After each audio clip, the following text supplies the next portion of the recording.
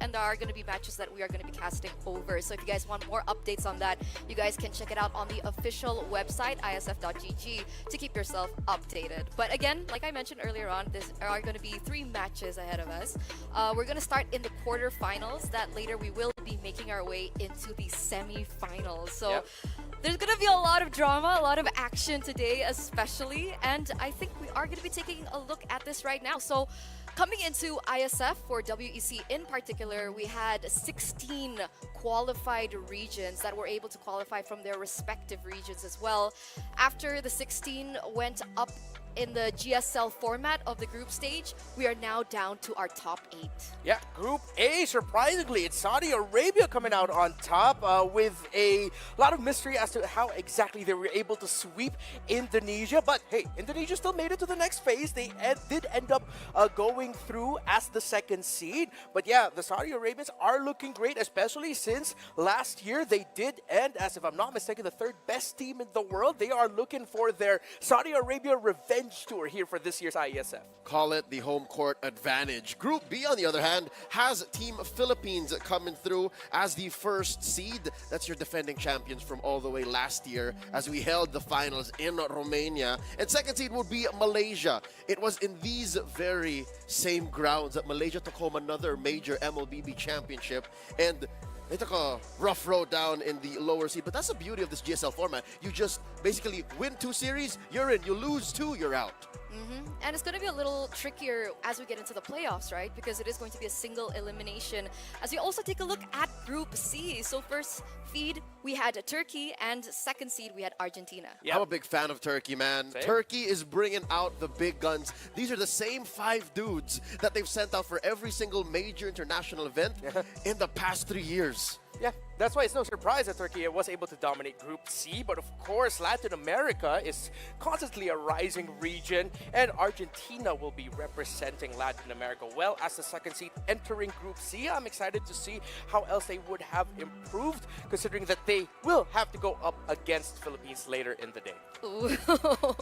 Things are getting even spicier as we also take a look at Group D. Now talk to us about this. It's the same story as Turkey. Mongolia have the same, well, now 4. They did shake up a little bit of their roster. It's the same 4 dudes, better known as IHC in the other international outings for MLBB. But I have high hopes for the squad. We've always said Mongolia is a rising star. Mongolia is a real threat, like the dark horse of MLBB sports in every sense of the word. And they're coming through Group D as the 1st seed alongside the 2nd seed in Ukraine, who I think just haven't been given enough opportunities. Not a lot of opportunities. And Ukraine, I mean, has been constantly been the top 2 teams in Europe. They've constantly gone up against Turkey in that region. 2023, they were able to defeat Europe in those finals. 2024, it was Turkey who got them back. So even though we don't think of them as an MLBB country, they are making a name in their own right. But yeah, lack of opportunities, as you mentioned. So we talked about the group stage earlier on, and now we're going to center focus back onto the playoffs. So once again, we do have 4 matches, all in the quarterfinals, and whoever is going to be able to their respective matches will move forward in the semi-finals. And I believe our first match of the day is quarter number 4, right at the bottom there. Indonesia versus Mongolia. But here it is, the official schedule, ladies and gentlemen. Once again, there are going to be 3 matches that aren't going to be on broadcast. So if you guys want updates on that, go ahead, once again, check out isf.gg to keep yourself in the loop. And meanwhile, we're going to now focus on to our first match of the day, our opening match of the day. Indonesia, one of the tournament favorites, going against the dark horse that you mentioned, Leo, Mongolia. It's interesting that these 2 teams, they're sharing a stage that they have shared in the past. These are the best of the best when it comes to these 2 countries, Indonesia and Mongolia. And it's weird to say that this is just my opinion, all right? Mongolia's looking better.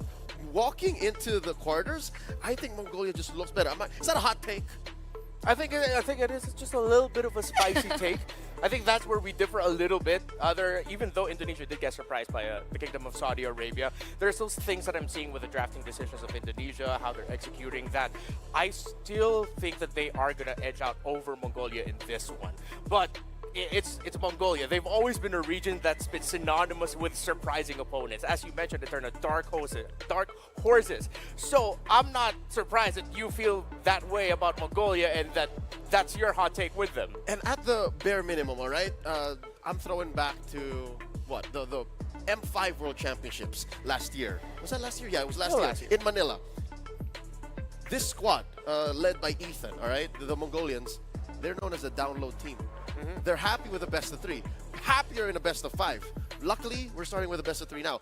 If they lose game 1, I'm not shaking in my boots. I'm not trembling. I'm with the Mongolians. I'm like, it's fine. Like, this is what they wanted to do anyways.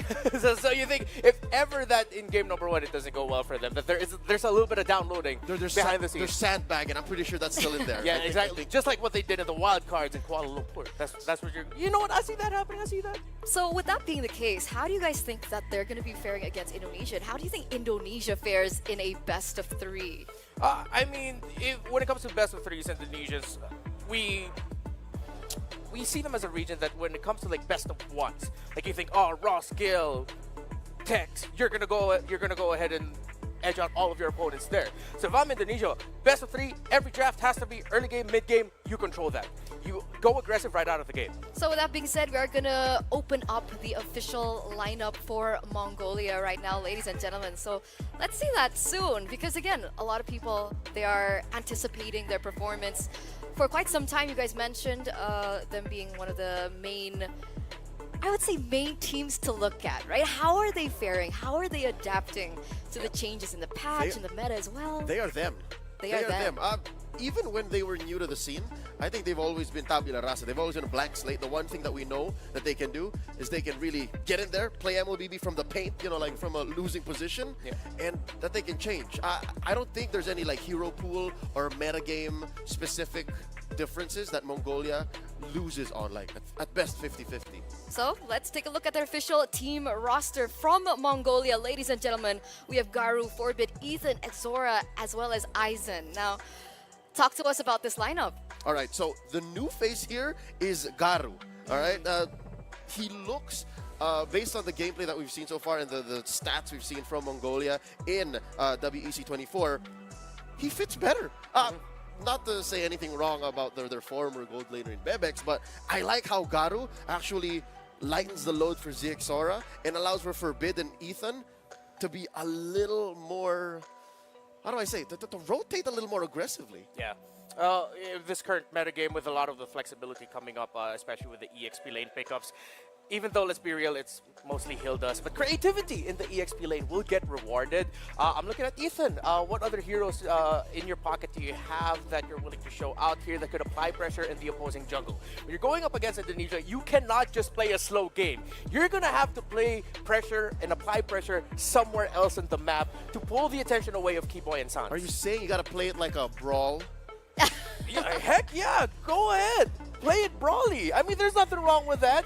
You mentioned it already online that the brawly style is Indonesia style. Mongolia needs to stand with them on that, but it can't just be about the brawl. Again, it's not like you're applying pressure everywhere. Just, you know, pinpoint accuracy to find an opening in the Indonesian defensive formation. Speaking of Indonesia, we're going to take a look at their official team roster as well. Ladies and gentlemen, welcome Indonesia. We have Luke, Albert, Sans, Keyboy, and CW. So again, up until this point, we have not seen Rez play in the EXP lane. It still will be Luke.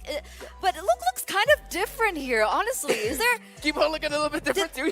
A little bit of a baby face going on? There's a little bit of a switch up, but we'll figure that out. Yeah, we'll figure it out. Fans know who they are. Yeah, y'all know who they are, of course. We did mention when it comes to a team like Indonesia, you have to apply pinpoint accuracy to break their formation. You have to get through the wall that is the pokes and the crowd control of Sans and Keyboy, the mid laner and roamer of Indonesia. Eating heart of the rotation of Indonesia begins there. How you apply pressure in the river, how you poke them down so that you can advance a little bit further into their jungle to apply pressure into Albert. That's what you're looking for if you're Mongolia. If you're Indonesia, just play your game, man. Come on, you're the Indonesians. There's a lot of expected from you, and you are expected to deliver, so deliver. Watching Indonesia in the groups when they went up against Egypt on broadcast, and what I would only assume would be the match that transpired between them and Saudi Arabia, I'd like to call what they're bringing, surgical chaos. I'd I like for like you that. to have surgical chaos to answer said surgical chaos, because if you're not speaking the same language, you're just gonna totally miss. And when you totally miss, Indonesia being the faster team, the more aggressive team, the more brawly team, is gonna come out on top. So on behalf of Team Mongolia, I'd say be ready to step toe-to-toe with that. If you're a southpaw, all the boxing fans know, if you're a southpaw, switch it up to orthodox and answer that way, because you know what happens when you're southpaw and orthodox, like you just end up butting heads. Yeah. That's no bueno. So to speak on that, are you saying that they should match the aggression that Indonesia can have in their gameplay? Is that what we're looking at? Let's dive a little bit deeper. Like, do they control objectives? Do they draft for something a lot more early game centric? What are we looking at here? Well, for me, the best teams right now with this current metagame know how to build advantages. Not necessarily just like, all right, let's farm up. Yeah, we'll see them the objectives. Vision, cool, we got it. I mean, that's all fine and dandy. But then those little moments of, hey, we see the roamer, let's poke him down a little bit so they're going to think twice about how they're going to be playing around this objective. You can't be one-dimensional. If you're a team like like Mongolia going up against Indonesia, again, you have to pick your battles. Accept that you will lose some, but if you're building advantage elsewhere, have a clear idea, not just around the center of the map, but knowing that your gold laner will be able to meet his power spikes as well. That's very important for them. Yeah, I'd say avoid the 4-in-1. Avoid just waiting for Garu to be online and to get the 3 items that he needs. And assume that Garu's going to be part of fights come the second turtle. You can't just park the gold laner there. That's not how Indonesia's going to allow for it. That's not what I can see. Like, if Luke gets his hands on the Hilda, he's going to go ahead and run coast to coast and go check out, hey, Garu, how you doing? Like, I actually like that you mentioned Hilda, right? Because we have seen some changes in the last patch that we had. We got a little bit of a glimpse on that during the group stage. Hilda's so hot right now. But like, what's changed, guys? Like, are we going to be expecting a lot more Hildas? Why does the Hilda work? Yeah, but mainly because like with the little adjustments in Kali, the little nerfs that he got, Hilda now is the best EXP laner. It's hard to build advantage against her. She will bully you in lane. Tiga, satu. Satu is what? I always count backwards. No, but yeah, she is #1 right now in the EXP lane. So that's why earlier when we brought up the roster for Mongolia, I wanted to look into Ethan and how he's going to fare. Sometimes creativity is the best things that you can pull out as an EXP laner to go up against the meta EXP laners now. Because if you're not beating your opponent, you're in lane, you're beating them in a different aspect. Map presence, although funnily enough, Hilda's map presence is it's so great. So Ethan, come on man, there's a lot of pressure on you in this one to give Luke a lot of difficulty in lane. That's what makes Hilda so Hot. broken. Yeah. I think it's just a perfect situation of the game evolving and the hero just staying the way she is. She's beautiful the way she was. And then the game just wrapped itself around that package and like, oh look, Khalid is good. How about you find another hero that rotates just as quickly, is sustainable, has solid damage, but doesn't fall off as hard in the late game? Yeah. So we've enforced the fact that Hilda is going to be a hot pick. Like you said she was hot, right? Yeah, she is. Hot So pick, hot. so hot in the EXP lane. Now, we're going to expect that the Hilda does get picked up. But the big question is, how do you counter the Hilda in the EXP lane? In terms of the counters right now, there's no clear-cut hero that has come up. You can just mitigate what she can do. Soft counters. Yeah, soft counters, rotating into the EXP lane, not to necessarily take her down because with Revitalize and how she can just play with getting shields and the shrubs, so great healing as well, that it's hard to take her down, but what you can do is just push her out of the game, make her uncomfortable, or make it so that you're winning in the team fights or skirmishes where she wants to be, that by the time the Hilda gets there, there's not much that she can do. So what you can do is to pick up mid laners as well that has strong slows, strong pokes, something that even with an increased movement speed, it's hard for Hilda to close the gap. That's why we've seen Eve rock up in the meta. I was gonna say, she can't touch you when she's mid real world manipulation. Yeah. And you're just swiping away, and the Hilda has to think, all right, do I keep attacking this Eve, or do I go change my target, go swing at the gold laner, go swing at the jungler? I think that's the one way to take down the Hilda these days. Like, don't even think of countering her with a pick. Counter her with your playstyle. Counter her with your gameplay. Counter her with map presence, because that's her #1 thing. If you can... right now, Eve is... She's just another cat. You know what I mean? Like, these are the two big #1 picks from two. Because I was gonna say, when the cat is out, the mouse comes out to play.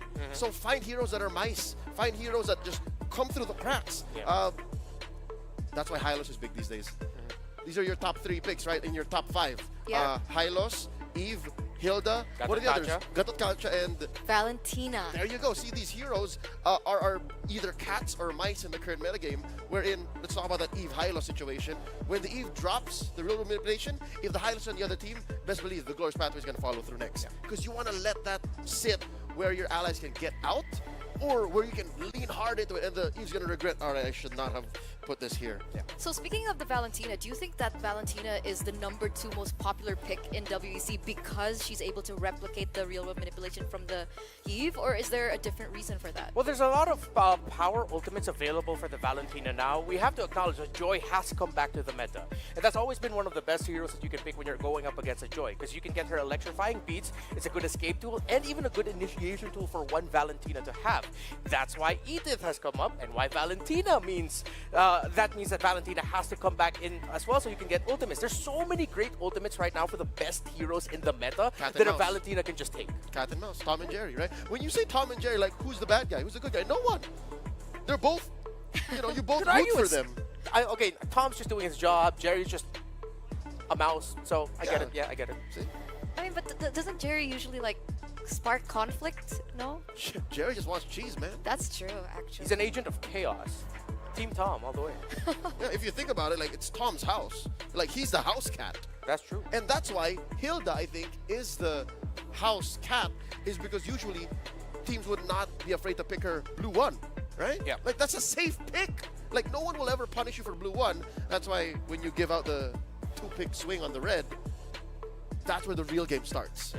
Because this is why I think it's so peculiar coming into WEC, because after our playoffs in our respective regions, these are heroes that kind of fell off. I mean, other than the Gatot Kacha, we've seen the Gatot Kacha find a lot of prominence, but Suyo?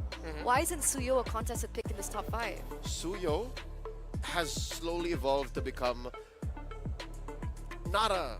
He's no longer just peanut butter. I talk about peanut butter. Wait, what? Peanut butter with everything. Think about it. Celery.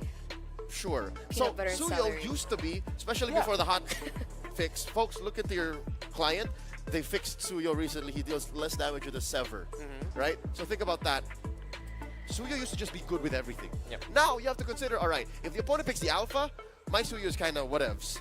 If the opponent picks an Angeling, my Suyo is also just whatevs. So that's why Suyo kind of like mellowed out, is because he became more of an actual tool now. Like, it's kind of just the all solution. So we'll get into that a little bit more later on, ladies and gentlemen, because I believe our teams are ready. So are you guys ready? Because I think we're going to throw it over to the stage, throw it over to our hosts. Bara, Jasmine, take it away.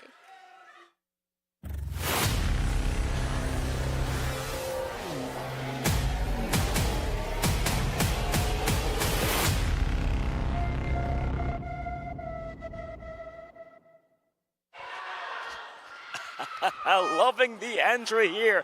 Well, ladies and gentlemen, as we are here again in Riyadh for another beautiful tournament taking place in the Kingdom of Saudi Arabia. And now, of course, I'm Bara Abdallah along with the amazing, the majestic Yasmin. How are you today? Thank you very much for that, Bara. You know what? I'm doing absolutely fantastic over here at the IESF World Esports Championship. We've had action, we've had non-stop games, and we've had gamers from around the globe. Over 500 players joining us right here in the beauty that is Riyadh.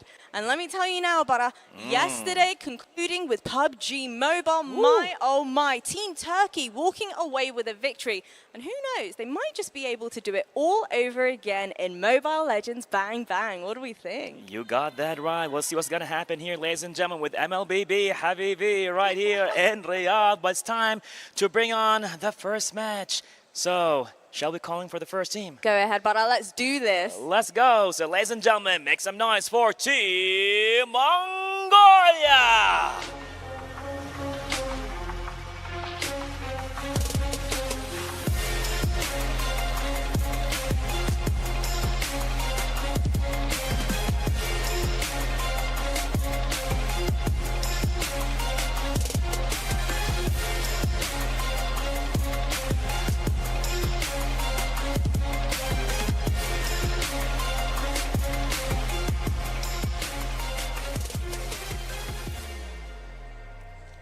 hoping to take them down on the very big stage. Please give a very, very warm welcome to Team Indonesia.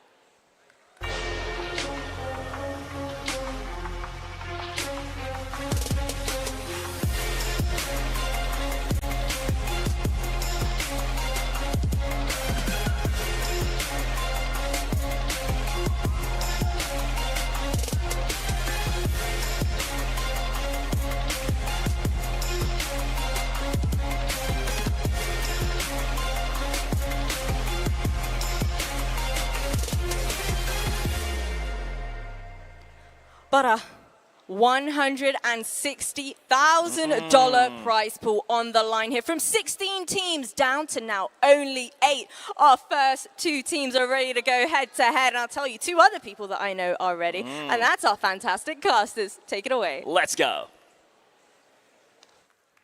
Thank you so much, guys. Thank you so much, Bara. Thank you so much, Jasmine. And once again, we're going straight into our opening match of the day here at WEC 2024. Everything is on the line if they want to continue and make it over to the next stage in their journey here. And guys, are you feeling a little nervous? You know, I'm feeling a little nervous, honestly. Why?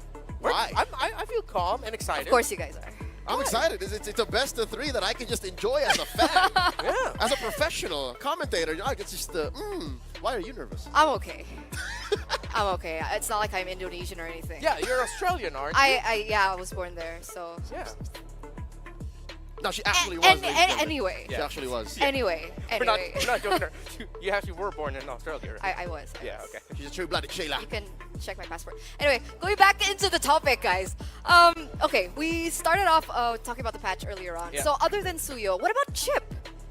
Oh, I'm glad that both of us heard Chip and just went, oh, Chip, right? No, Chip. Even if the whole airborne situation with his, punch, with his little chipmunk punch, he's still a broken hero. Best believe you will still see 99.9.8% ban on Chip. Yeah, but the interesting thing is, it's not just a red side ban anymore. Yeah.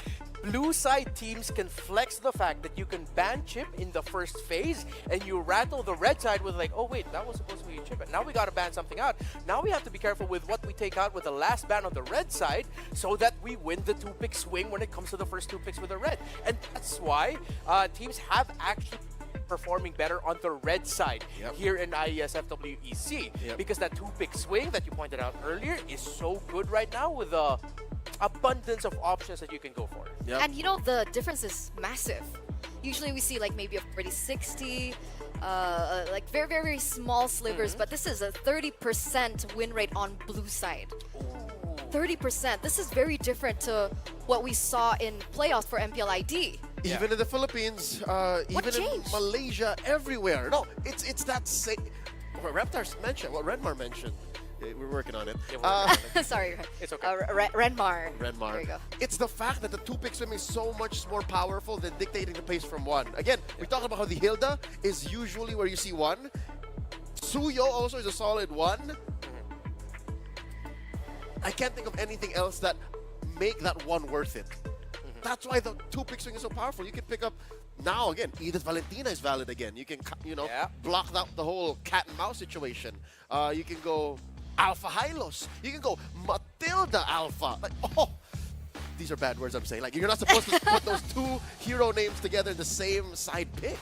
So we are going to get into the draft. So ladies and gentlemen, for game number 1, just to remind you, this is going to be a best of 3 as we get into it. And it looks like Mongolia is going to be having that first pick.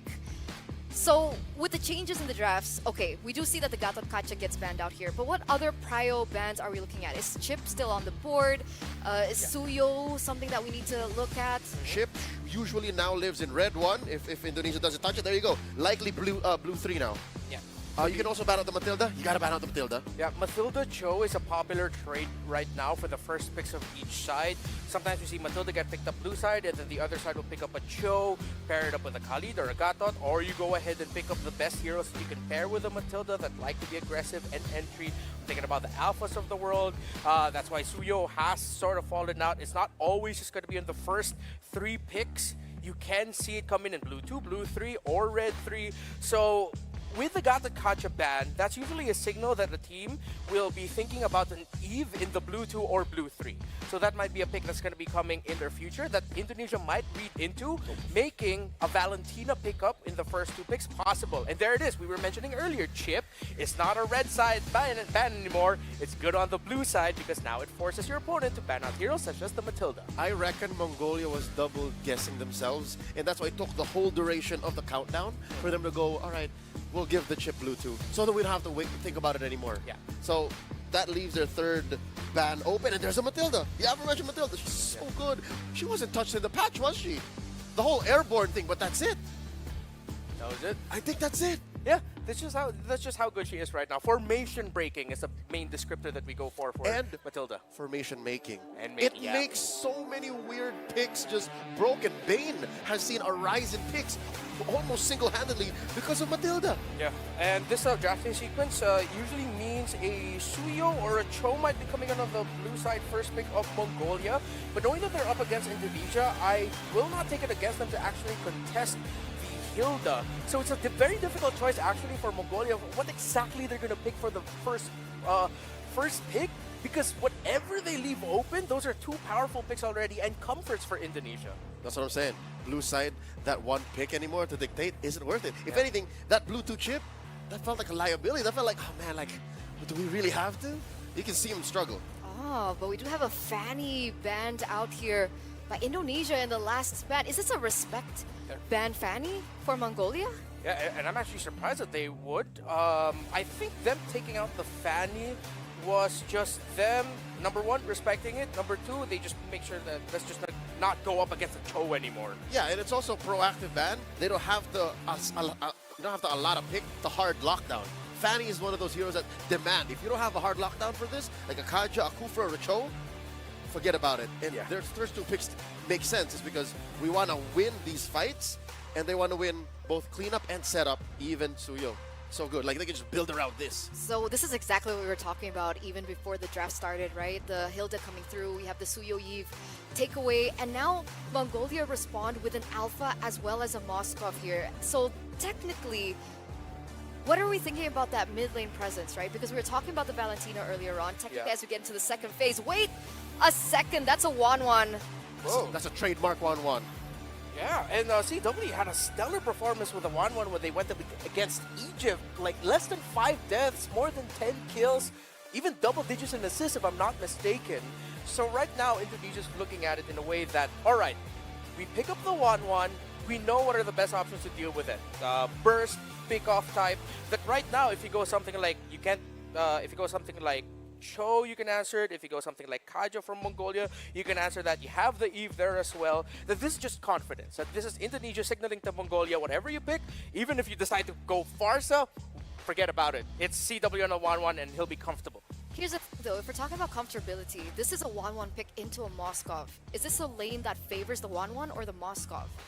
I haven't played enough 1-1 myself, but I'd like to think that these two are going to leave it to the early game. Like, for sure, they're going to lane.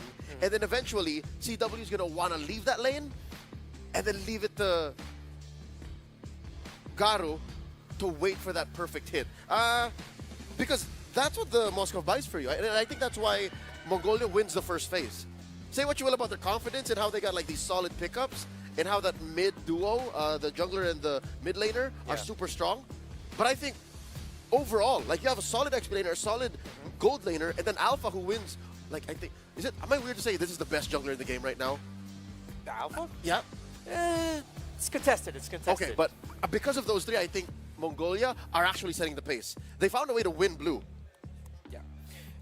In terms of the lane, Mirko did throw up his hands just now. He did signal out 50-50 to us in terms of like the lane duel itself. There you go. So let's see if Mongolia will be able to pick something that, if it's not in the lane duel, are you going to make it struggle with being able to hit the weakness points in the team fights? That's why we're looking for instant burst. Forbid Valentina, do it. Yeah.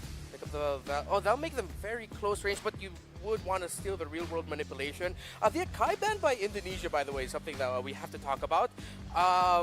It's a great pickup in the roam, great pickup in the XP. Usually it's the pick that would want to counter something like a Tigreal, but lineups that have a lot of crowd control and want to fight under specific areas will struggle with the presence of an Akai because everything just gets scattered. And Akai is also one of the best EXP leaders you want to pick if you want to break team fighting formations and be able to comfortably team fight under a real world manipulation. So there is the Valentina picked up by Forbid, but Ethan the roamer, yes, that's me correcting myself from what I've said earlier, will pick up a Ella, who people have said is will struggle up against the Eve.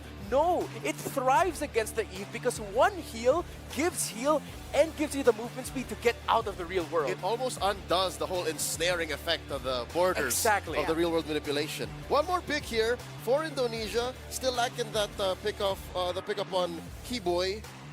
Wait, no. This is a roam, Edith.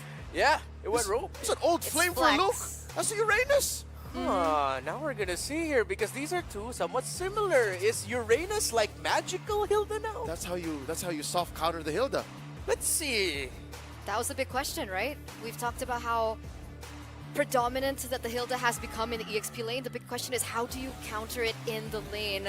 Would you see the Uranus being picked up? We're going to see if it actually works out. But overall, analysts, what do we think about the drafts? All right, so this boils down to the Valentina getting the right ultimate, the Primal Wrath of the Edith, because the damage profile right now, outside of the true damage of the Alpha of Mongolia, is not enough for this Uranus. The Uranus pickup might have just been really great to make Mongolia struggle, Indonesia. Here's my take.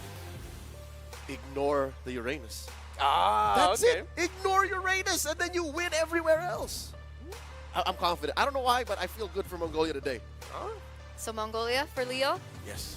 What about you, Reptar Renmar? I mean, I did say Indonesia, so you, the Indonesia? Australian, you're the tiebreaker right I now. can't. I'm a Descos after remain neutral. Oh, come on. So we're going to ask the casters. Naisu, Mirko, what do you guys think about the drafts? Thank you so much, guys. Thinking about the draft here, one thing's for sure, we learned that Hilda's hot, peanut butter, and Super cats. Super hot. She was first pick. Welcome, guys, to here at the caster, I was going to say desk, the stand. It's me, Naisu, joined with Mirko here to bring you finally the playoffs for the MLBB Open. Day number 1 here, kicking off with Mongolia and Indonesia. I don't know if I should even ask you, Mirko, like, what do you think here? Are you leaning towards Indonesia draft? Do you think Mongolia has the upper hand here, like Leo mentioned? It really comes down to how they utilize the Uranus, I feel, because for the Uranus, we haven't really seen this, and I'm not too sure if the Uranus is going to go for the Revitalize in the current meta with a lot of other, XP laners, Hylos, Gatot Kacha also going for the Revitalize. Leo did mention that it is a way to technically just match up against the Hilda. I think, though, for Mongolia, it really comes down to the Alpha. I think that's the key right here. If they're able to kite back and forth and choose when to get the Spear of Alpha right, they're going to have a lot of advantages to play with around the neutral objectives. That's one thing is great, again, as someone who has always loved Alpha as a hero, playing him. He's been shining through the meta that we are in right now, and I would almost arguably say that, yeah, he is probably, based on how many lineups he can fit, he's probably one of the best, if not the best, jungler heroes you can bring to the current play and the current meta. And what we're seeing is such a shift, where, again, it's developed. Even, man, when you think about it, we've been a part of this since the online qualifiers for everything. Think how much has changed, actually, from that when we did our first online qualifiers for this whole run leading up to the WEC. Depends which qualifiers, right? Because some qualifiers, we don't even follow the meta. They make their own meta. They make their own. I remember the African qualifiers, amazing time there with the Yin Roam. Yin Roam, I've man. actually heard some coaches behind the scenes talk about the Yin XP as a way to deal with a lot of these junglers who need to fight, need to brawl it out. Sort of like the Alpha, the Suyos, who really need to go for the contested neutral objective. So, who knows? Maybe we'll see more surprises. We've already seen one here in the playoff with the Uranus walking in. And I just have to say, Naisu, if this Uranus pick works with Revitalize, Mr. Wrecked is ahead of his time. He picked this up in Season 11, I think. And when he picked it up, everybody was trashing him, saying, bro, what is he doing? Maybe he was just ahead of the time. Maybe he knows in 2 years it'll be meta. It'll be good. It's called... foresight. I was gonna say that's foresight. That's thinking ahead, man. At this point, and it's like they mentioned over on the panel stand. They're like, if you want the best way to win this game, if you're Mongolia, really is also just ignore the Uranus, because the problem is, and especially we're just gonna assume it is a Revitalize because that's typically what we see here right now. You're not gonna kill him. Like, even without the Revitalize, he's already almost unkillable. And obviously, he's going to be utilizing the fact that he is so tanky to play the whole macro of the game. Now, when we talk about, like, macro, the way that this has fallen into place right now is, you know, I'm not going to call it, it is kind of a brawl, actually. So whether The brawl server. The brawl server, yeah, I think you were quoted for that, right? But like the way you look at it is, you can still, even if you're brawling it out and you're fighting all these early skirmishes, some teams even go as far as like, just ignore these objectives. Like, don't worry about it too much. We're just going to win these fights and just kind of brute force our way in to now where you see like, all right, if you have a pick, a hero, for example, that is Uranus, I mean, you're not really going to be joining these fights, right? Unless you're just that stalwart, you're that bulwark for these skirmishes. But you're going to be playing the map, cutting some waves, proxying those waves if you want to. And then eventually, again, Revitalize alone is not only good for him, but once he does join the fights, like that's good enough to go ahead and help things out. So as you guys can see, we are going to be talking a little bit more about the matchup while they go ahead and get things situated for us. It is our first time also today that we have moved the players. Now we are on the main stage, I believe it is, which you guys saw the backdrop, you know, of our panel area and everything else. So I can't wait to see this happen. I know there's other matches going on right now too, just like the panel mentioned. So again, if you guys want to stay up to date to everything, head over to IESF.gg. There's 4 quarterfinal matches happening right now. Then 2 semifinals. And 2 semifinals. So definitely keep an eye on. I know a lot of people are going to be watching the other matches too and want to see the updates because this is tough, man. I would say we're in a position now where, you know, I know we had last year over in the WC23, that was in Yash, Romania, where Philippines won that. At this point, I'm not sure because we spend so much time talking about meta, for example, and it's because it really does kind of paint the picture of what teams are going to shine. And I would say that there are definitely some teams, Mongolia even being one of them, like the panel mentioned, that can shine with the current state of the game. Sure, you know, again, it's a very, very aggressive meta, so whoever gets control over the early to mid, usually they just end the game at, what, 12 minutes, 10 minutes? Before We've been 15. seeing super fast games, and I'm not even just talking about, obviously, the games where you would favor one team over the other. I'm talking about the 50-50 games, too. A lot of these games go 10 minutes, 12 minutes. We don't get to see the Evolve Lord in a lot of these matches, so for Mongolia, that's kind of their style for the longest time. Yep, they do take quite a while to download their opponents, but once they get the download, they play in the early game so well. And I think here, unfortunately, I think you brought it up as well, the fact that a lot of teams can go for trades. A lot of teams can actually let go and sacrifice the first few neutral objectives to play for the mid game, to play for the late game. But knowing how both of these compositions were set up, I find it hard to believe that they're going to actually look for trades. You know, both the compositions are really made to go for neutral objectives, to fight for neutral objectives. One is the out-sustain kind of deal with the Rafaela. They have crazy initiation with the Alpha, and a lot of damage with the Hilda in the early game. But yeah, like you mentioned, you want to try to ignore the Uranus. Now, my question is, I think it's easier said than done, is it not? For It is, Uranus to be ignored in the early game. Because he's just there. Like, Yeah, and the Valentina can't kill him, the Hilda can't kill him. The Alpha is the only one that can really shred through the Uranus. But again, like we mentioned, Mongolia's composition really depends on the Alpha. If the Alpha goes in, let's say Zixora pops in the Spear of Alpha to Uranus, Indonesia have already won that fight. Yeah, and you know, I know they're up against a formidable opponent here in Indonesia, but man, you and I have seen this squad from Mongolia. Like, they're, you know, under different banners. Lil Gun, when they were called HC. Exactly. And even back before, when we first, I would say the world got their first preview of them back in the Asian Championships last year for ISF. And so I feel like if you've been watching competitive MLBB esports for a while and you've seen these names from Mongolia, you know that they have developed quite a bit, you know, from that first preview that a lot of people got last year from them. And even with the change that they've had, they can make things work for them. And again, they have to make it work against a team like Indonesia. So we did get word, guys. We are going to be taking a short break here while they go ahead and set things up for this first match. So sit tight. We'll be back after the break.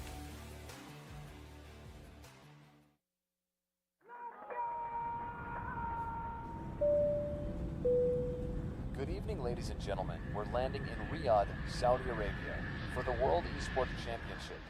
In a world where victories can be measured in gold and silver, some things are priceless. Surely expected, and it is Baron will find him. Can shine for one with a quick trade from Impulse. Some things are not bought with money. The base is too open. Now Philippines is now taking the base of Indonesia. Remember their name.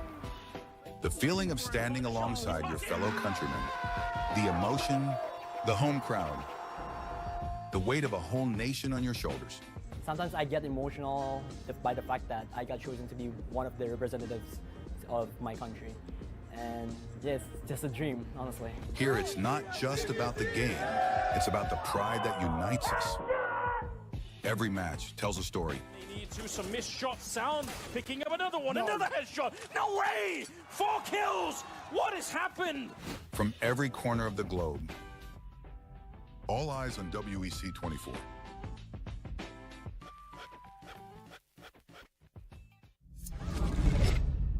Early 1970s.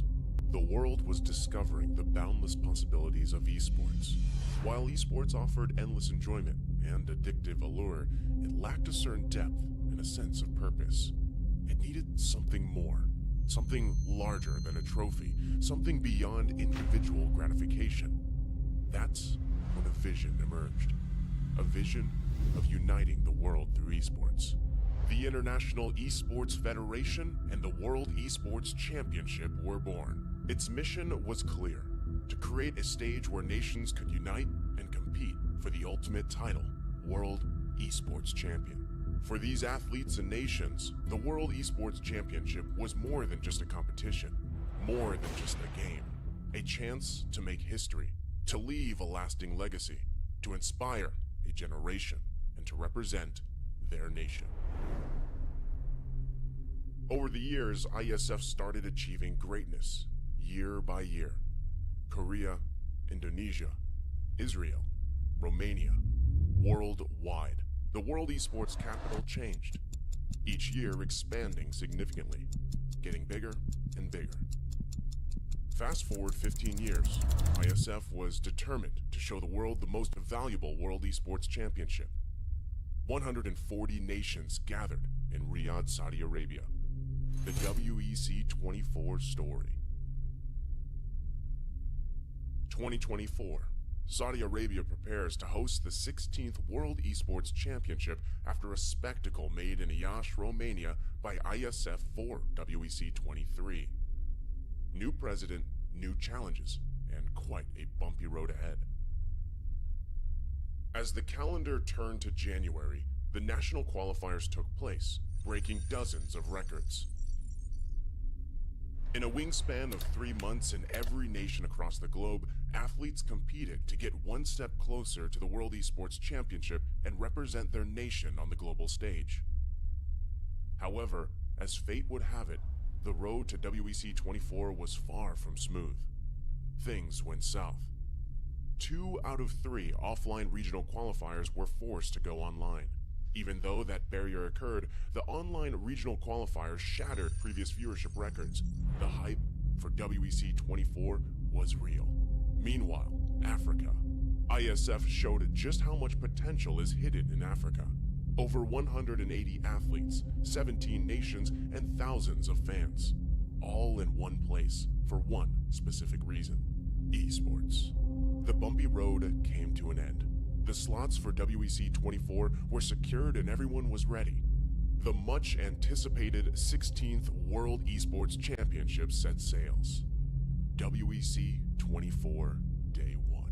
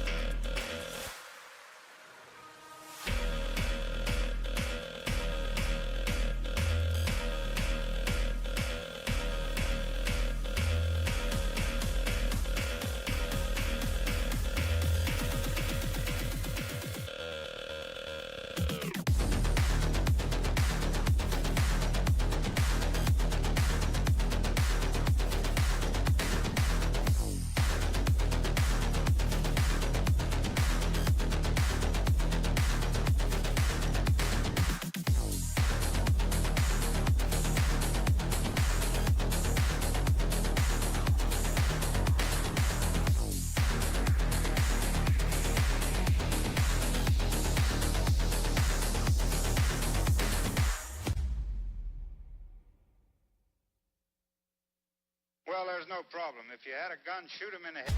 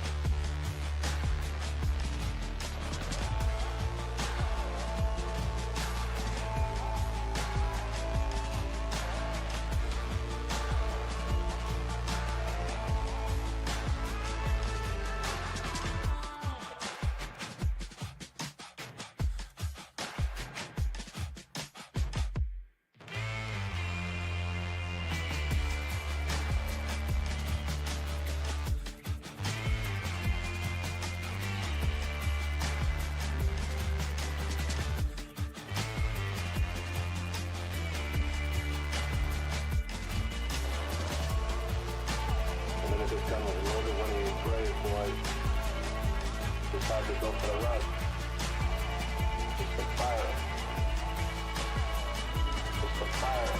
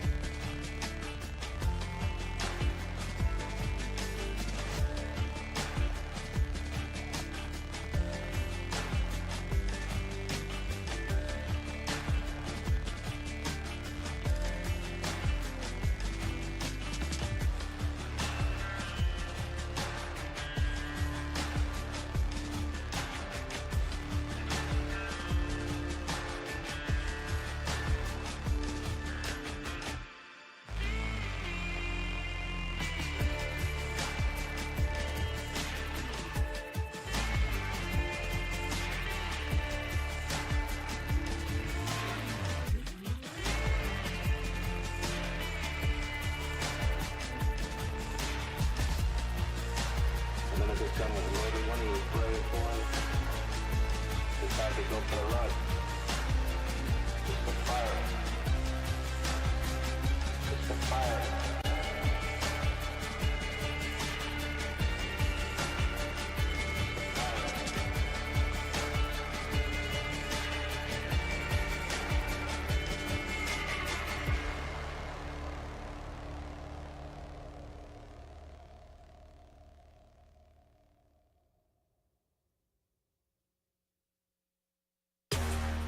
Can't help but this, cause they know they can never touch this.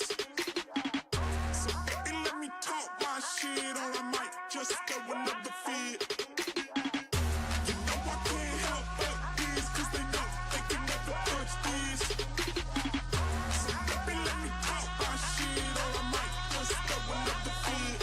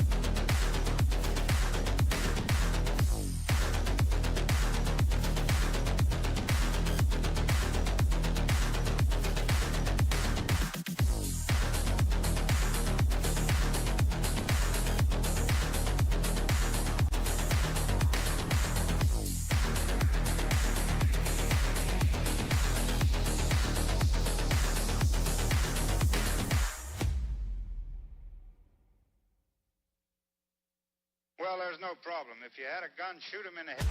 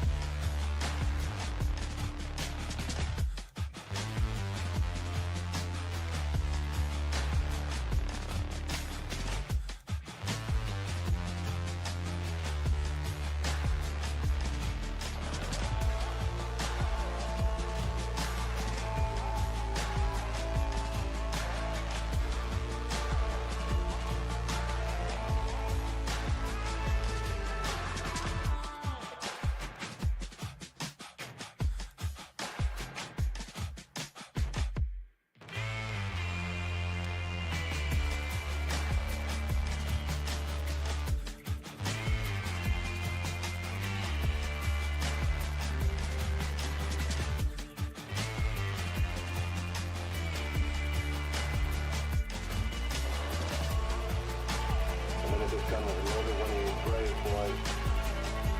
Decided to go for the run. It's the fire. It's the fire.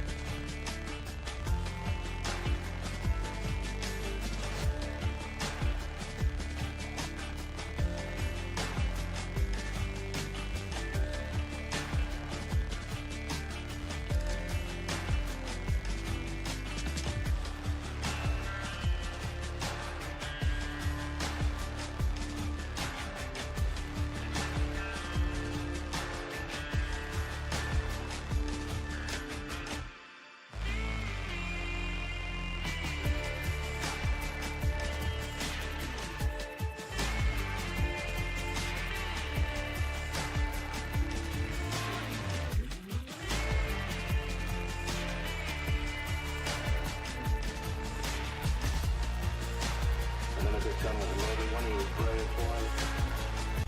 Decided to go for the run. It's the fire. It's the fire.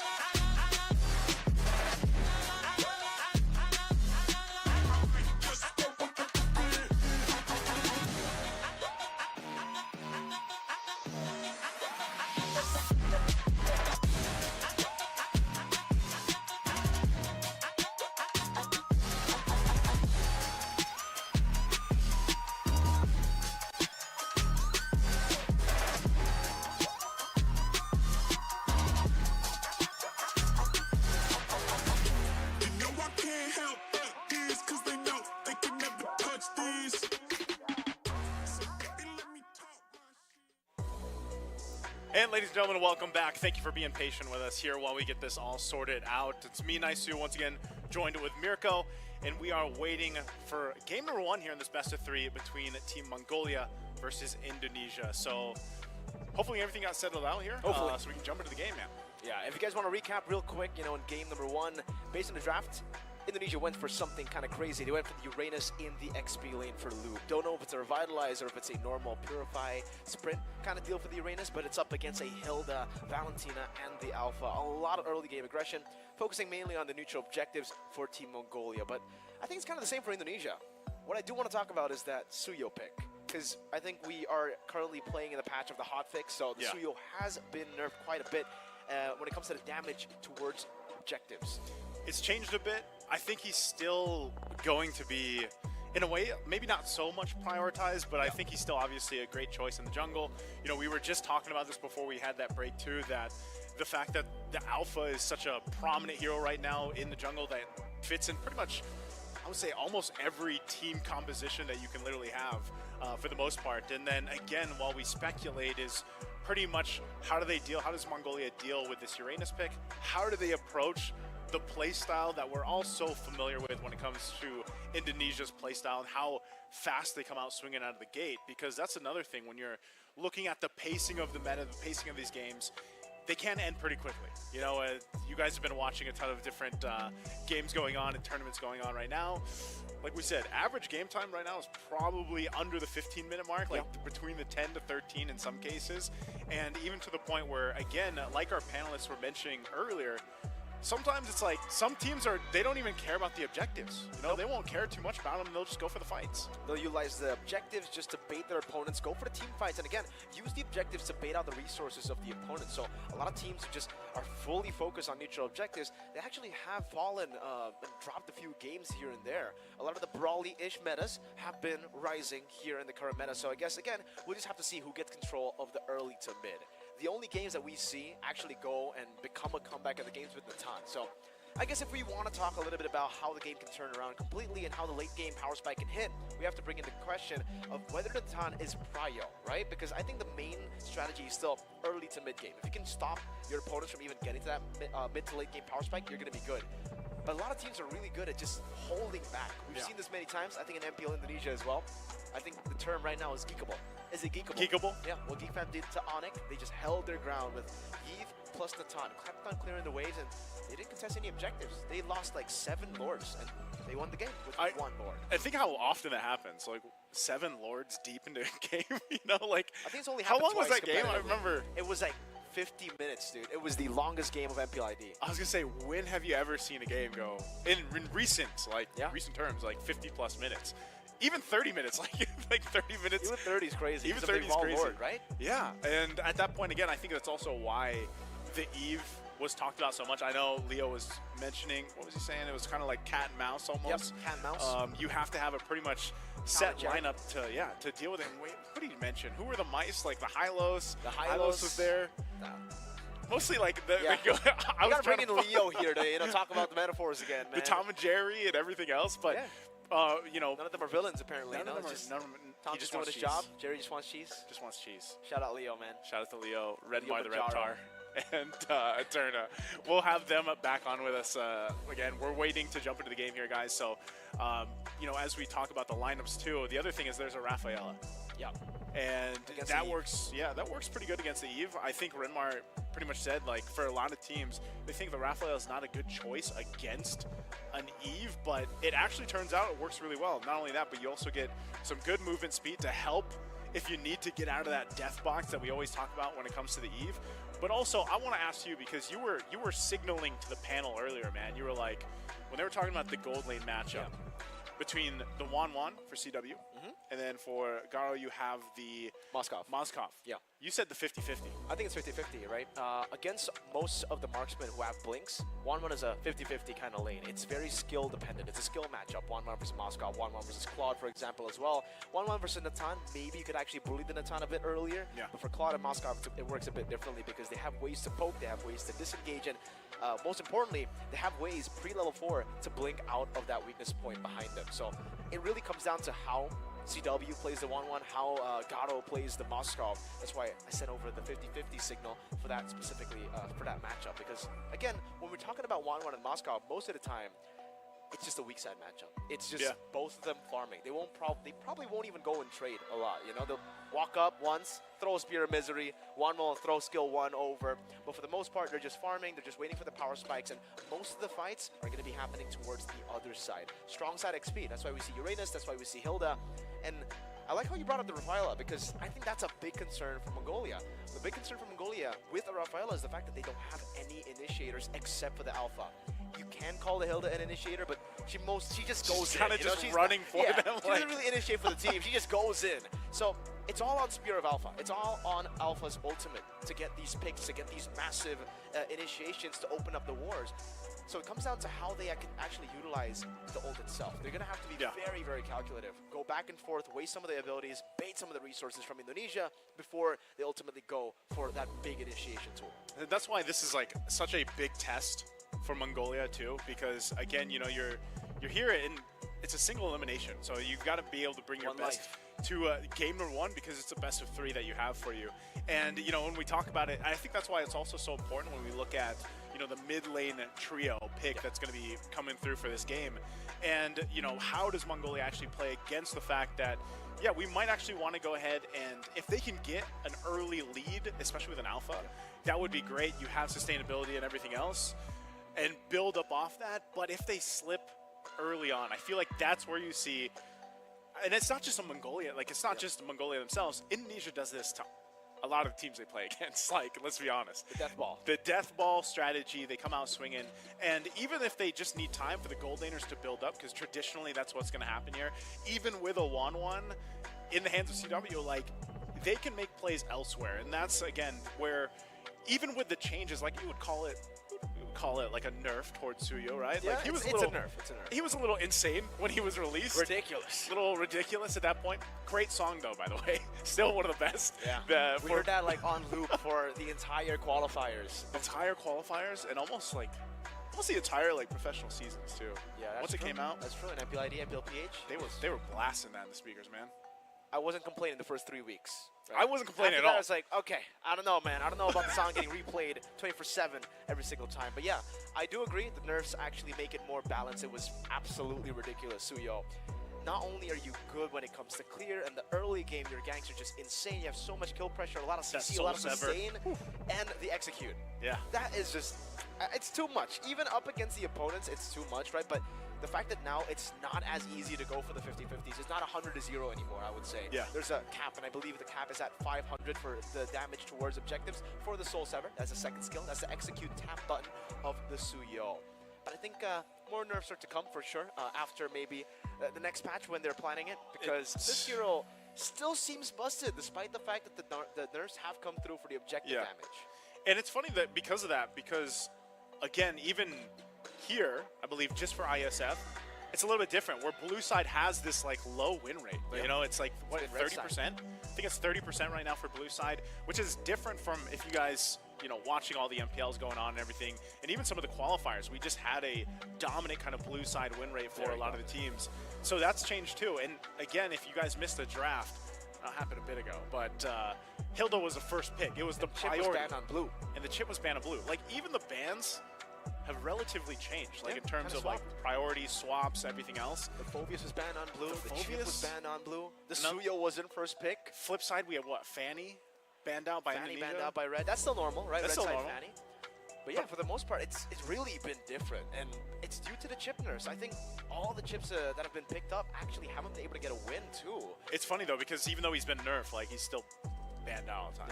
And it's still annoying to deal with. I wouldn't say it's like it's not an auto win anymore. It's still a massive advantage when you have that much macro power on the map. You can teleport everywhere. I was gonna say, like, even with the change that they had with his damage there, it's just the fact that the guy can travel across the map and like shortcut everywhere. He's got bro. shortcut. He's literally a rival without getting a rival. He's just utility, and on top of that, you just deal so much damage on that hero, right? Early game concussive blast, crash course takes half HP away from the squishies. You get no roamers doing that, by the way. Boom, no roamers doing that. You get a stun, you get concussive blast on him, you get him to half HP, and On top of that, the changes that they had with the shortcut, you get shields as well when you Yeah. get in. It's like an Angela ult plus a full teleport.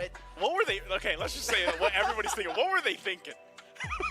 Let's just. Hey man, I We don't got think we can time. say that when Suyo's still here. You know, like, I mean, at this point, just battle out with the broken heroes, man. It's the battle of the bees. We might have to get to a point because of the Battle of the Bees and Broken, whatever we want to call it, and we might need some more ban slots here, man. At this point, we might need those two heroes just to be banned. just take it out. On the list so that Take they it don't out. have to use one in the Just actual add one ban. more with Fanny, because I hate that hero. I know a lot of you guys like Fanny. It's very entertaining. I was going to say, the audience loves the hero. They love Fanny. But, hey, do you guys like going up against a good Fanny? Exactly. So, Have you seen Big many deal. good fannies? I've seen a lot of good Fannies. You shaking their hands? At this point, Naisu, everybody's a good Fanny. We're in that we're at a point in the game where everybody's a good Fanny. I don't They're know. just really good. Brother, to be I'm not honest, good, I have not even picked her once in my MLBB career. That's fair. That's it. So You play Gord, right? I play Juan and Melissa. you play. All I play is Gord, and he got a little adjustment too, a little bit of a buff on his first skill. It's but not Prio, by the way. He's still, don't yeah, do it. it's not Prio. But we did get word, guys. Again, thank you for being patient with us. We're going to be taking another break while they set things up and settle things on stage. So sit tight. We'll be back after this.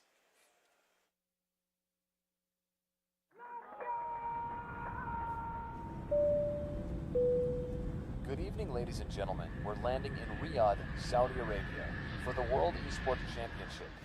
In a world where victories can be measured in gold and silver, some things are priceless. Fully expected, and it is Barrow find him. Can shine for one with a quick trade from Impulse. Some things are not bought with money. The base is too open. Now Philippines is now taking the base of Indonesia. Remember their name. The feeling of standing alongside your fellow countrymen, the emotion, the home crowd, the weight of a whole nation on your shoulders. Sometimes I get emotional by the fact that I got chosen to be one of the representatives of my country. And it's just a dream, honestly. Here it's not just about the game, it's about the pride that unites us. Every match tells a story. They need to some missed shots. Sound picking up another one, another headshot. No way! 4 kills! What has happened? From every corner of the globe. All eyes on WEC 24.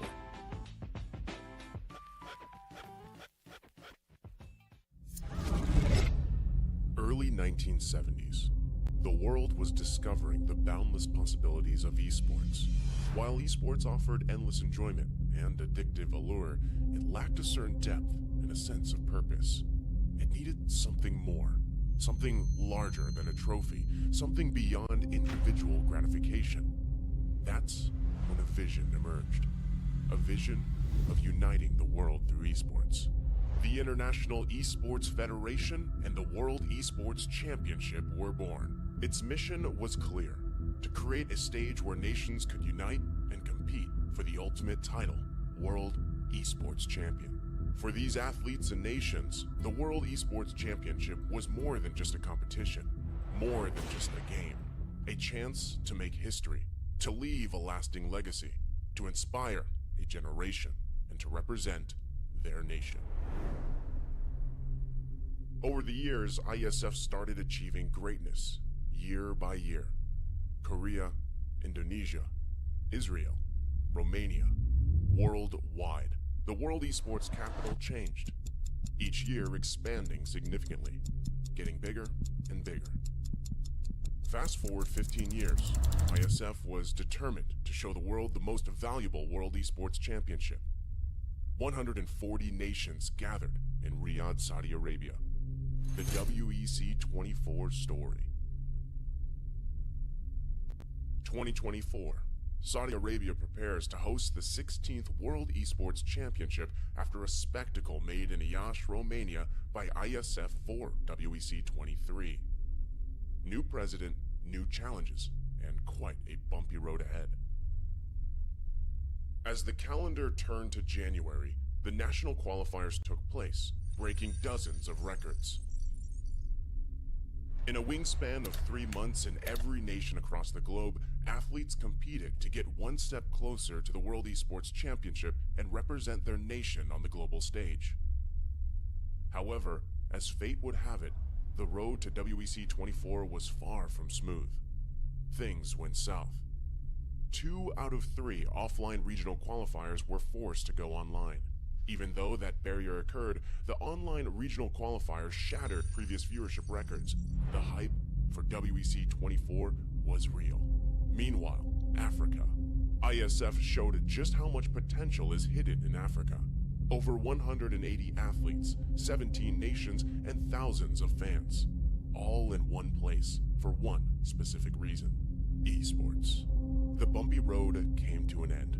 The slots for WEC 24 were secured and everyone was ready.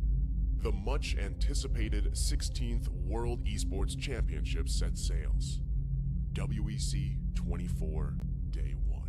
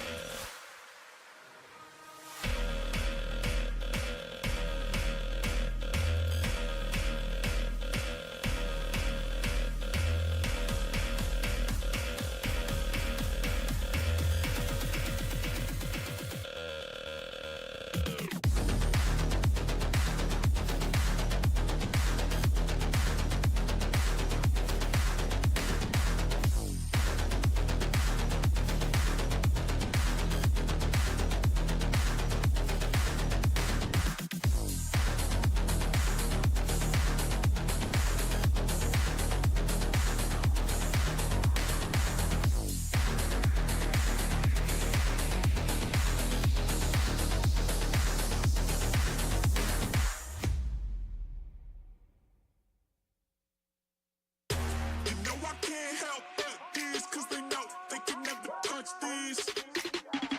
So baby, let me talk my shit, or I might just throw another fit.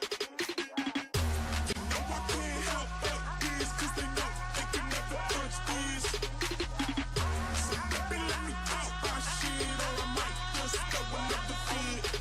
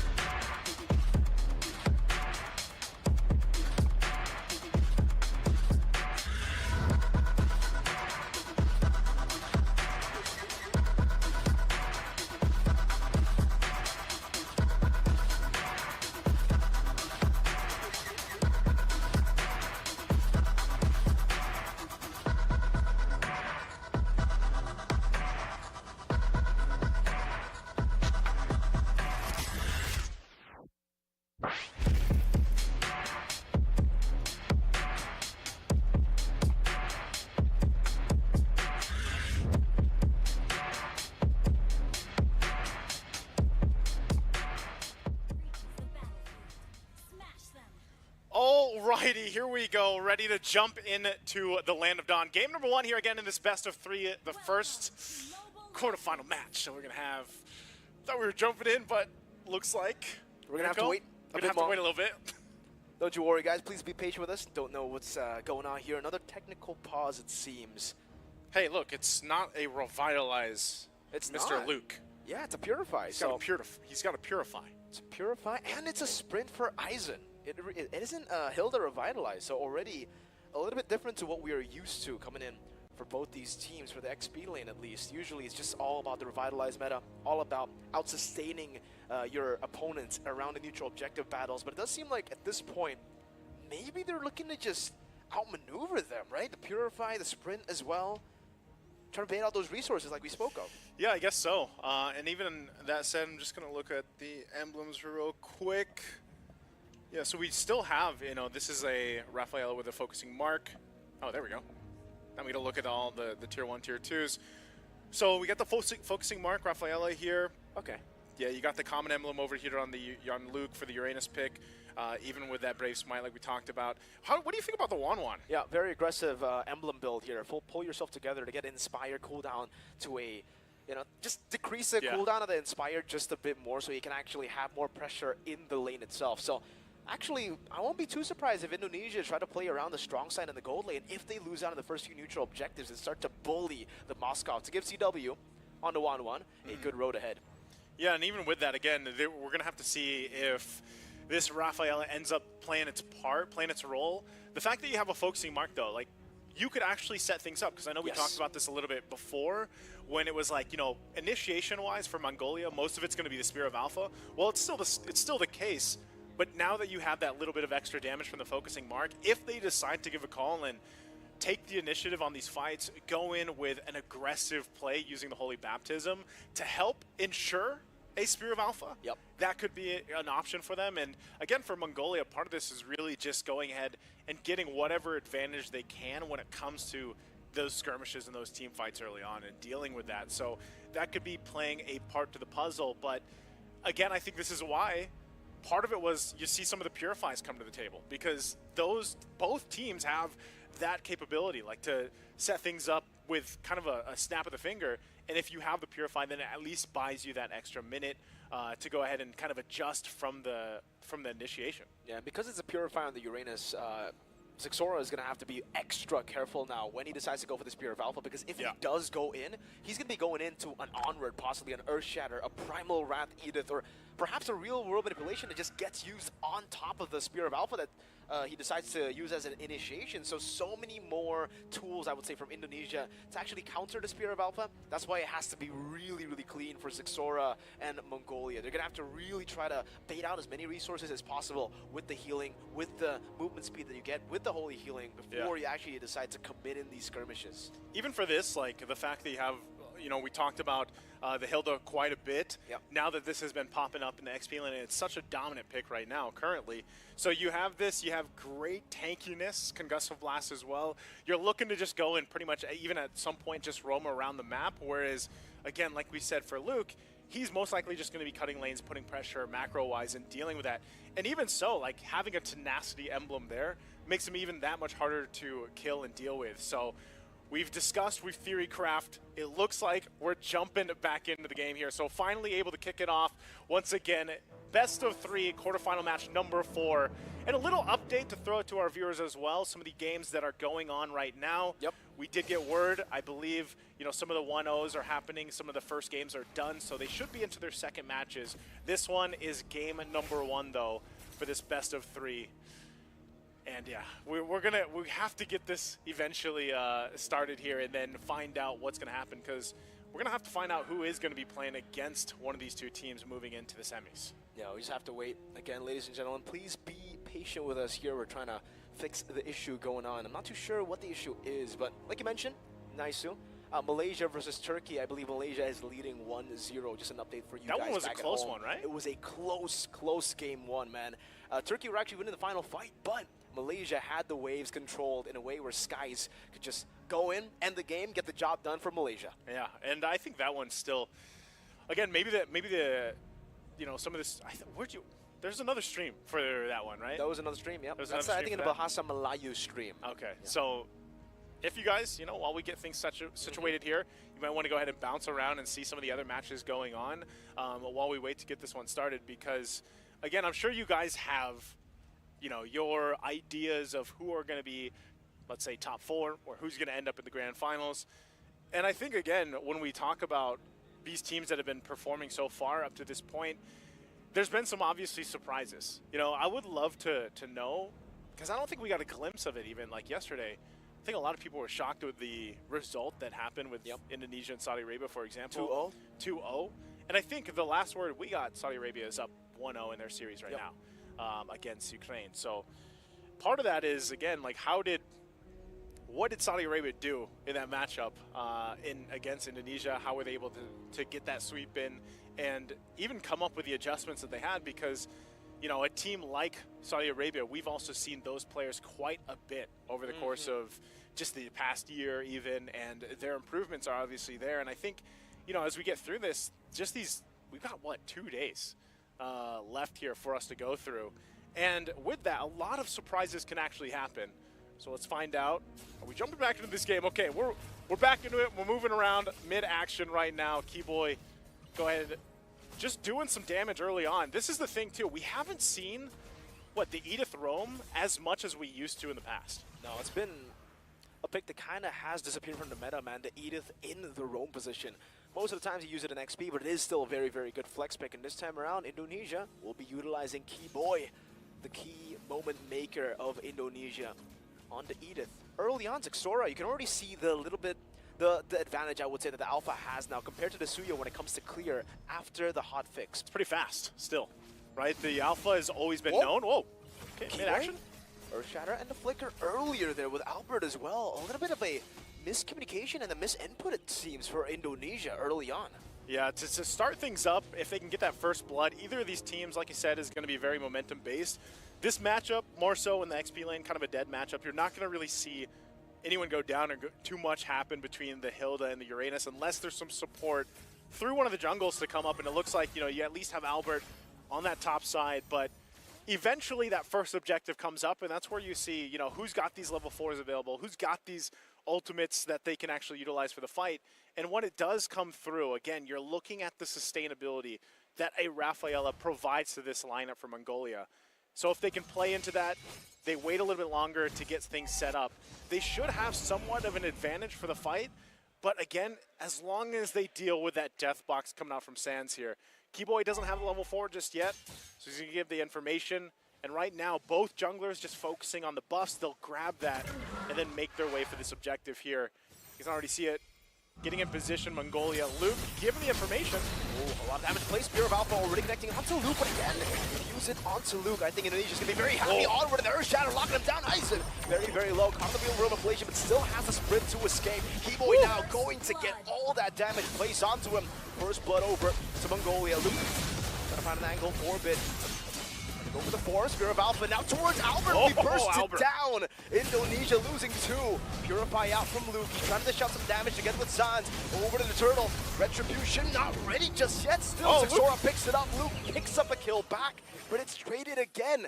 3-1 plus the Turtle for Mongolia. And that was the passive coming out from the Rafaela to clean that up, and that was a great take for Mongolia. We were talking about building the momentum early on, and that, man, Miracle, that just proved how much value those heals alone actually really help out. You know, they extended the fight enough where even Luke, as tanky as he is, as even having a tenacity and the Brave Smite emblem, he took quite a bit of damage. And at some point, again, the concentration is going to be gone. You're going to run out of some of the resources that you have, and you just get out-sustained and outgunned. So Mongolia, they get a little bit of lead that they can work around with. A couple, you know, confidence kills in that too. Mid lane. Raph used up Orbit. Will match it. Real Revelation at the Holy Baptism to lock him down as Zexora picks another kill up for Mongolia. So they pick it up. They move around from this point. Great start. Again, early game, Indonesia can still go ahead and try to find their footing at this point, but with this and how we were just painting the picture leading into this match, when you get a lead like this and you can build into it, either of the compositions are going to work. Alpha over to Luke. Good stun over from Albert. Xora picking up some damage. Earth Shatter over towards Xora. Very low chase down by Luke, but still able to escape for now. Luke picks the kill up. Now going to be terrified. Still able to pick up some damage. Our Wilderness already with a flicker out from Ethan. Albert with a snipe. Unable to get the full kill down. That's an onward, bringing Aizen back all the way towards the rest of Indonesia. They're able to get 2 kills on the board. A good response coming out from Indonesia. Even with the sprint, Aizen not able to get away. And that's, you know, that's always kind of the unfortunate thing when you are playing Hilda, as great, as hot as she is right now, like Leo mentioned. Super hot. Super hot. First picked, by the way, for this blue side for Mongolia in game number 1. You can still get caught, even if you're sprinting out. And again, that's why the Edith was such a good pick, because with the onward, with the Earth Shatter, if you can kind of follow through that, even if the real world manipulation isn't used, you can still catch Aizen if you need to. Really, you can catch multiple people from Mongolia with that. So once again, second objective for the taking, second turtle, half health here.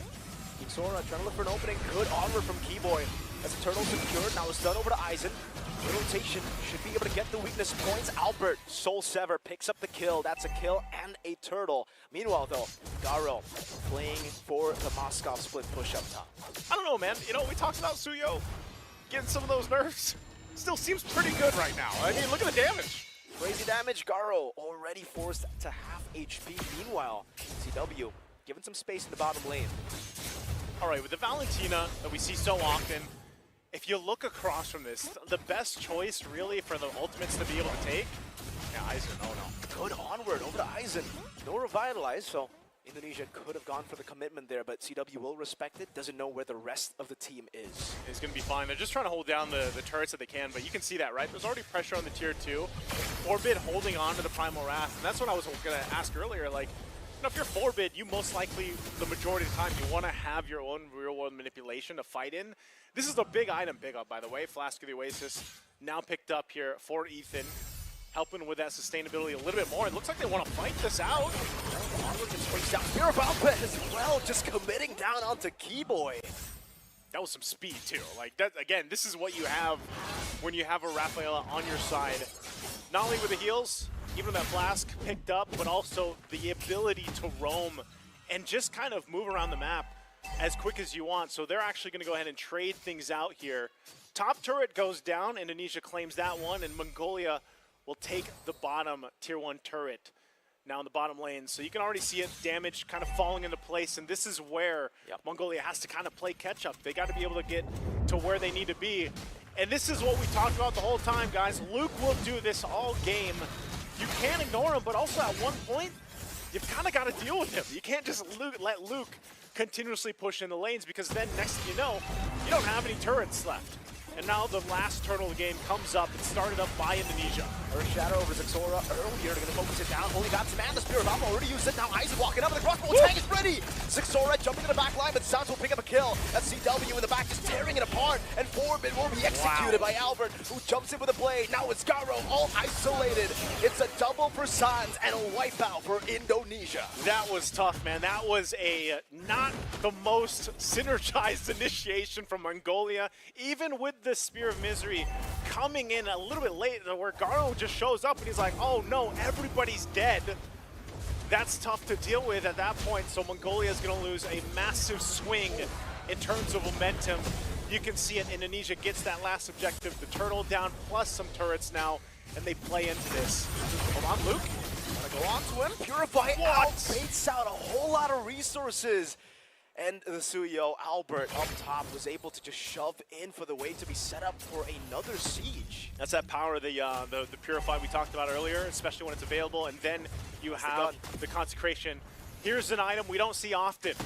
The Malefic Gun is picked up by CW. Over to Sans, still able to escape. The real world ablation should be able to lock him down. We do have a pause.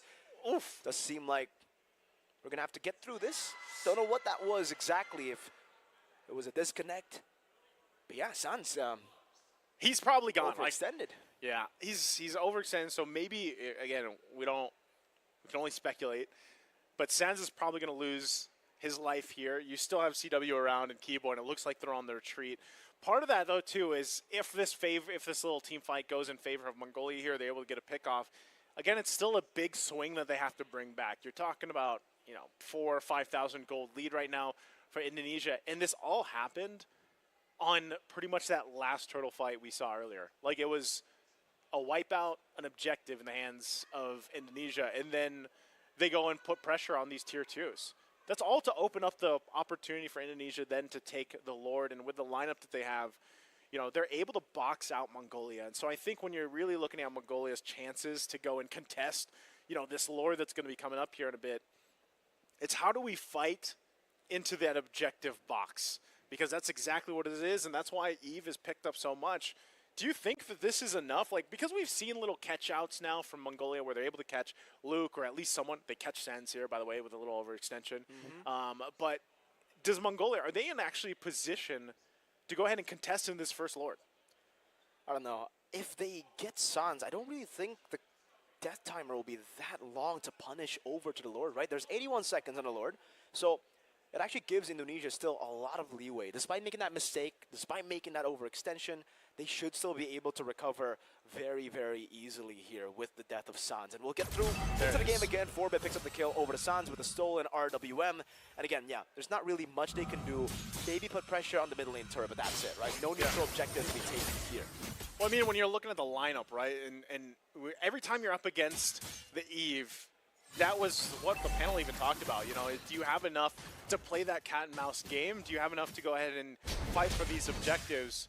And for Mongolia, when you look at them across the board, as long as they approach those fights, that Lord fight that does come up in under a minute here, as a cat and mouse game where you're trying to just hunt for that right moment, trying to, swivel your way through that real-world manipulation, that might be the chance. Hold on, Purify is taking a whole lot of damage. Maybe again overextending. Luke will lose his life. That's 27 seconds on the death timers. And again, I don't think it's enough to really give Mongolia a chance to go for the Lord just yet. The Spirit of Alpha over to Keyboy, still able to disengage. Real World Inflation locks him down. Aizen still able to escape. Keyboy with a flicker forward. Plus the Primal Wrath. Both just baiting out resources from one another. Mongolia really wants to fight, man. That's what I'm noticing. They just want to go ahead and duke it out, brawl it out with Indonesia. It doesn't matter if they were behind, 5,000 gold earlier on. They managed to pick up a couple kills now off of Sans, off of Luke earlier. So it gives them a little more leeway to work with. The Lord is up now. And this is where we have to see how do they play that macro game too. They're going to send Garnu up to deal with that top wave, but they're just going to give it a go on the Lord. Yeah, he's getting blitzed now by Sixora. That's the power of the Alpha when it comes to the Lord clear. Luke in the midst of it all. Now, it's going to be a knockoff from the Lord. Ethan is able to escape for a bit. The Spirit of Destruction will land as well, but Sixora picks it up, winning the retreat battle. Aizen very low. Sans still looking for an angle to go for the poke. Primal Wrath from Orbit. CW re-engaging. Luke walking up. CW with the killing spree. Now on the chase onto Ethan. Sixora will be able to get the holy healing from Ethan to disengage, and that's a Lord for Mongolia. Hey, great pickup objectively for Mongolia to play into. Even to the point where Garu didn't have to follow through with the SOD. Like, he just landed and he's got the call. Like, you know what, we got this under control. Go ahead and farm up and do what you need to do. And that's, again, what they have to do for this game and how they decide to take these fights. I'm surprised with how decisive Mongolia was to be like, you know what, let's just start up this Lord, take it down as fast as we can, and then win that fight. And so they're going to play into this. This is what they've needed for the past few minutes, right? They might still be down in gold, but you can see how you got to respect what this lineup can do against the lineup that Indonesia has. Tier 1 in the mid finally goes down. C. Albert also picked up by CW to help with some of that sustainability, that healing coming out from Ethan. Crucial items here, too, picked up. And, you know, even to the sense, like, we haven't seen a huge crossbow of tank just yet. You know, that could change some of these later fights that we get to this. You might see them kind of set things up here. The thing about the Wanwan here in the current meta, Naisu, is you actually fall off, right? You think about the crossbow tank, it's a big ultimate, it can be game-changing. But in the later stage, 11 minutes onwards, we're going to see a lot more Winter Crowns, and we already see it for Sixora. He's already picked up the Winter Crown. It's going to be a good way to actually neutralize the crossbow tank threat. You know, that Winter Crown, it deals with the Wanwan so well, and I think part of that too is like, if you can just get them, that might be part of the game plan, you know, for Indonesia and for CW alone, is just get that crossbow of Tang off so you can proc, like force the proc with the Winter of Crowns, force Mongolia to use it, and then you follow through after that. So at this point, boy, Was in concealed, not going to connect. The turret does go down. With an Earth Shatter early, now the final wrap the spell. Good Spear of Alpha on the 2. Sora still now going to be caught. Pops into a crown. Luke purifies out of there. Good bait from Luke. Now it's going to be Garo taking a whole lot of damage. CW just picks him up. 4 minutes looking forward. CW will be able to survive getting the shielding, I believe, from the Rose Gold Meteor. He's got Rose Gold, dog. He's got Rose Gold. He's got everything. He's got the 4 kills. He didn't even have to crossbow of Tang off. He's just doing enough damage at this point, too. And so with that, again, Indonesia will go in the swing, now knocking the base turrets of Mongolia in this game 1. They're looking to possibly finish it here. Another wave just to help Mongolia. Here, Aizen, I don't know if he can clear it up just with a Rafaela. 7 seconds on Garo. That's 2 for Zixora. That's 2 base turrets taken down for Indonesia. They must disengage now. They should be happy with that. Okay. 14 seconds for the enhanced lord to spawn in the game. They buy themselves some more time into the game. Look at this big gap, even between the junglers. We talked about the Alpha and the Suyo matchup quite a bit. We see it so often, but Albert also is just able to scale up really quickly here. Here's another Malefic Gun picked up now by Agaru. So he's got that. You can see how the gold has fallen into place. And now, once again, objectively, the Lord for the take, Zixora won't land that spear. So they might be forced off of this. It looks like already Indonesia's going to force them off of the Lord the best they can. You have Garo now down towards the mid. How do they play this out? About a half health on the Lord for now. It's a window of opportunity with no hold on Zixora. They just burst him down with the real room manipulation. Keyboy went in for initiation earlier. Now it's a crossbow attack ready. They buy the winner crown, but it's a bit too late as Ethan will just get disintegrated by the crossbow attack. Another chase forward as Albert will try to get the Soul Sever. Not in range, but they've wiped out Mongolia in a way. It's just Garo. There's a few waves coming down. They're going to try to manage it for all of it to crash down together. They already know. They're getting in formation here. Indonesia ready to end the game. The minions marching in. Let's see if Garo can make a miracle play. Luke will just tank it up. He gets stunned up, and there's the inevitable wipeout to come for Indonesia in game number 1. It's a 1-0 lead now in a best of 3. Remember, single elimination. Took us a little bit to get to, but we got through a game number 1. Again, 14 minutes and 13 seconds. Indonesia to go ahead and cap it out for game 1. Again, a great showing from Mongolia in the early portion of the game. They even had some moments where they were able to turn things around in their favor, but then just the power switch happened for Indonesia in the lineup that they had. Whether it was a crossbow of Tang or whether it wasn't, you know, CW was able to pop off and show us that he didn't need it, but then even in that last fight, Miracle, we already saw that he utilized it, and you mentioned it in the play-by-play. Even the Winter Crown wasn't picked up in time enough to proc that, get that going, and live through it, because the damage was just so much. The overloaded just interactions with the real-world manipulation really helped them out. So again, we'll see if the adjustments can be made, but we're going to throw it over to our panelists to see what they have to say about game number 1. Guys, take it away. Thank you so much, casters. Thank you so much, Naisu, as well as Mirko, as we're back on the panel here for the English broadcast. And once again, it's with me, Eterna. And, you know, let's talk to the panel here. Let's talk to our analysts. What did you think went down in that first game? Well, that looked like Mongolia early on, feeling comfortable, but then they were just outsmarted, outpositioned, and out-executed when it came to the big team fights. Sounds as real-world manipulation became a big problem for them. And the aforementioned big dog of the current metagame, the Hilda, suddenly looked like a little scaredy cat.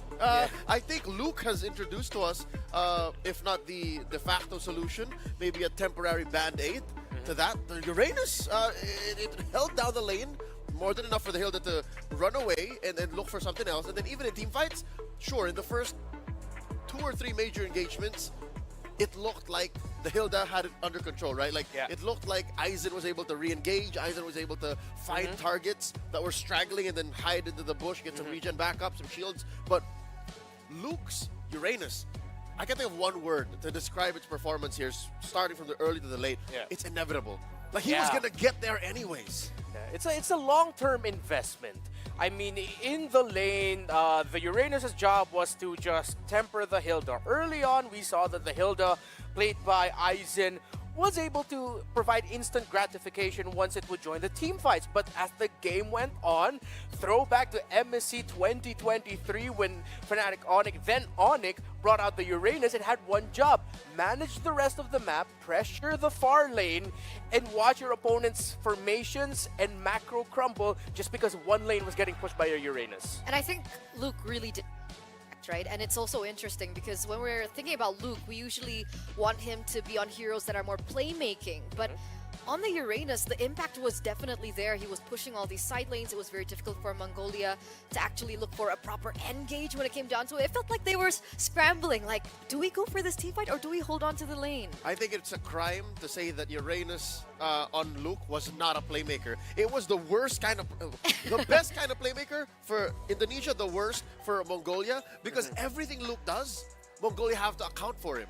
Is he here? If he's not, okay, we can do this. Is he dead? If he's not, watch out, he might put stacks of the Ionic Edge on you and you might die. If I'm not mistaken, Luke has what? 3 kills? 2 of those were on ZXaura. 2 of those were on the Alpha. If you can use an XP laner to answer a jungler just like that, I'll take that deal. And you can see with the itemization of Luke, that will be a big struggle. Again, we mentioned earlier in the panel, the damage profile for Mongolia is not going to be enough to mess up this Uranus. In lane, the best thing that Aizen could do was again to provide the instant effect come the team fights in the lane close to theirs. Every time Aizen would dish out a full combo, concussive blast, first kill, max out the second, the Uranus is just gonna heal through it. But then as it went on, the Uranus was just almost unkillable. Yes, eventually you saw the little adjustments by Mongolia. Malefic gun onto the Moscow so that it can free hit a little bit further. I mean, the true damage of the Alpha will always be there, but even though you've already done enough to bring the Uranus low, what happened to the rest of your team? The Eve was there to damage. CW, deathless, and had a very comfortable game. Even Keyboy looked like a killer with his positioning and the timing of his Primal Wrath. Now, it also begs the question, right? You were talking about the Malefic gun earlier on. Was that a wise item to go for? Yeah. Considering, I mean, Garo on the Moskov, he was the sole damage dealer for that team, right? I mean, despite there being a Valentina, wouldn't he be the one to be expected to get through the Uranus and its regen? Malefic gun is an item now. I wouldn't call it a good or bad item. I see it built on like 80% of marksmen these days. It's because the way that it provides the range, the penetration, and just sheer damage output, you can't beat it, like economically speaking. But in this case, when your job is to, again, maybe, I'm not in the room where Mongolia talked about the game plan, but I don't know if he's the only one that they've assigned to take down Luke, right? But if you're talking about that responsibility, I don't think the Malefic gun was the bit. Like, I don't think it does enough to take down the Uranus alone. Yeah. I would have gone for the Halberd. Yeah, they needed, along with that, a little bit more range. Yeah, Malefic gun was there, but if they had a longer range mage, it might have been a little bit easier to provide a little bit more problems to the Uranus. However, you do get why they picked the Valentina. They picked the Valentina because you're thinking, okay, we can steal the real-world manipulation. That's the long range we have. And the but Edith. and the Edith also. But we barely felt the effect of the Valentina stealing those 2 big-time ultimates. They weren't able to make the most out of it. And that leads us to a problem that Mongolia have to deal with immediately, right now, game number 2. 2 things. Number 1, we can't play that Hilda Gambit anymore. Indonesia have the solution. Number 2, how do we fix our draft's innate weaknesses? One weakness would be the damage profile. It's hard to account for when you're mid-draft. Suddenly, you're at pick 4, or the last 2 picks for whatever phase you're in, and you're like, oh, we don't have burst. You gotta consider that. And number 2, find a way to not be reactive. Yeah. A part of me thinks phase 1, yeah, Mongolia won the draft, but when they finished up and you look at it 5 versus 5 and you watch the game, it was Indonesia calling the shots regardless. But like, remember in the early portion of the game, it looked like Mongolia had a little control, right? They were picking up, skirmishes here and there. They were able to get pickoffs here and there. So when we're talking about control, why did that change? Yeah, well, I think we have to boil down to what Sans and Indonesia has been doing for his hero pool. He's picked up 3 heroes mainly before today. Lo Yi, the Eve, and the Angela. Well, still 3. He's still within that same hero pool. So that shows control in different aspects. Lo Yi, of course, the crowd control in the team fights, but then control all around the map. Eve, you know what she does. Angela, it's that hero that we don't like to go up against in our ranked games, because just when we think we're gonna get killed, suddenly there's a hard guard, and then boom, all the efforts that we have are wasted. So that begs to show what Indonesia's approach into the drafts have been so far. Control in different aspects, so that sounds like a mastermind from afar can just be like Eve's ultimate. He's just like playing chess. You go here, you go there, then we're gonna punish them like that. So if you know that you're going up against a team like that, you need formation breakers. If you're gonna ban the Gata Kacha blue side, pick up a Hilda first, that's an easy setup for an E. So you have to approach it from what is Sans in Indonesia, thinking about within that mindset control. Wait, so are we thinking that Sans is one of the main pillars to Indonesia right now? That's stating the obvious. Yeah. Sans has been a Interesting. pillar 100%. for Indonesia, for Fnatic Onyx, for MLBB and that whole region of the world. I'll even say it now. I think Sans, the way he plays, affects how even Malaysia and Indonesia, how Malaysia and the Philippines play the mid lane. That's how good Sans is. So now that you mentioned it, you're right. After that Hilda, immediately the answer was the Eve. So they denied it directly. So this also speaks to the genius of their coach and Coach Adi. He was upfront, you know, Very vocal. just monitoring the players in the teams while the game was playing. Very vocal So indeed. yeah, he has been a big influence to that. But I find this really interesting because I think a lot of people have been discussing the fact that Sans has kind of deteriorated in his performance. Whoa, it's a big word. Well, deteriorated. Another way to look at it potentially maybe is that he's evolved this in his game. The mages for the longest time that we've associated with Sans are the mages that he himself can be like, all right, time to carry the team on my back, do something crazy. Well, this time alone, it's just now it's Sans playing with the rest of the team, the entirety of the team. That although there were some moments where it seems like there might be a little bit of disconnect between Keyboy and Sans, Keyboy a little bit too fronting, Sans not completely just there at the right time. Once they sharpen that up, again, the fact that they've literally only played 3 heroes in the mid for Sans just goes to show how confident they are in their approach so far in IESF. Agree with that? Yeah, no, I'll never see Sans as a lesser player. Okay. Does that answer your question? Because that's, deteriorating is a huge word. Like, as a non-Indonesian, I'm offended for all the Indonesian fans of Sans. Okay, But that's great. yeah, no, I think it just came in the form of a question. And I think Renmar's right in saying that Sans is now a team player.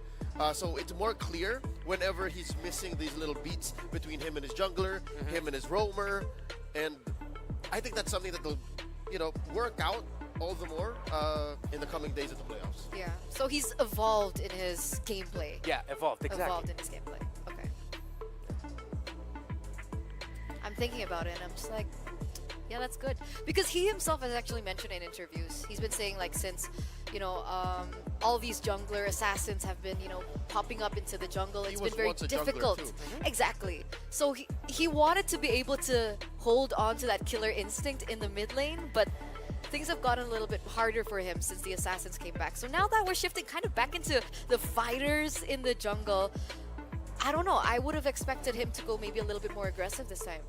Oh, well, maybe the aggression again has evolved in what that aggression means. Because this aggression, I'm looking at if you are a team that has prioritized mainly Loi, Eve, Angela, that's a different kind of aggression. That's someone else being aggressive for you. Or that's you telling the team, all right, here, we're going to go together like this, follow me. So in a way, that's why I want to see it more as an evolution of what Sans has become. Because it's no longer like, nah, I can do this. It's, hey, we do this together. It's a little kumbaya moment for the star mid laner of Indonesia. All right, and it looks like we are ready for game number 2. Ladies and gentlemen, as we're going to break it down once again for the drafts. Now, are we expecting both of these teams to opt for the same sides later on? But before that, it looks like, a little bit of an update for you guys. We did mention that there are going to be games that are not streamed out there. So this is the score that we're getting. Turkey 1-1 against Malaysia right now in that best of 3. Saudi Arabia actually won it 2-0. So Ukraine is out That's right. of playoff contention. GG well played to Team Ukraine as well as to Argentina. They got swept by Team Philippines. Wow. It looks like we're getting a little bit closer and closer to what our brackets in the playoffs looked like last year in Romania. It was Saudi Arabia and the Philippines who faced off in the semifinals before the grand finals. Again, this could be the potential revenge of Saudi Arabia because Philippines sent them to the lower bracket last year, but now there's no lower bracket. They send you to the third place if ever you lose. You can't climb up. You can't climb Your up. cap is third place. Yeah. And of course, I'm happy to see, on behalf of all of the Turkish and the Malaysians, I'm happy as an MLBB fan to see this go all the way. There's a lot of history between Team Malaysia and Team Turkey, better known as, well, then Fireflux and Selangor Red Giants, in this very same block. Like in a building just about a few feet from here, they had a great 5-game series.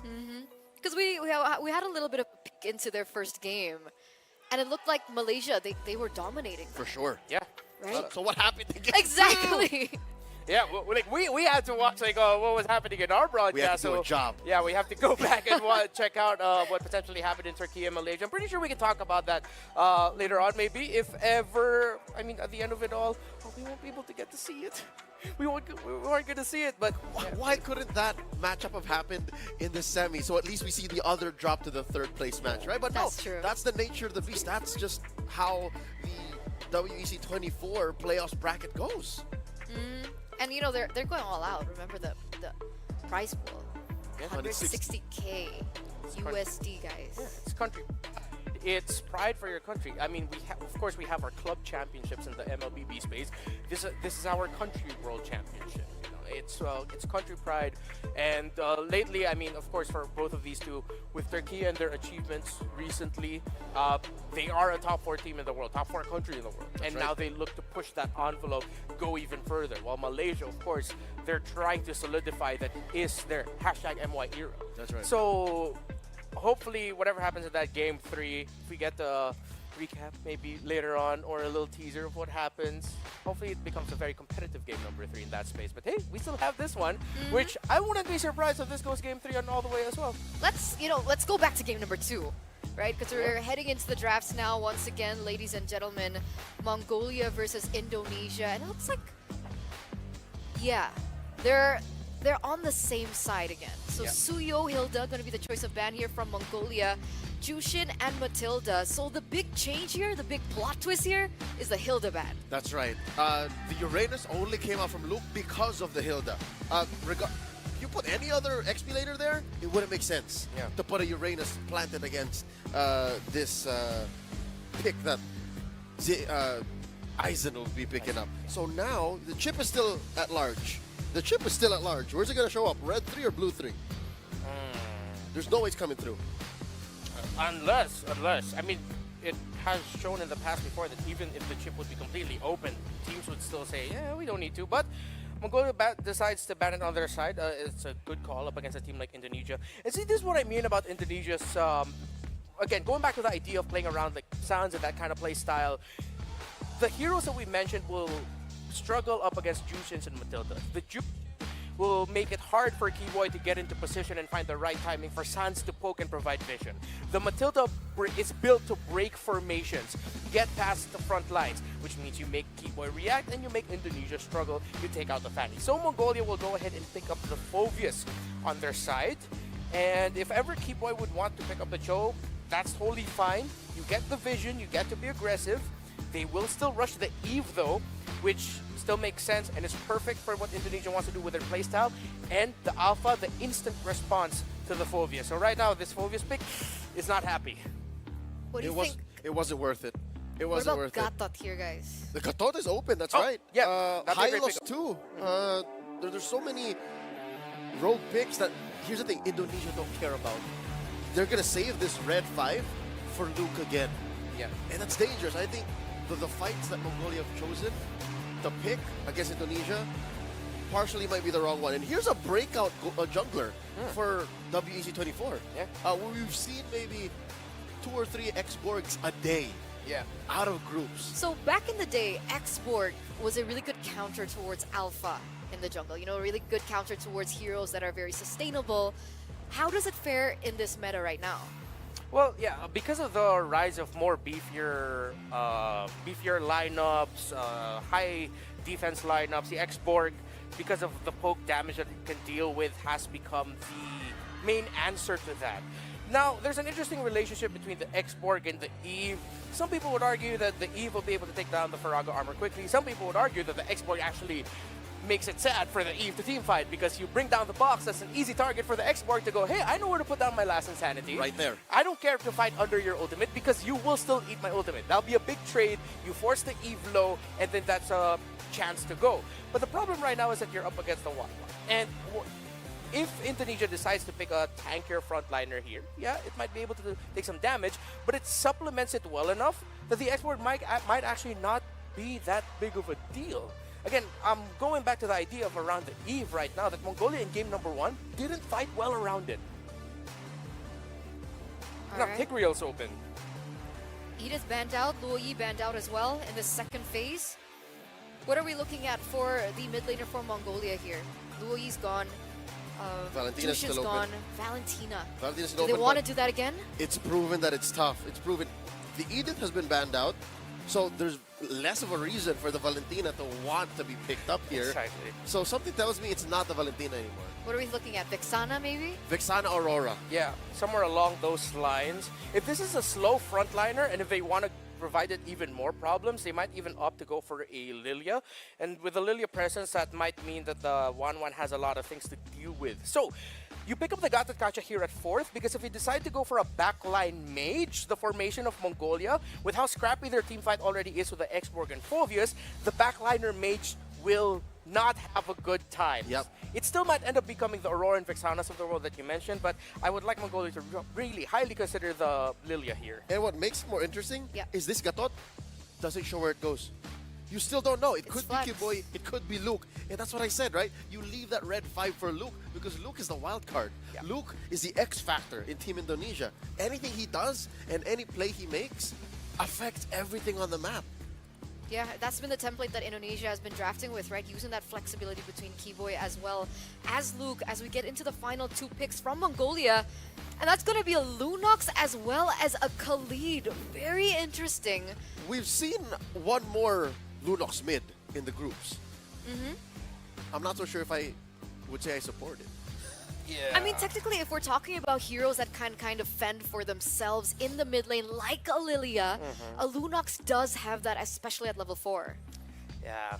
I mean, yeah, you have the brilliance to save yourself, you have that capability, but it goes down to the classic idea from that game number 1 where this looks like a lot of pressure right now just still on the Moskov. And now you have 3 tanky frontliners. And even though, yes, you think of Lunox as the one to shred down frontlines, and hey, honestly, surprisingly enough, the X-Borg is a little bit happier.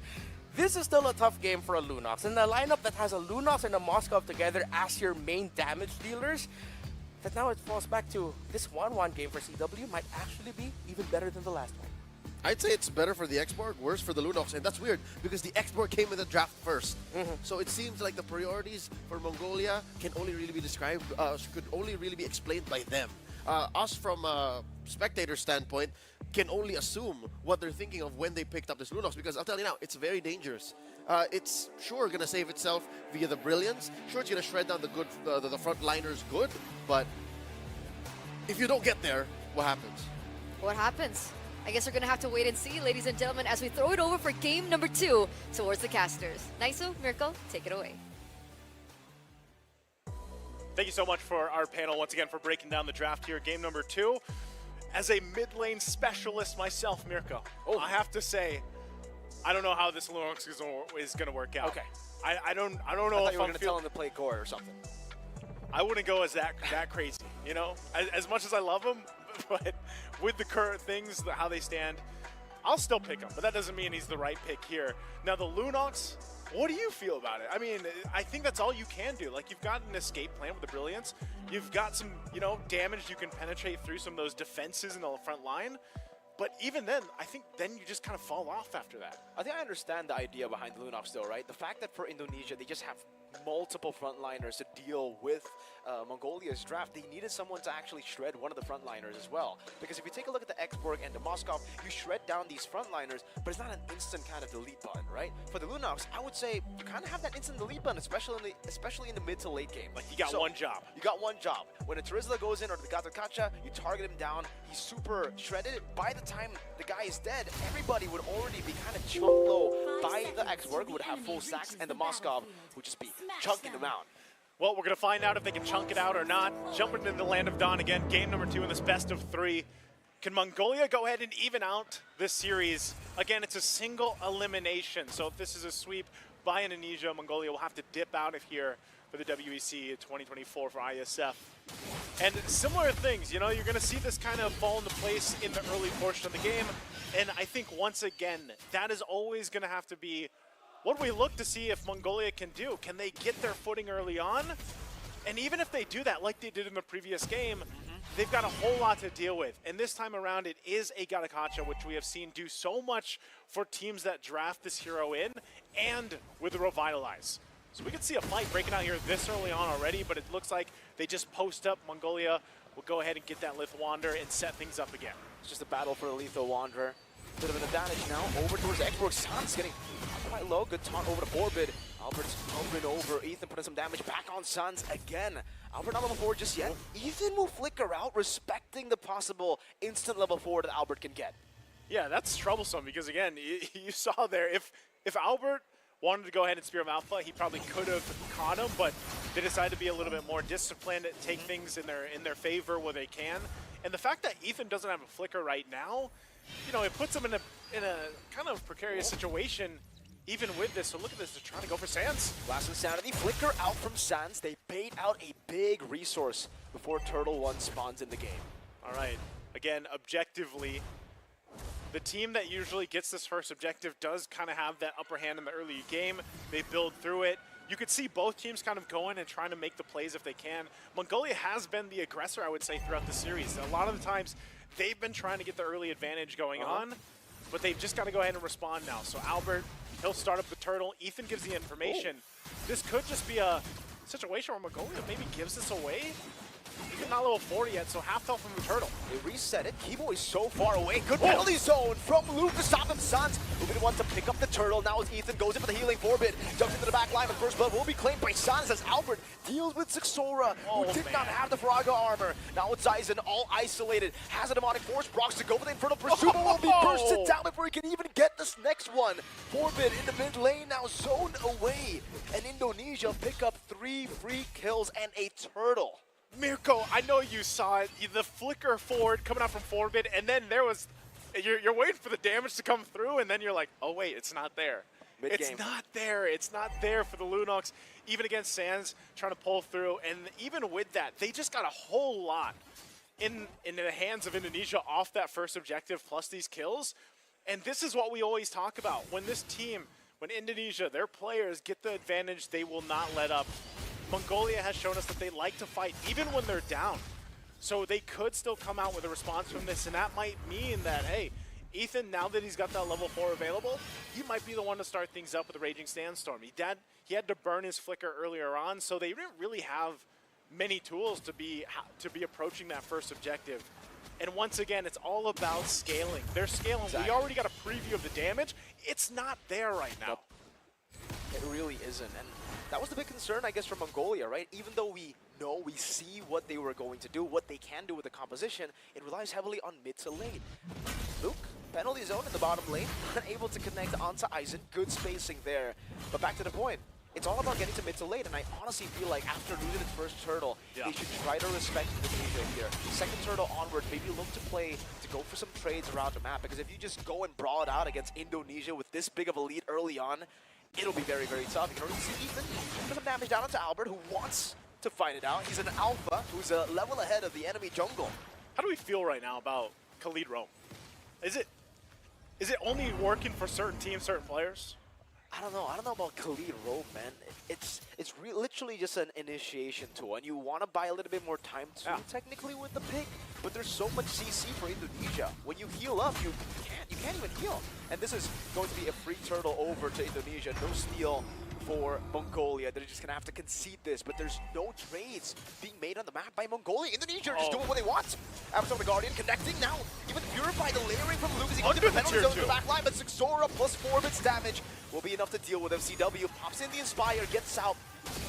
And Sixora will just have to burn out the last Insanity. They only lose Luke out for that. They only lose Luke, but I'm also, you know, at least Mongolia punishes that, because that's a very aggressive play. Under the tier 2, under 5 minutes in, but they do this because they want this objective. No, Purify Garo, they were setting up for that, and now it all becomes worth it, losing Luke to burn out the Purify for them to dive and get a tier 1. Almost there. Come on. Okay. Okay, they want to save it. They delayed a little bit. Eventually, that's going to go down. But yeah, it's all part of the plan, Mirko. Like, again, they initiated under the tier 2. They forced out some resources. They stay, they hang around, and then they capitalize it after that. So what ended up being, you know, not such a bad situation for Mongolia ended up being actually pretty bad. There's the turret going down as well.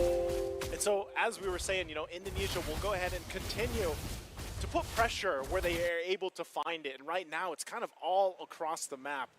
The next thing they're looking for here is the mid lane. If they can get the 3 for 3 on the turtles, Mongolia is in a position where do we have enough damage to actually fight this through? Can we win a team fight against Indonesia for that next turtle, or do we just let it go? We've seen teams do that before too, where they don't go and they're not able to get any of the turtles, because the biggest obstacle in front of Mongolia right now is that zone that Indonesia is setting up. Yeah. And I'm not even talking about Sans. Like, just the fact that you have a Gatakacha and a Tarizla alone in the front line is why, again, they picked up, while we thought they picked up the Lunox to hopefully, you know, burst down one of these tanky guys, and they should be able to, but later on. I don't think they're quite there yet. But it looks like Mongolia, flicker burned. Look at the targeting from Sans, always putting the Void Blast onto Sixora. Now, RWM, last insanity to be used, but he's going to be very, very low. Keyboy jumps into the Avatar, and again, it's CW, who's just wreaking havoc. Sixora backed away by Keyboy. He's the one who's zoning the X-Borg. This is the pick to counter the Gatakacha, but Sixora, I don't know where he can go. Sans will be rotating as well. Keyboy will be the one to get the kill. Though it is traded, it is definitely worth it for Indonesia, 4-1. Again, as I was asking before that broke out, is this the right moment that Mongolia wants to fight, to contest? No, it wasn't. That was not the fight you wanted to take, and now you get further into the hole that Indonesia has been building up. And you're going to find himself, even Albert, confident enough. 1v4, Albert. I don't know if you want to take this. The Chaos come through. Luke, penalty zone only onto Aizen. And it's Mongolia who have to back away from 2 members of Indonesia. So they back away. Again, some resources are down here. Now the Malefic Gun picked up by CW. They'll go ahead and work in on these tier 2s. That's the next site for them in Mongolia. Like I was saying, they've got to kind of check themselves. You know, stop trying to force some of these fights for a little bit until you're ready for them, because even so, whether it's a Lunox, whether it's this Moskov, they have not been able to find favorable fights. Look at this pressure here. Spear of Alpha already going to be used from Albert. Enough to go ahead and just put pressure enough to get these tier 2s. Even the Brilliance being used right now. And I'm sure Forbit's thinking, man, you know, was this the right pick for this lineup? Because they can't really do much but just to watch this. Good push, though. Trying to get something out of anything up top. I don't know, though. They're going to get a tier 1, but I think for Indonesia, they're very happy trading the tier 1 for 2 tier 2s. Shields popped as well. Shields popped. Holy defenses already down for Mongolia. Luckily for them, I would still say they have pretty good wave clear. RWM to chunk them away, to try to zone them away, to try to take this turret without utilizing great raging sandstorm from Ethan, but it gets bursted down. CW so to kite away now. The last insanity gets used up. Luke using the penalty zone to kite away, and they have been able to do it. Great kite back from Indonesia. 2 of the frontliners down, and it's in the perfect time for the Lord to spawn in the game. Mirko, if they weren't down to 7,000 gold, that could have been different for Mongolia. It was probably the best initiation they could hope for after Indonesia started it, but they're just outgunned right now in terms of the items and economy. So that's an objective secured, a Lord secured for Indonesia. And if only Mongolia had a little more firepower in the exchange, they probably could have gotten a couple kills out of it. But like you mentioned, great kite back and just disengage from that fight, from that setup. You know, Ethan couldn't have hoped for a better Raging Sandstorm in that situation, but now they have to go and prep up Can they defend this? We're under the 10-minute mark. The shields are already down. They were worked on earlier. Here's the Lord in the mid lane. Let's see how to utilize it. Lord of the mid lane going to be able to charge into the base. CW getting rid of the holy defense up top, as that's going to be a Spirit of Alpha over to Xora, taking the Faraga armor away. Also an RWM, interestingly, already used up. CW unable to get the turret in the mid lane, but it is already very, very low. The look towards the second empowered waves to try to get this turret down. Again, for Mongolia, they have pretty good wave clip. Penalty zone. Luke catching Ethan. Now the Avatar of the Guardian. They all just crash down onto Mongolia. It's still a lot of damage placed down. That's a shutdown. CW taking out, but look at Albert on this Alpha, who's an absolute monster at this point. A snowballing Spear of Alpha. As he goes in, Xora, even with the Faraga armor, will not be able to survive. Sounds of the poke, still trying to zone Garo away. 2 more base turrets to deal with. 2 base turrets left. They got a couple waves pushing in. 4 members right now. Indonesia, Luke picking up a Winter's Crown. They could possibly still look to push this in. They're going to have to clear the waves out. Rest of the members from Mongolia do come up. So right now, they hold on into this game at number 2. They don't want to get swept here. Making Indonesia work for this win. Once again, Mongolia trying to just hold things together. It's slipping out of their hands, though. 10,000 gold behind at this point. Really looking to see where this Lunox plays its part, plays its role. Yes, they defended. Yes, they're still in their base. They got 1 base turret. But is this the time? We're 11 minutes in. We already talked about that mid to late game for this lineup from Mongolia. But when you have a 10,000 gold deficit to work for, it gets even more grim. So the fight's here into the jungle. Oh, CW still able to cut away now. Oh, the Demonic Force connects. CW will be chased down. Crossbow Tang from CW to turn it around again. And the translation over from the Crossbow Tang over to Eisen as he goes in for the Infernal Pursuit. It'll be Albert in the mid lane together with Luke escorting this one melee minion. That's a penalty zone to bait out the Purify. Now the Spear of Alpha as they go for the shred onto Garo. So many turret shots tanked away by Indonesia. But it's a given for this full tanky lineup. Now a taunt to take Forbid down. He will go for the Brilliance, but Mongolia will be knocked out from the IESF playoffs of MLBB. Indonesia move forward. Indonesia, quick work here. Now game number 2, 12-minute mark, just under it. Able to close things out. And again, the panel talked about the draft, and I think that's really what showed the weak point here for Mongolia. They just weren't able to utilize the game plan that they came in here with. They lacked the damage, they lacked the ability to just respond to how much initiation came from the fact that you have a Drizla and of course a Ganacontra starting things up. Again, fist bumps all around. These players are getting very familiar with themselves, by the way, for all the times they faced against each other internationally for the different MLBB tournaments. But again, Indonesia is always that team that teams look to aspire to beat. I would say one of the top teams, of course, just internationally for MLBB at this time around. Again, Mongolia not able to get over that massive obstacle that is Indonesia. And for Indonesia, their next matchup will either be Malaysia or Turkey. We're going to have to wait for the results on that matchup, whether Malaysia has got it done or if it's Turkey who was able to get that win. Oh, Malaysia won. We got that information earlier, just right there. We Malaysia won? Malaysia won 2-1 in game number 3. So Indonesia versus Malaysia will be our semi-final match. And then I think we also have Saudi Arabia versus Philippines. Saudi Arabia versus Philippines. That's going to be a fun one, man. Either way, like, again, we're getting to the point where, this happens pretty quickly. If you guys have been watching, trying to watch and pay attention to all the streams for the MLBB Open, we've only got 2 days. So it's today and it's tomorrow. We find out who the champion is going to be tomorrow. But right now, we still got 2 matches that should be on the live stream today. And I don't know, it's looking like Indonesia's ready to go to the grand final the way that they played this one. If they can get there, again, formidable opponent ahead of them. And this is where, we start to see some of these powerhouse teams that might have had, a little bit of a different roster because we're talking about ISF than what you're used to seeing them play under their own organization banners and everything else. But ultimately, the play style is pretty much the same. Indonesia, we already talked about it. They're going to come in swinging, coming in hot, getting the advantage if they can, and that's exactly what they did here against Mongolia. And I still got to say, respect to the fact that Mongolia hasn't changed too much in the fact that they like to fight, man. Even if they're down, and sometimes it's not in their favor, they'll fight. Like that third turtle take, that fight that they just got Second one demolished. even. That was tough, man. You know, that was tough to deal with. So It's definitely really, really tough for Mongolia. But I believe for Indonesia, we have a few words for some of the players there with an interview. yeah, So, I think we're going to go ahead and throw it over to the stage over there with CW. Let's go ahead and throw it over to the stage to hear what CW has to say. CW, congratulations on the 2-0 victory. I gotta ask you though, you boys have certainly bounced back. You lost 0-2 against Saudi Arabia. Talk to me, after that match, did that affect your confidence at all continuing throughout the rest of the tournament? I think it's not affected our confidence. So we have another match, right? So yeah.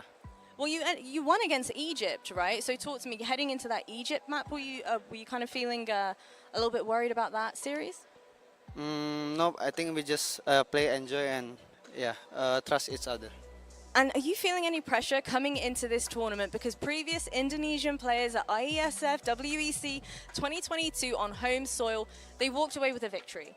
Then 2023, they came second. Now 2024, are you and the team feeling any sort of pressure? I think we are not feeling any pressure because yeah, it give us more boost confidence. Yeah. Knowing that players before you have done it, so that means you can as well. I like that. And finally, you're going to be facing Malaysia. How are you feeling about that? Pretty confident? Yep. What's going to make you guys win over them? Maybe we are better. Just better. I like it. Quick, easy, and simple. CW, congratulations again. And it's back over to the desk. Thank you so much, Jasmine. Thank you so much, CW, for that quick interview. Very, very short, very nice as well, and very confident. Calvin for ya. I have not seen CW that confident before, guys. He's chill. Really? Is he more of like the meek and He's usually chill like, kinda guy? yeah, we were lucky. Yeah. Hoki bude, you know, that's the common term in Indonesian. Like, we were just lucky bude. Yeah. Bude is the host in In ID. Indonesia, yeah. But he was like, yeah, we're going to win against Malaysia because we're confident. We're better. We're better. His exact words were, I think we are better.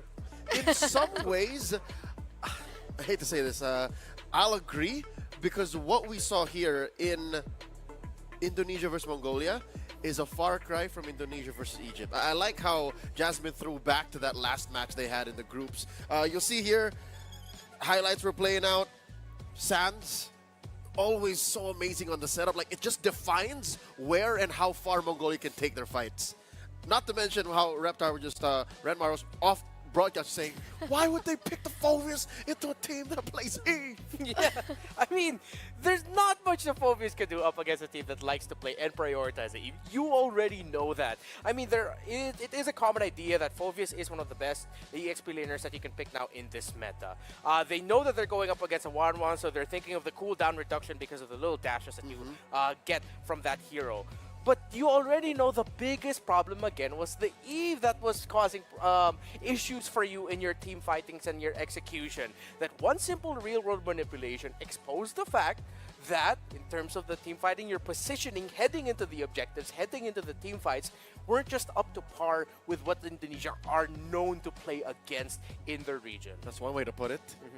It also exacerbates the fact that the things that we pointed out that Mongolia have to work out before Game 2 began to force a Game 3, they just couldn't address immediately. Yeah. Draft alone, let's look at their lineup. Phobius, that's their first pick. And then they followed up with a Moskov, which was also problematic because Moskov has seen such a huge decline in major regions and picks going into their playoffs. Yeah. The closer we got to WEC 2024, less countries, less teams were picking up the Moskov. And then it just went downhill from there. It's safe to say, it went downhill from there. The Xborg, reactive. They were expecting more frontliners. The Khalid, they were looking at their line like, yeah, that's not enough map control. Let's get a map control pick. The Khalid might be their only proactive pick. Everything else was super, all right, let's see what they're going to do. Which is what the Lunox also kind of spelled out. That was telegraphed. We just want to melt down tanky frontliners. But even like from game number 1, I felt like Mongolia didn't have enough tools that they could work with in these particular skirmishes or even in these team fights for them to be able to regain the control that they wanted against a team like Indonesia. And talking about control, we were talking about Luke and his performance on the Uranus. Oh, Luke. And it was bad enough that he was performing on something, I would say, as passive in team fights as a Uranus. And they took it up a notch and put it on something that was super. Then they switched it up as the Gata Kacha and the Terizla. It's there's a lot of dynamic elements in the drafting of Indonesia that for the draft of Mongolia, I'll credit them this. The fact that they rushed the Xborg early, I would commend that. Xborg, I feel like, is a pick in this current metagame right now that you can leverage because of its flex nature. But then you already showed that it was going to be in the jungle. That's them proactively thinking they're probably going to end up with a very tanky lineup. So I get that. So that's one thing that I would credit Mongolia for. But then it boils down to, it just seemed like in the draft, Indonesia was always one step ahead. That it got to the point where even though you saw Mongolia in their thought process with how they wanted to draft up against Indonesia, it boiled down to the idea that you mentioned, they just lacked the tools to deal with the lineup of Indonesia. I think the tools extend not just from the draft, but even gameplay-wise. From a much smaller MLBB region like Mongolia, compared to, I'd say, the mecca of MLBB sports in Indonesia, strategies, utility, and metas just evolve so much faster in Indonesia. So already you have that large gap between the two teams. And here in Game 2, more specifically Game 2 compared to Game 1, it shows. Yeah, under 12 minutes, I believe. 11 minutes and 55 seconds. I mean, very different to game number 1. I think it was 14. There you go. 14 minutes and 13 seconds. There was a little bit of a give and take in Game 1. Like, the early game belonged clearly to Mongolia. And then, you know, Luke happened in Game 1. But Game 2, it was more of just like, just... Yeah. Here, they just, like, ran away with it. I think it then boils back into one of the main ideas that not just here in WEC, in the leagues heading into IESF, we did mention how important it is. The tandem of the Roman mid, how well they control the river, how well they control the map. Up against a tandem, if you are rocking the Lunox and the Khalid, you thinking of aggression or confident. Yeah, it's not that I'm not confident. It's that there's like this thing with Indo casters, when they're confident, something goes wrong. So you're doing this for your country. You don't want to curse them. I don't want to curse it, no. You don't want Which to be is the confident. which is it? The latent curse or the fact that you're Desmos, you need to be neutral? Pick a side. Kill 2 birds with 1 stone. All right. You know, that's fair. That's fair. She got us with that. She's She got us efficient. with- Work smart, not hard. But once again, congratulations to Indonesia for moving forward in the first day of the playoffs as they will be making their way into the semifinals. Once again, I think the casters did touch on that a little bit, going against Malaysia, I believe, Philippines, and Saudi Arabia as well. Do you guys know when these matches are going to be today? Very soon today. It's going to be today. Yeah. Wait, we're getting confirmation. The next match will be the Saudi Philippines and Saudi. Oh, guys. The defending champions versus the hometown heroes. Now I get to relax for this next match. Now it's up to you guys. Are you sure? Yeah. Is your anxiety not through the roof because your country's playing off stream? We're casting over it, right? We are casting over. From what For I know, match I know, 3. yeah. We get 3 best of 3s. We called it earlier, 3 best of 3s. Yeah, we're casting it. So you get to take a break. Like you Yeah, get to she gets I to get take a to break. chill and for then this you match. suddenly choke. Yeah. Okay. So what do you guys think about this?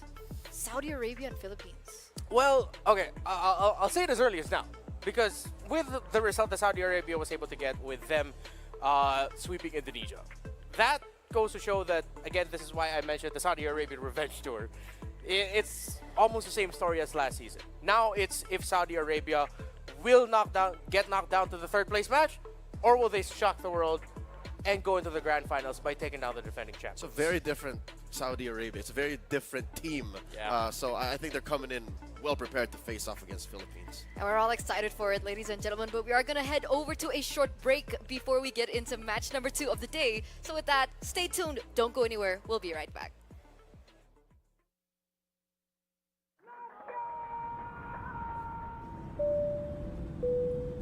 Good evening, ladies and gentlemen. We're landing in Riyadh, Saudi Arabia, for the World Esports Championship. In a world where victories can be measured in gold and silver, some things are priceless. Fully expected, and it is Baron will find him. Can shine for one with a quick trade from Impulse. Some things are not bought with money. The base is too open. open. Now Philippines is now taking the base of Indonesia. Remember their name. The feeling of standing alongside your fellow countrymen, the emotion, the home crowd, the weight of a whole nation on your shoulders. Sometimes I get emotional by the fact that I got chosen to be one of the representatives of my country. And yeah, it's just a dream, honestly. Here it's not just about the game, it's about the pride that unites us. Every match tells a story. They need to some missed shot sound, picking up another one, another headshot. No way! 4 kills! What has happened? From every corner of the globe. All eyes on WEC 24.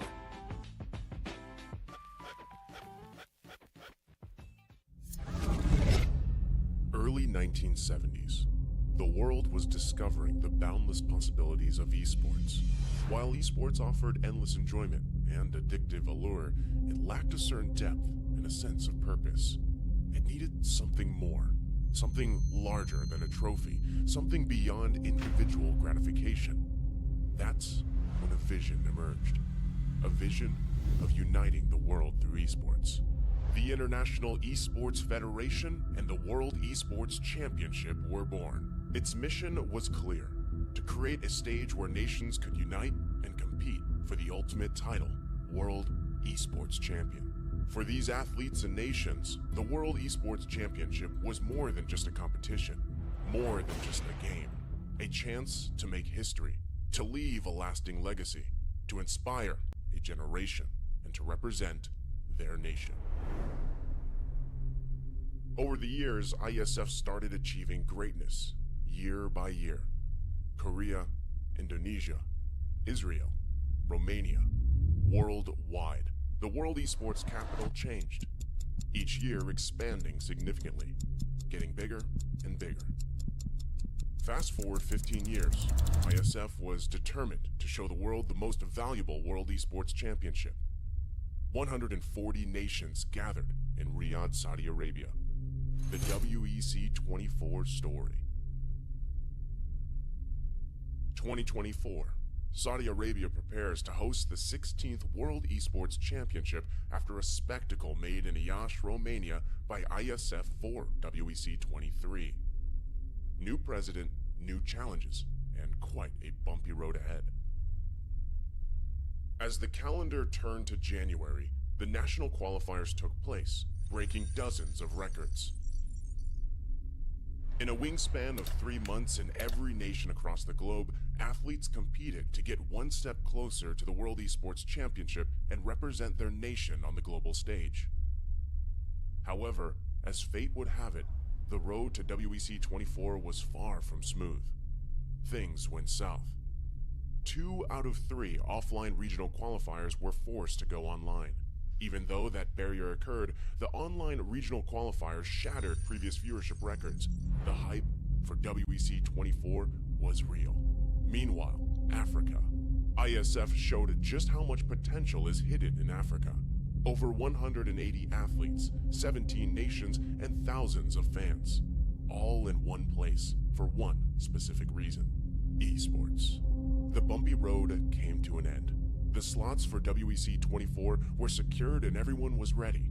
The much anticipated 16th World Esports Championship set sails. WEC 24 Day 1.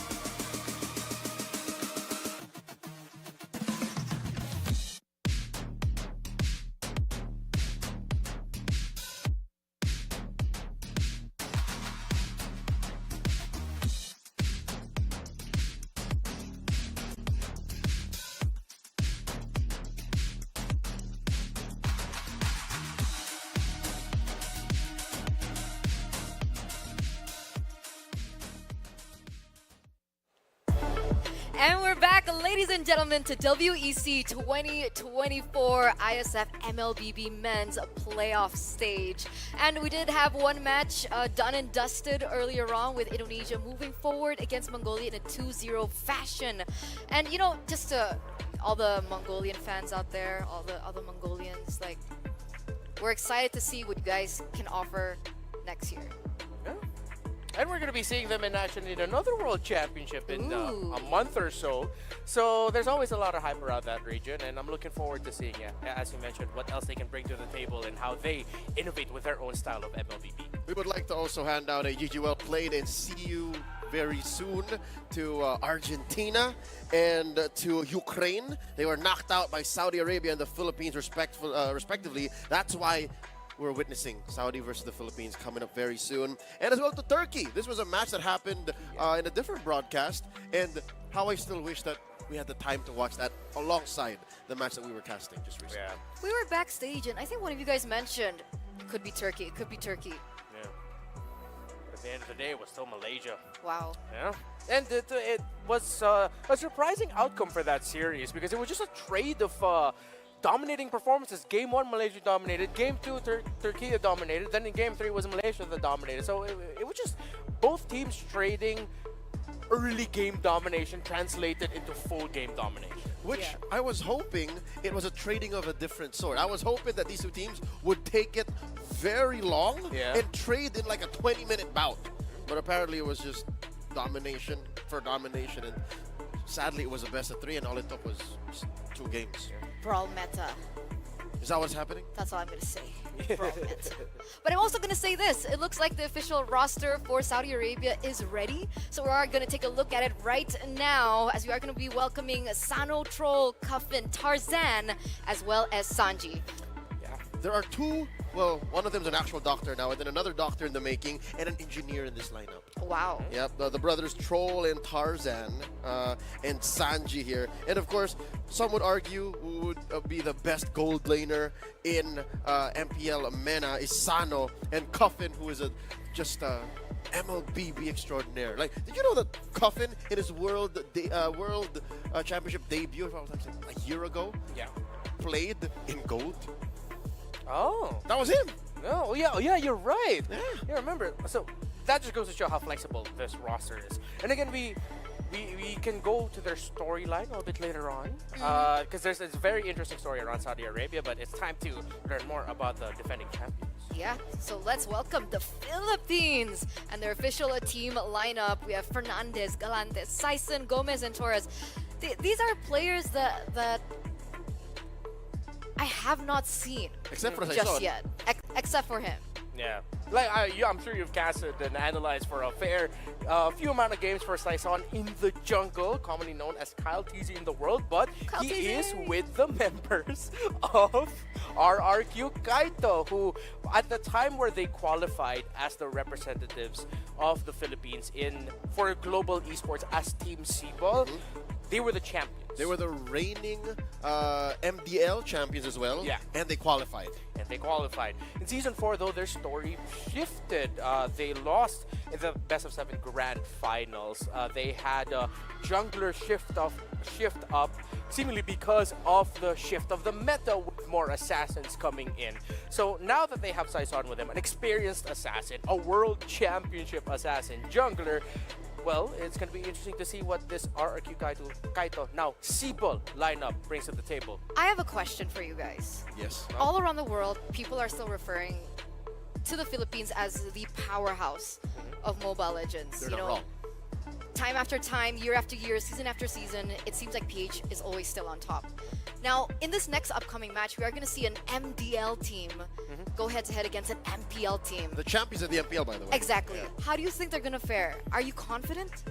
I'm confident that this Seaball squad, Team Philippines squad, is respecting what the Saudi Arabia squad can bring to the table. Because if you look down on them, if you don't think that there are any draft surprises that won't come out, if you think that they're not going to match you blow for blow, then you are going to get surprised by what the Saudi Arabia roster can bring to the table. However, that doesn't mean that they shouldn't play with confidence. They still have Sison with them. The RQ Kaito lineup, those members are very, they have a long playing chemistry together. So just respect what Saudi Arabia brings to the table, but don't be afraid to show why you were champions of MDL Philippines.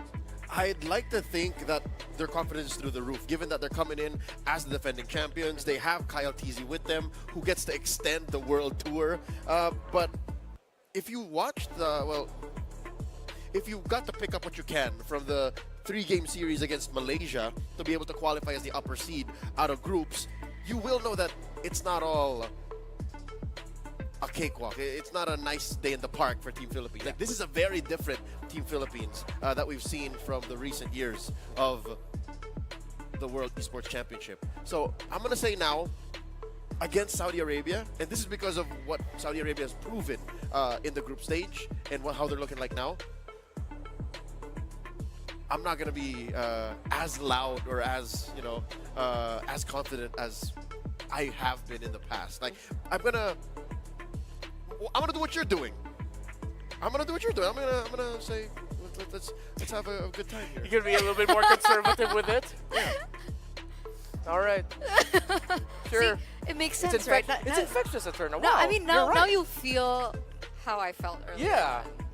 You know what? Yeah, I ain't gonna judge you for that anymore. I get you now. I totally get you. After all of that, yeah, I get you now. Because these are the MPL champions, MPL men of season 6. Yeah, and they are a championship squad that wasn't expected to even win the championship. I mean, our good friends, the talent team from the Saudi Arabian League, the MENA League, excuse me, they said that, hey, Twisted Minds, this roster, this Saudi Arabian national team roster, winning it all in that previous season that we had, no one expected it. They are the champions that no one expected them to be the champions. They've gone from being the loud, brash counterparts from the previous season, The before villains. them, the villains, to now the unexpected heroes. Now potentially to even include a World Championship bout for your country in that regard. So the evolution of the Saudi Arabian squad, which is why we mentioned earlier, their story is so interesting. Now that they're going up against a Team Philippines that has a completely different story from what they're used to. This, in the drama, in the storyline alone, is such an interesting matchup. So, could we be facing an upset today? Is that possible? I mean, technically right now, because we are in a single elimination system coming into the playoffs, we won't be eliminating anyone per se, but it is going to be a fight for third, fourth place, right? You in get the semifinals. You get capped at 3rd and 4th if you do drop from this best of 3 coming up. So with that said, I think Saudi Arabia has it all now in the bag. Like, they have everything that they need, and this is their best chance, their best shot at vengeance. From what happened last year, from what's been happening in all of the other major international events in the MLBB space. Like, this is it, like right here on home soil, when it's a best of 3, and when you just came from they also just swept their opponents. They also swept Ukraine. So like they're Exactly. They're just larger than life right now. I think you could pass off as a member of the Saudi Arabian squad. I see it. I see the semblance just a little bit with Tarzan and Troll. I see it just a little bit. I'm like the older brother to the. Yeah, you're the older brother of them. Yeah. Who did follow? Who wasn't a doctor? Yeah, who wasn't a doctor and an esports pro and champion. Yeah. Hey, I'm not trying to glaze up Saudi Arabia just cause, right? I'm just saying, like, this is a real match. Like, you look at Philippines versus Saudi Arabia in any other league, and with a different kind of build-up, we wouldn't be talking as much. Yeah. But now I think you really have to, the devil's in the details. You really have to see and make sure that everything in the draft goes right. The chemistry between the non-RRQ Kaito member and the rest of RRQ are on point, and that nothing else out of the game goes wrong. Because I think we were talking about this off broadcast while the matches were going on, while we were waiting for Mongolia and Indonesia to unfold. Champions are made not just in game. Yeah. Champions are made from your training, persevering with your difficulties, all the things that come with travel, and that's what I'm looking at. Yeah, they need to be ready. Yeah. They need to be ready like they are right now. Ladies and gentlemen, it looks like the players, the teams are ready to, hop up on stage. So with that, we're going to throw it over to the stage with Bara as well as Jasmine. Take it away. Well, thank you very much, awesome peeps. Me, Bara Abdallah, along with Yasmin, ready for another match. But just to let you know, I just came from the CS2 scene. Oh my God, the hype is real. Grand finals, that's it. France made it. Grand finals is slowly but surely approaching. But you know what? Let's focus a little bit more on this MLBB action we've had up here on the big stage right now. But the best part of all of this is best of threes, and the fun is not over yet. Should we go ahead and introduce our first team? Let's go. So, ladies and gentlemen, right now, calling in for the first team taking place in this match. Let's hear for Team Saudi Arabia.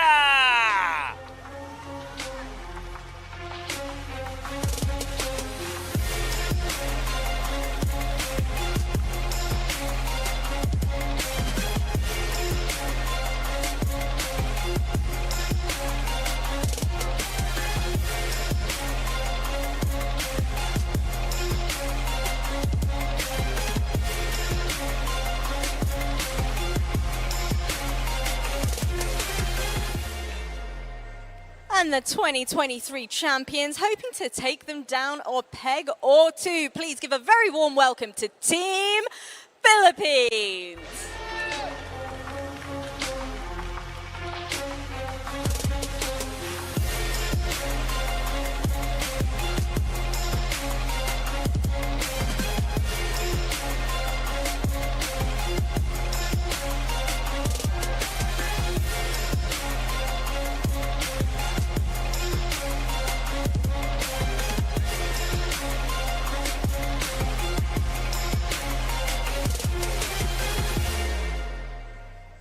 Well, there you have it. Team Saudi Arabia, Mamlaka Al-Arabiya Saudiya against Team Philippines. I've seen what's going on over there with the talents. They don't want to do their prediction. So how about we take off that kind of stress out of them? You know what? I'm going to go ahead and go first. I'm Tell seeing me. the energy from the crowd. I've seen the energy from the boys as Okay, well. okay. My prediction is Team Philippines is going to walk away with a win. What do you think? Well, maybe Team Saudi Arabia. You know what? On that so note, we sorry. should go ahead and find out what the rest of our analyst desk thinks. You've got to make a prediction at some point. Thank you, Bara. Thank you, Jasmine. Man, they're really putting us on the spot here. Yeah, they're really putting us on. I can't believe that we had the Philippines. 2-0. 2-1. Okay. I'm more conservative. I'll lean more towards a little bit towards 2-1 here. I'll say Philippines 2-0. All right. Then. Okay, I'll go for Saudi Arabia then. I'm confident that they're going to be able to win this. 2-1. Are you not Wait, what? Southeast Did you Asian? just say, I'm confident they're going to win this 2-1? What was that? Hey, sometimes teams take some time to adapt to one another. That's true. And going up against the, defending champs. That's right. 2-1.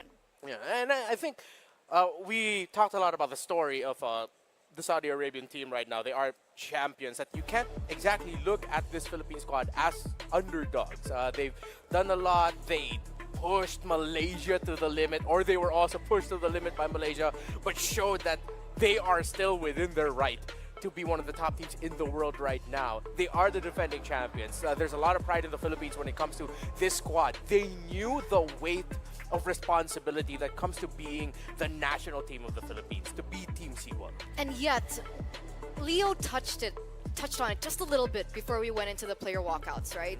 It takes more than just in-game to be able to win a championship this big.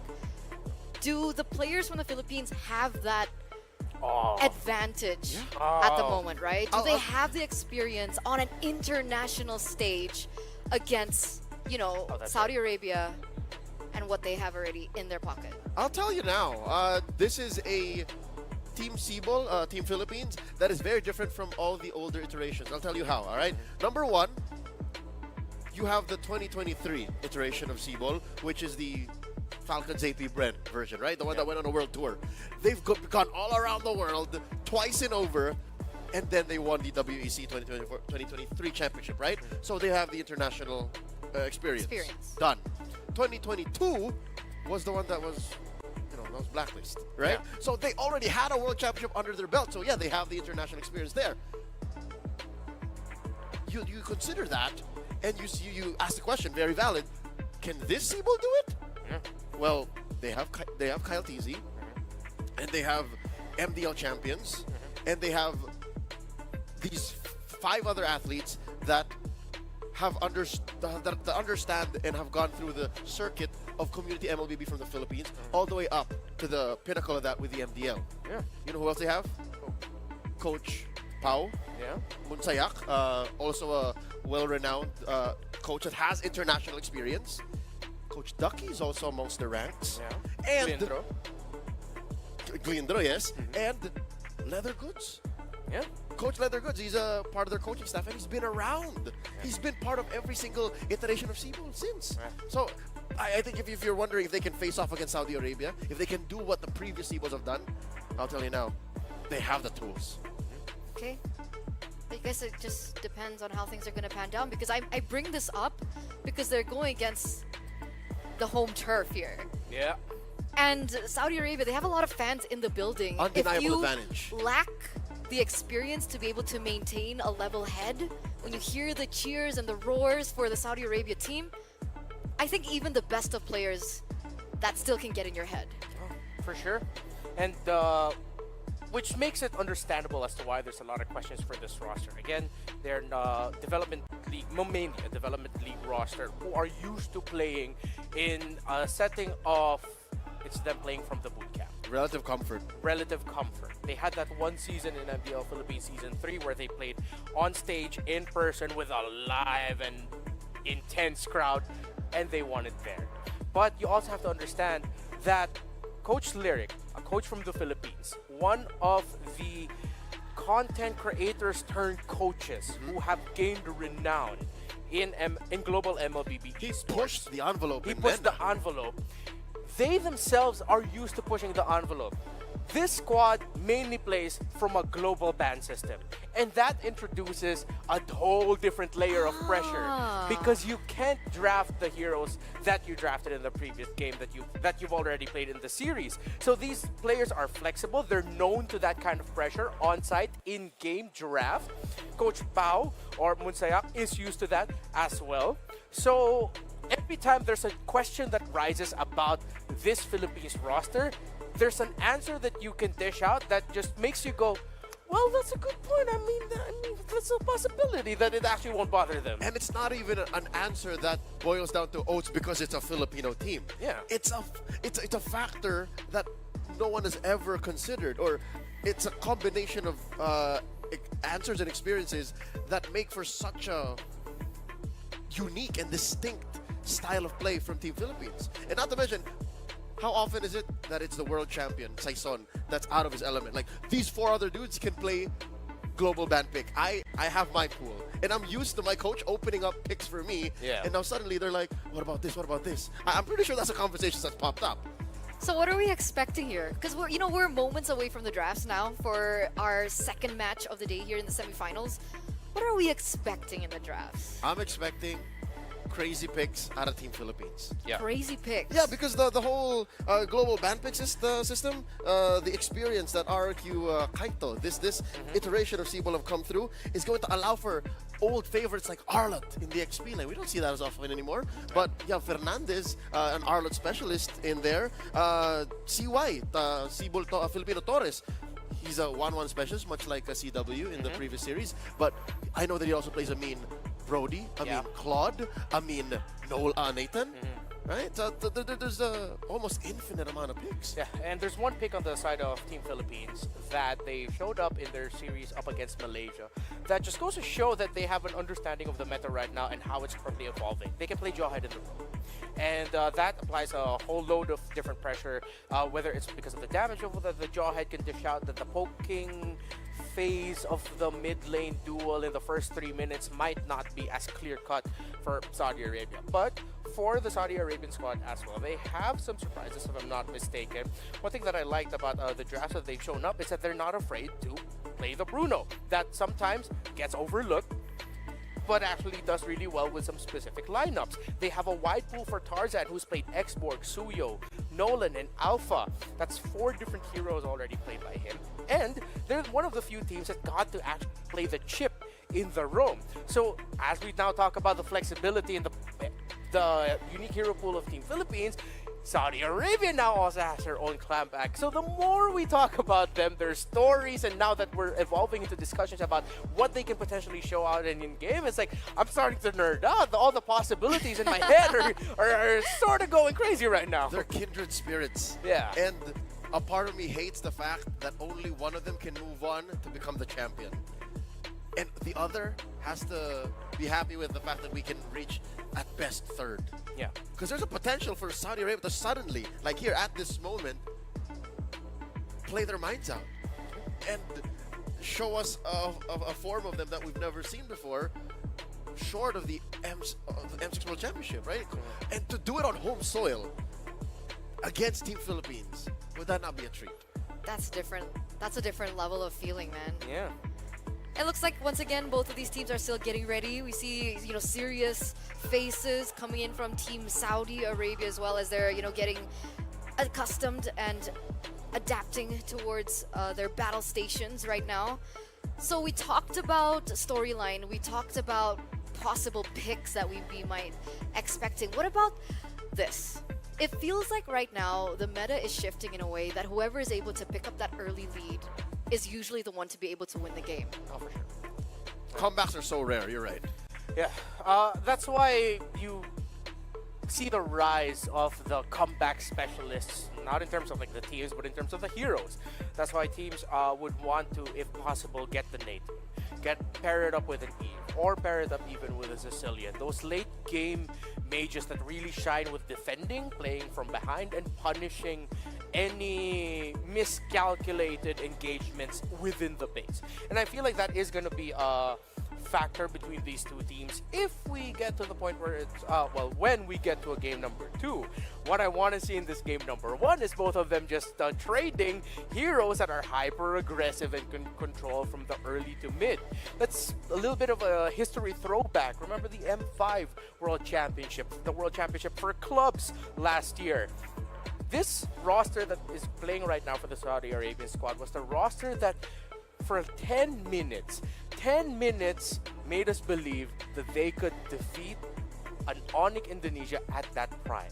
In that game number 1, it was these same individuals. It was Tro, Sano, Cuffin, Tarzan, Sanji that made even Indonesians go, wait, they might actually take down our champions. Yeah, I was sweating. Yeah. Hey, you were sweating. I remember I was on the desk with Mirko then, and we were really going like, even with Yasu from MENA, where we were like, oh, wait a minute, what? So I feel like that spirit is still strong with the Saudi Arabian squad. All right, and with that, we're going straight into the draft. So ladies and gentlemen, for match number 2 of the day here in the playoffs, Philippines, looks like they're going to be able to get that first pick. Yi, wow, interesting. Yi banned out. We haven't seen that just yet today. Alpha gets banned out alongside with the Jushin and the Fanny. Yep. And banning Eve right away, and you take out the Alpha as well as the chip, shows that we may be seeing Team Philippines signaling a lineup of early to mid-game aggression that if ever it gets into the late game, at least they won't have an Eve that could bother them and stop that. Kingdom of Saudi Arabia taken away, of course, the Jushin, respecting the pool of, I'm used to calling him by Mingwin. Yeah. Galiantes, if I'm not mistaken. Galantes? Yes. Yeah, Galiantes in the Galiantes. mid. Respecting assassins. So, we're going to be seeing a unique trade right now. In terms of the assassin pool, you still have the Nolans of the world still available, the Julian. Hilda, if Philippines want to lean into that early game idea. Something tells me they can go Hilda here. I'm not so sure if Coach Lyric is going to allow for this. I want to say it out loud now. I've seen it happen a couple of times. There's a Phobius, all right? So they don't want to ride the Hilda hype train. What if Angeling swing 2 and 3 blue? Whoa. I've seen it happen a couple of times, and this Phobius, it blocks out the 1-1, and it allows for still that strategy. You could put an Angela on a Phobius, call it a day. That's a good mid-power spike right there. That's a possibility. So this is a confident pick by Philippines.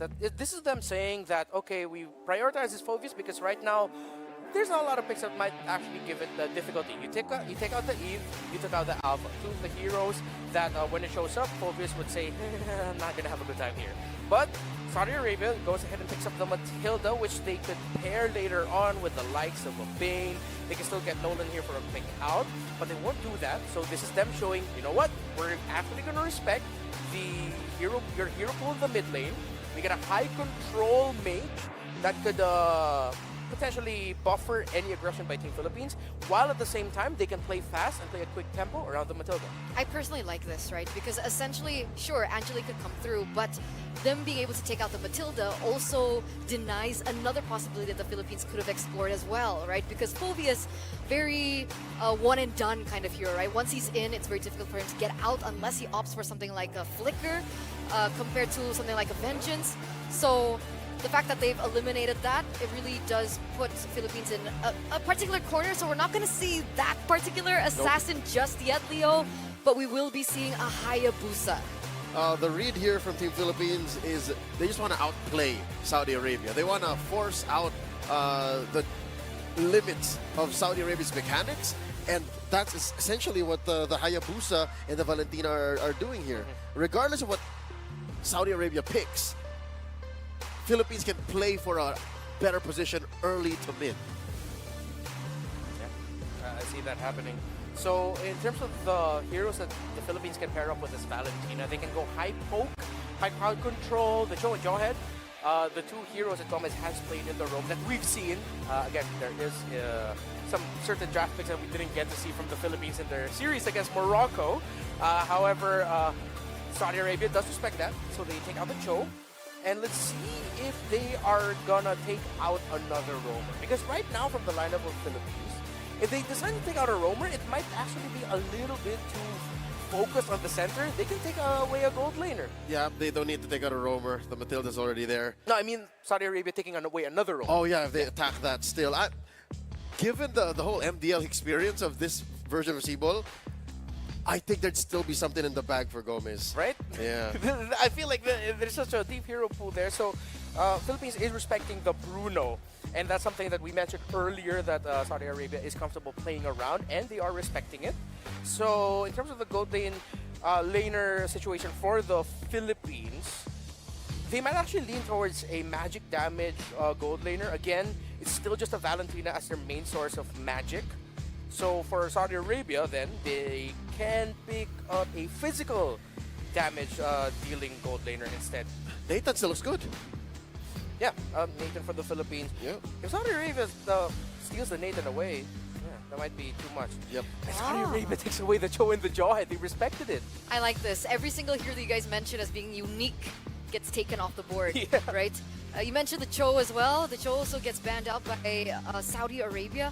Now, my big question is, usually when we see the Hayabusa, sometimes we do see a Ruby being picked up in the roam. Sure, Saudi Arabia has the Matilda, but does the Ruby still fit in the EXP lane to kind of combat this? Well, I would not mind a Ruby for Saudi Arabia. As you mentioned, yeah, they have the Matilda provided a little bit more mobility, but nope, it's not going to be a Ruby. It's going to be straight up just like Atakacha. They're protecting Sano. Yeah, this is going to be a backline 4 protect 1 lineup. You're right. Yeah, but still, I think the Magic gold laner is still a solid pickup for Team Philippines. That's what Torres is looking at.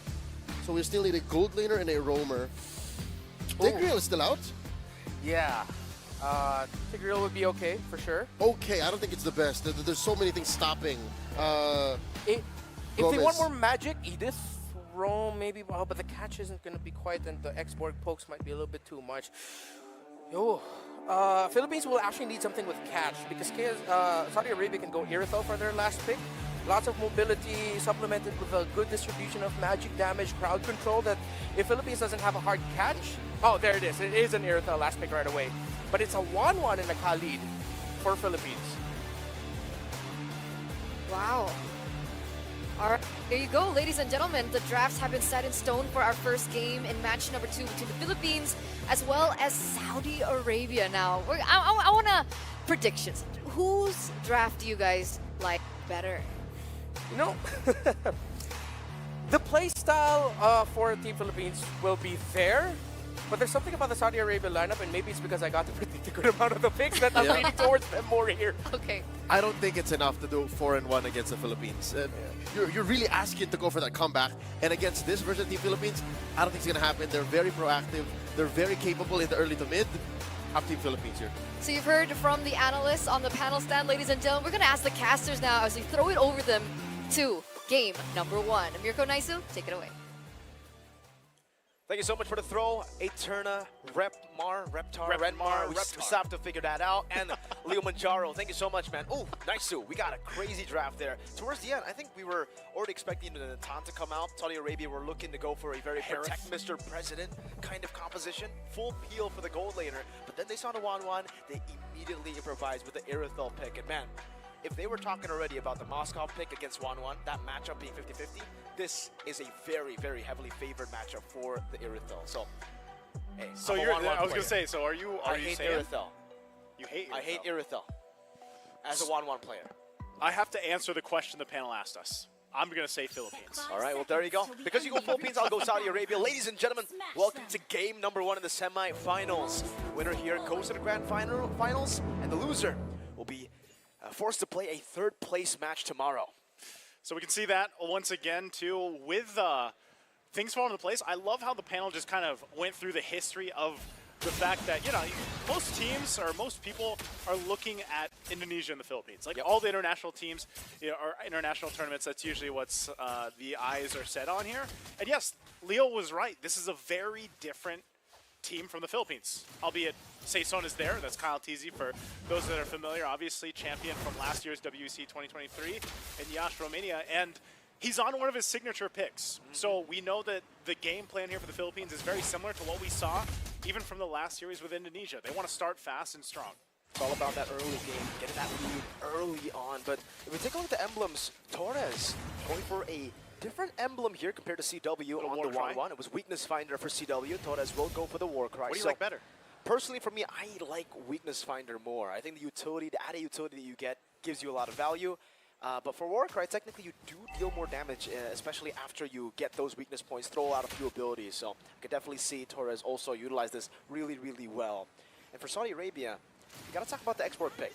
The export pick up against this Khalid, against the Phobias, it's great, but then they have some really good poke, I would say, and also some damage to get rid of the Faraga armor. You can already see from Saison here, putting the pressure down onto Tarzan, forcing the guiding win, all to set up for the first neutral objective that, honestly, on paper, if it's an assassin versus utility, should favor KSA. But if we take a look at the side pressure that Philippines has, I think Saison might have a very, very good route to just go in and get the neutral objective.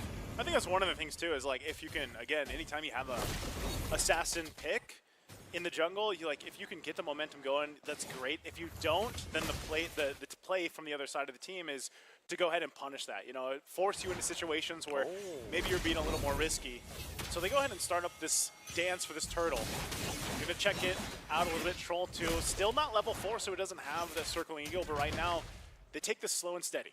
Really, really good rotation here from the Philippines. Look at the orange. We were talking about, again, the Khalid robe, right? When does it work? And honestly, if you can get pressure around the map like this and you have an assassin jungle to capitalize on the pressure that you can insert in the map, you can have the Hayabusa go across the map, get a lot of different farms, and now he's rotating up top. That's a trade, I think. Kill pressure up top for the 1-1. Oh, look, Saison's going under the turret on the top side.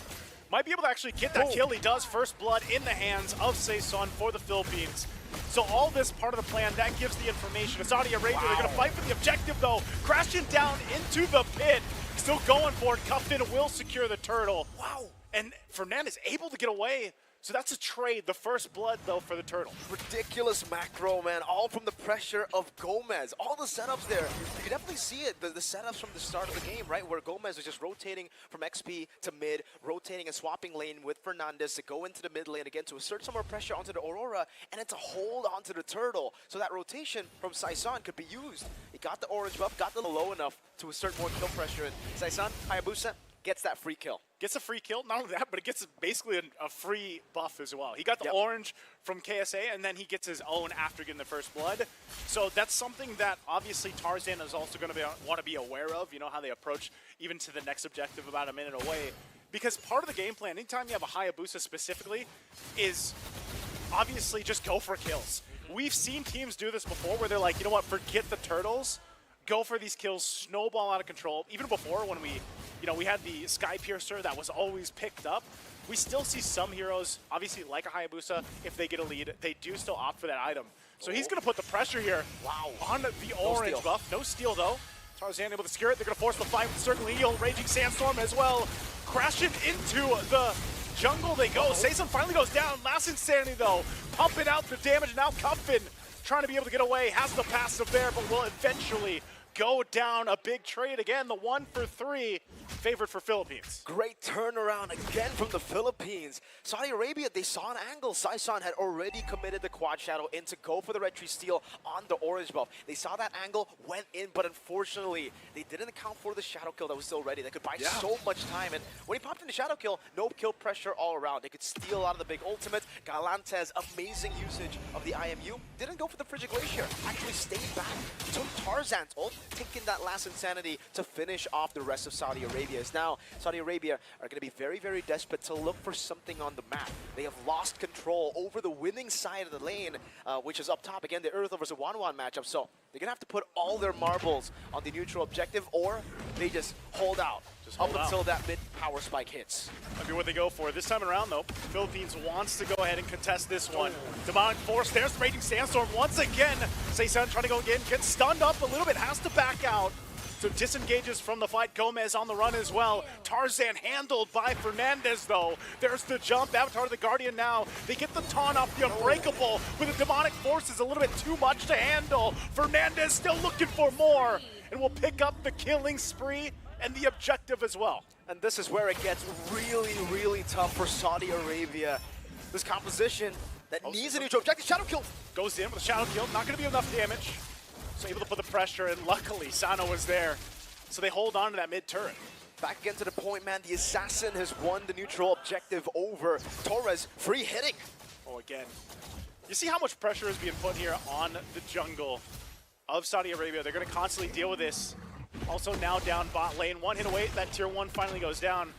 And this is what we're always talking about. When it comes to the Philippines, the macro level that they go at. Even some of the micro decisions obviously highlight too. There it is. Sky Piercer. Sky Piercer. What do we call that back in the online? Sky Pierce Abuser. That's a spa right there. The spa. The online qualifiers, when that item just came out and everybody was getting it first item, the spa. I mean, if you're this far ahead at the early stage of the game on the Hayabusa, you already got their first kill. They're now looking for turrets, and for Saudi Arabia, they really need to start respecting Sano. Oh, man. Oh, he's going for it. Crossbow attack going to be used. Vitalize. The Vitalize does come out. They're going to jump in. Avatar the Guardian looking for Torres. Won't be able to get the Unbreakable. Now Sanji jumping in as well, taking the brunt of the damage. Cut off from the team. Will be able to Guiding Wind out. What an escape, though, utilizing Troll, but look at the push. Sayson once again now, even that tier 2 worked on.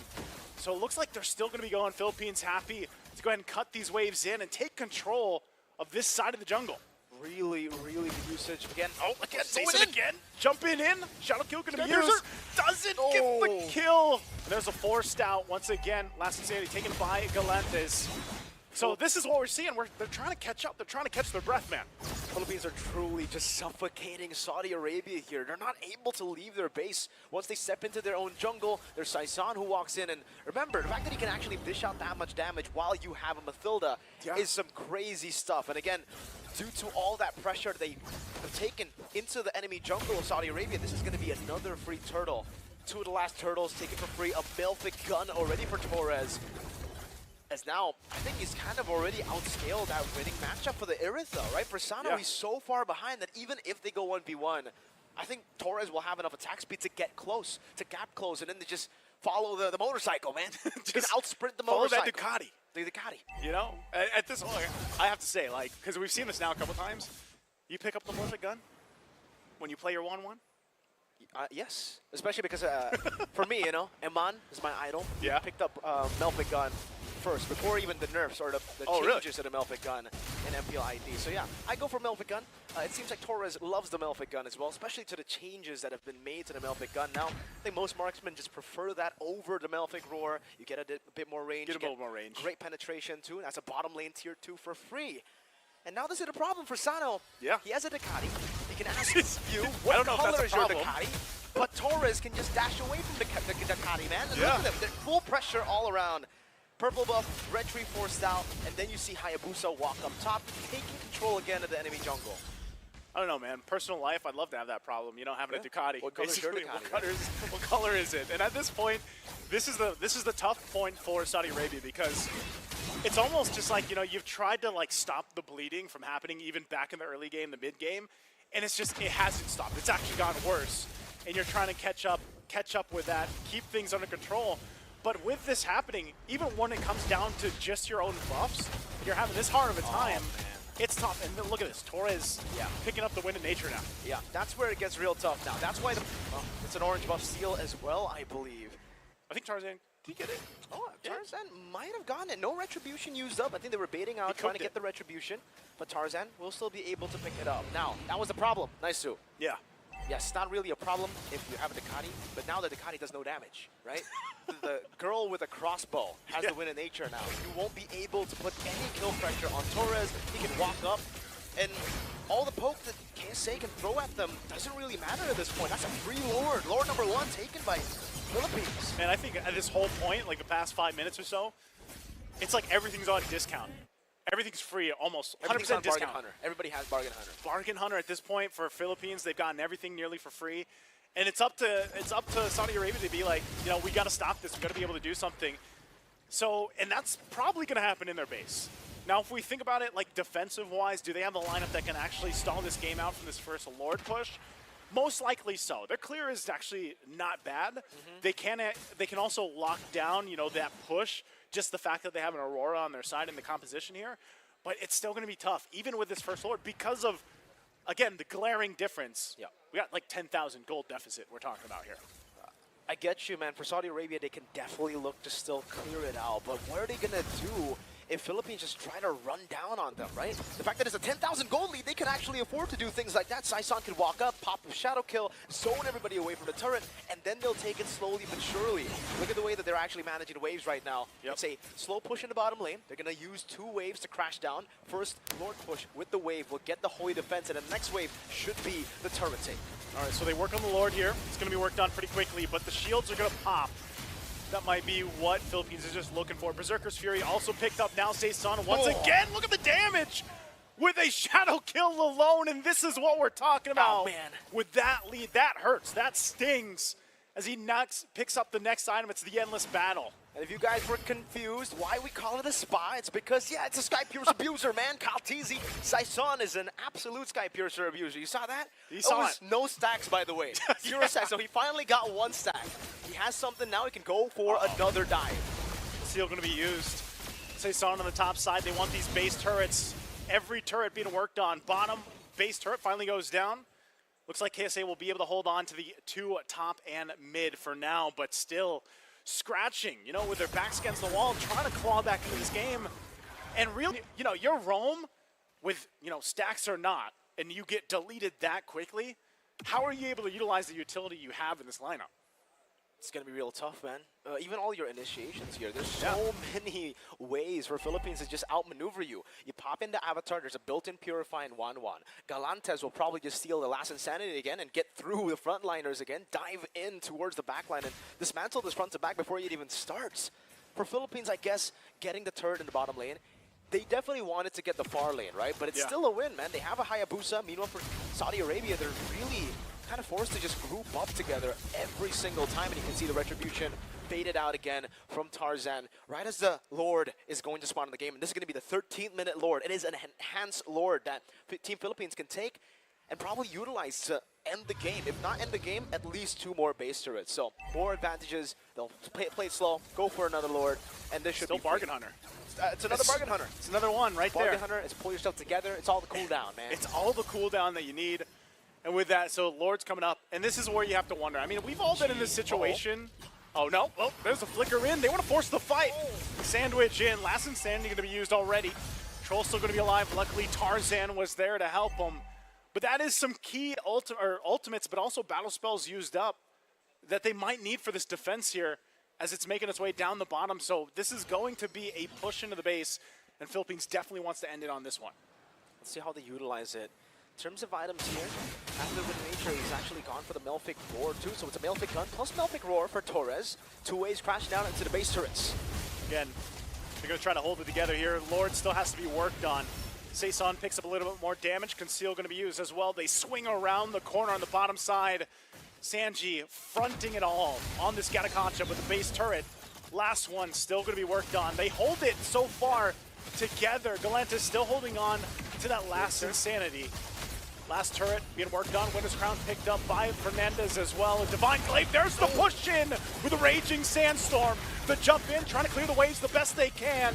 Gomez pops the Immortality, he's trying to disengage, and right now it looks like Saudi Arabia is going to be able to successfully defend against that push despite being majorly down.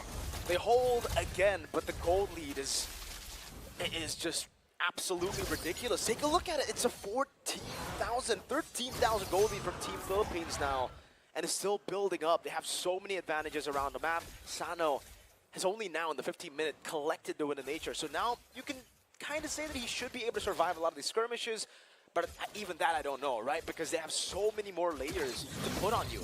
Let's say Saison goes in, you pop into Win of Nature, what are you going to do against Torres, against Gomez, against Fernandez, and obviously Galantes, who is still just going to deal magic damage, will bypass that Win of Nature like it's no problem.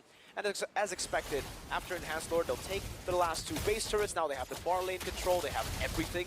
Saudi Arabia's jungle is now Philippines' jungle. Yeah, it's pretty much Philippines. And they'll just continue to suffocate Saudi Arabia, wait for the next Lord, no rush whatsoever, and try to end after the Lord spawns. I'm trying to think of this like we're like even if you're down this much. I mean, we've all been in that situation where you're down like massively. You know, even you and your teammates are like surprised, like, wow, we actually are still in this game. And it's like, how many times can they continue to do that with the lineup that they have? You know, and then possibly turn a fight around where like then the death timers are so long that they're able to swing in. And mind you, they don't have any turrets. Yeah. So let's say one more successful defense for Saudi Arabia. If Philippines gets a little overzealous on the way they approach that fight, and they lose that fight, it's going to be a good swing in the favor of Saudi Arabia, especially when it comes to map presence. Because right now, you have no choice but to just go ahead and park up in your base and watch your buffs mostly get taken, unless you're able to get that too. At this point, I gotta agree with you. The only strategy now is to park the bus or to go all in on the Lord, right? Maybe go for a fight here, gamble it 50-50. Try to look for a win, but against a composition like this, when they're all level 15 except for Fernandez, when they're all so far ahead of you, I think Philippines wants to corral them outside of the base, and Torres is walking up. Torres in the front alongside Fernandez, but that's going to be a Lord again, secured here. It almost looked like KSA wanted to fight, and now they're going to have to disengage. So even though a couple health bars are low, they'll go ahead and Guiding Wind on out, and it repeats itself once again. But they've done it now a couple times. Yeah. Can Saudi Arabia do it again? If this is what it's going to look like all the way from the start of the game, I think Saudi Arabia should have really leaned on to the initial strategy that they had, right? It's a full front-to-back composition. They were clearly setting up for something like a Natan as well, right? A pure hyper carry. Whoa. But they decided to go for it. Oh, bottom lane, trying to go for Saison. Shadow kill. They're going to get cut off here. They win in with the Circling Eagle. There's the Raging Sandstorm again. Even before the Lord, they're just forced to fight it out. Lats Insanity going to be used as well already. Torres getting the double, looking for more. Base going to be worked on as well as they try to clear out the waves. A triple's already picked up for Torres. Won't be able to get more, but they get game number one for Philippines. And we called it Naisu. Beautiful layering from Team Philippines. Once you win a nature to shadow kill, there's a crossbow attack. There's a Raging Sandstorm. There's so many angles of attack that Philippines can put on you when they have that big of a lead. Now for Saudi Arabia, it's back to the drawing board. For Philippines, if it ain't broke, don't fix it. Continue what they are doing already. They're just so creative with how they tackle around these early game neutral objectives. Phenomenal. Phenomenal performance from Team Philippines. That was almost like a last-ditch effort coming out from Saudi Arabia there. Like, you saw it happen. The Circling Eagle was used. They tried to, of all people, by the way, they tried to get Saison. They tried to get Kyle Teasy on the Hayabusa, mind you. That's already difficult in itself. Very, very. So they kind of then they had no choice. Once they committed, they full sent it, and then they got cut off with the sandwich. Again, they got the win in nature. It kind of played well to the Philippines because they got the win in nature. It was a green light for the rest of the team. Khalid to Raging Sandstorm and Torres to just get that crossbow tang down. And with the translation of that kill, we know that duration of the crossbow tang, it adds on and on and on. Triple kill at the end. of the game before they destroyed the crystal. It could have been a Maniac. Thought he was going for the Maniac. I thought they were going for the Maniac, but hey, a win is a win. They'll just go for the crystal. Doesn't matter if you get a Maniac. Doesn't matter if you get a triple. A win's a win. What do you guys think on the panel? Analysts, do you like that game? I'm pretty sure 2 out of the 3 people on the panel right now are smiling at the moment. Why aren't Thank you, smiling? casters, by the way. Huh? Don't you want to smile? There, you're smiling now. Oh, I'm smiling So because that's it's 3 like out of 3 professional. Ah. Yeah. Are like you smiling? internally smiling. Like I'm my smiling. soul is All smiling. right. I'm happy. That's an interesting. Yeah, smile. I ate my own words. I ate my own words. The Philippines just outclassed, straight up outclassed the Saudi Arabian squad in that one. That's what I was looking at. Again, the individual execution and the lane-to-lane pressure that Team Philippines could apply. You saw it from the early to the mid, up until that last play where they're like, why is Sano that deep in? Yeah. What is Troll thinking? I mean, I'm sure they were thinking, all right, you built your Malefic gun, you can go for it. But when you see a lane that well controlled and you see Team Philippines playing with macro, that's basically just Mike Tyson in boxing. That's Tiger Woods in golf. Like, that's just the nature of the beast. And that means they allowed for Saudi Arabia to get that deep in so that they can punish. As soon as I saw the timer at what, 5 minutes? 4 minutes, 5 minutes, no kills, I knew it was going to PH's pace. It was a Hail Mary play that they made, right? They were already so far behind. All these lanes were pushing. Philippines were able to pick up another Lord. So they gambled on it. They gambled 50-50. And unfortunately, it didn't really work out to their favor. But that was a 17-minute game, 18-minute game, nearly. This is one of the longest games we've seen today. Yep. Classic Filipino discipline. When they weren't able to get Saudi Arabia down, once they were able to take down all the turrets and they were able to survive the dive coming in from Team Philippines, well, Saudi Arabia had more time to work with. The magic number that they were trying to reach was around closer to 45, 46, because leading up to this, they already got the Malefic gun on that Airthal, so it was a full build Airthal. Even once that Malefic gun came in, I was already saying, oh, it's going to be a little bit better now, a little bit harder maybe for Philippines. However, it would have been difficult for the Philippines if the Airthal wasn't in that deep. They decided to commit that Hail Mary play that you mentioned, and it was one shadow out by the Hayabusa that took out the efforts of the entry of the Matilda in the Irithel. Once Saison was able to shadow out, and then they realized, oh, what we committed on the target isn't here. They had to run, force out the Wind of Nature, as the casters pointed out. That's an easy call by Gomez to commit the Raging Sandstorm Flicker into the back line. It was a free play for Philippines to punish. In addition to Saison's expected performance, again, this is the same Saison we're talking about that won the M5 World Championship, that won this same tournament last year, the WEC 23. Today, to me, personally, Gallantes was a revelation. Gallantes picking up the right ult at the right time and being as aggressive as you could be while still protecting yourself as the linchpin, as the anchor of this draft. It's amazing. He's top kill participation, KP here in this game. Yeah, he mentioned here the linchpin of the draft. If this was a worst performance coming in from Gallantes, the story would have been different. You wouldn't have had an incredibly reliable Valentina. You would have called for the Vogus and the Hayabusa to hard carry alongside the Kali, potentially getting some more deaths. But since Gallantes was so efficient in his play with the Valentina, again getting the right ultimates and applying the pressure at the right time, suddenly Saudi Arabia and their lineup felt more damage than they dealt. We saw that unfolding. We saw that unfolding in the game. He was definitely the glue to, iron things out. Yeah. An amazing, once again, performance from Team Philippines. And if we're going back to the basics, guys, it wasn't a bad draft from Saudi Arabia. Asterisk, it wasn't a bad draft in the grander scale of the metagame. But when you're looking at their play style and what they want to do against Team Philippines, it might not have been the right draft. Because it was a very 4-1. We can agree on that. It's all on Sano. Sano is the one who's going to carry the game. That's number one. Number two is maybe there wasn't enough proactivity in the jungle. Because it looked like Team Philippines wanted to invade, right? Like they had the Khalid, they had the Hayabusa, they had the Valentina. But even then, they weren't invading as hard, even into the 10th minute of the game. Yeah. So they gave a lot of leeway to Tarzan. So was that draft or was that execution? I think it's execution. Execution, right? Yeah, so it's a draft that is good on paper, Yeah. but maybe Team Saudi Arabia could have done more with it. Yeah. Exactly. It's hard to say or find the universe wherein you'd say the X-Borg would out-rotate the Hayabusa in terms of jungling speed. But then again, that's why you pair it up with the Matilda, so that it can rotate the map better, a little bit quicker, reposition in better angles to throw off the opponents. It's just that, yeah, it seems like there was a, I wouldn't call it a disconnect. Maybe a hint of discomfort, again, going back to that idea, a hint of discomfort with the playstyle around the Matilda Aurora and the Hayabusa. All right, Red Mario, now that we're talking about it, it's come to me. It's not disconnect. It's Sano, or no, rather, no. It's Troll getting overloaded. Troll has to do so many things, right, on the Matilda.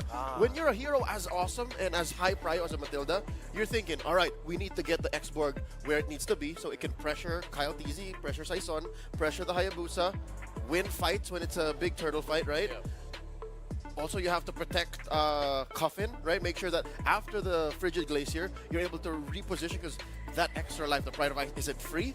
And then you also have to protect Sano because Sano isn't ready up until the, what, 5th, 6th item.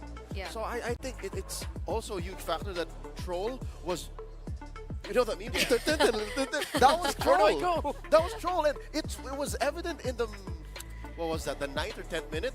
Where even our casters were like, how was a roamer popped like that by a Hayabusa with a Sky Piercer with no stacks? Yeah. Right?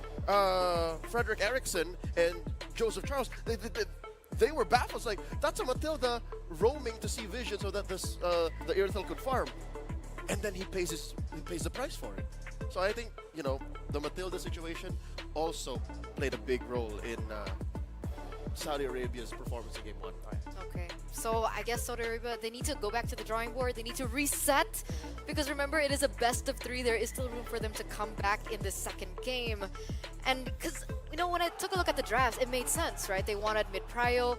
They were able to pick up an Aurora against the Valentina. They were able to pick up a really good gold laner against the 1-1 as well. I mean, an Irithel is an answer towards the 1-1 in the lane. It just so happens that the rotations that were coming through from the Philippines were just a lot more quicker and a lot more clean. I think Saudi Arabia got so much in the draft, but some things went through the cracks. Yeah. And that's where Team Philippines attacked. Yeah, and in the very first pick, a big elephant got through a crack, turned it into a massive hole in the wall. It was the Phobius that, in the long run, wasn't bothered. It was an bothered performance by Fernandez. Freddy Fernandez. Who early on, I think around before the 9th minute, he was already 3-0. That's already a good signal that this Phobius had a really good time. In the team fights, the Phobius would just be jumping up on people. There aren't maybe that many dashers that would activate. Maybe you get the guiding wind dash from the second skill of the Matilda. If ever the Irithel's around and uses the heavy crossbow, that activates it. Gatos enhanced. Gatos enhanced. But essentially, it was just Fernandez being proactive with the Phobius, making the most of the crowd control already built in the kit of the Phobius that was also easy to dish out. Then I thought that this Phobius might actually have a little bit of difficulty, but then he was like, what are you talking about? They didn't have the damage in the early to actually mess up that Phobius. They would control him, they could delay him, but similar to that Uranus for Indonesian He game was number inevitable. 1, he was inevitable. He was inevitable. Half of Fernandez's Infernal Pursuit triggers were off of his own skills. Yeah. And I watched the game, he was triggering them himself, just... Exactly. Yeah. It was just the second skill, the enhanced basic attack, which made me feel like, oh wow, you don't have a lot of dashes, but you're still triggering all of those effects. That's crazy. So let's see the adjustments coming in from Saudi Arabia for our game number 2 between these two teams and regions. It looks like they are going to be swapping sides here. Philippines now on second pick. We have the Fanny, we have the Matilda being banned out by Saudi Arabia. Meanwhile, from the side of the Philippines, we have the Suyo being banned out. So still very similar. I think the only difference here now is the fact that the Matilda is off the board. Yeah, I'm going to say this now. If Saudi Arabia prioritizes the Cho, Philippines take a jawhead third pick in red. Come on, let's just show us a fight. Just show us damage, just show us pick off. Just fight each other. Yeah, honestly. Game 1, despite how violent it looked, like, you know, the number of kills that Team Philippines got away with, it was still like the old-fashioned macro play style that the Philippines is well known for.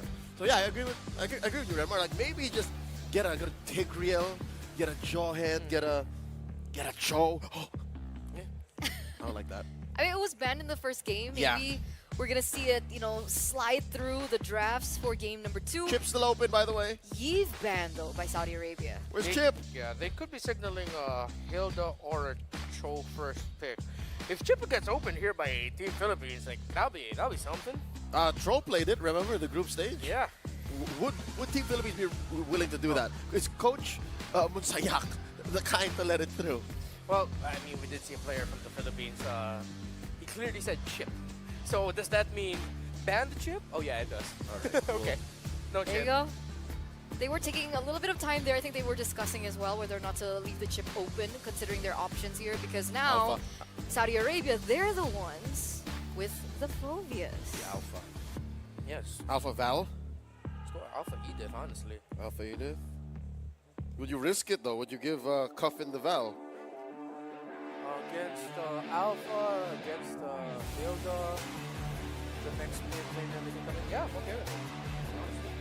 Well, I don't know. Would you roam Hilda? You think Troll would roam Hilda? No, I mean like for the Philippines to pick up Alpha Hilda now. Oh, Alpha Hilda now. Yeah. Oh yeah, just ruin the first pick, like undo Sanji's phobias. Yeah. I mean, they can also steal away the Cho from Troll, but they might actually be inclined to give it. We'll see. Yeah, you're procking way too much of the. Oh, they did. Never mind. Oh, they stole 2. Show Valentina then. Interesting. Wow. So already a lot of tools in the hands of the Philippines right now. Not really showing their cards just yet with their lack of need to pick up the alpha. Technically, Kyle, wait, what was his real name again? Michelangelo Saison. Saison, there you go. Saison, yeah. Saison. His cool hero. He could pull up something like the Hayabusa again. Sure. Yeah.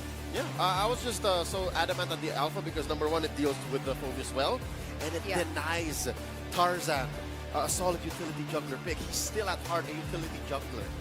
That's why his hero pool in the group stage is so specific. Yeah. It's because as much as he can, he would rather play utility. There you go. There it the is, alpha see? pickup. I know my younger brother. That's a deep cut. Yeah. If you were here earlier, hopefully you got that. Now you might actually just have a bunch of people in chat now just wondering, wait, really? He's the older brother of the players from Saudi Arabia? Guys, Leo makes jokes. It's a joke? Is it not? Are you actually his brother? I don't know anymore. Let's go back to the drafts. Have Got dinner thought later. pickup alongside with the alpha. I would laugh if they just go 1-1 again. That's Would sort they? of like a flex. Would That's they? sort of a flex. if It they just is. go into the That's 1-1 just again. clearly CY saying, rather Torres saying, I don't care. All right, here we go. All right. The answer, the X-Borg, for sure, definitely going into the hands of Saison. It is. Should be.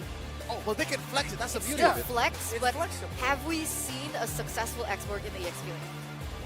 It's possible, but in this current metagame, no, not really. I haven't seen a good XP X-Borg in 6 months. Oh, yeah, that's true. There you go. It's mostly going to the jungle. Yeah. I'll lead with that idea too. It's good. It denies the boxes that Saudi Arabia have set up. It's honest. Philippines are not going to take out mid laners and gold laners is what they're focused at. So this looks like a more proactive 4 protect one from Saudi Arabia. When you have a Gatot, a Phobius, and an Alpha together, whatever gold laner you pair up with that instantly calls for a 4 protect 1 lineup, which can still find opportunities in the early to the mid game to snowball around the Alpha. Yeah, it's a rumbling 4-1. It's Yeah. a 4-1 that fights in the early to mid, and then they eventually wait for that comeback moment if necessary. Now the big question is, what is that? What is that comeback moment? They've banned out the 1-1 here. So essentially, we might not be seeing a forced Iritel pick. Natan, exactly. Natan with a Purify. Get to it. Also, you just if you want to, like, throw a Beatrix on Sano, he doesn't care. Yeah, I was thinking actually It's Beatrix. doable. Beatrix with those 3 as your front line and whatever mage you decide to pair with it is good. Are they still gonna default into the Aurora for the mid lane though? That's my biggest question right now, honestly. Let's see. Yeah, Vexana, Valentina, and Aurora. That's what we've seen from him so far. Wait. Well, I'll be damned. The Angela is also very possible.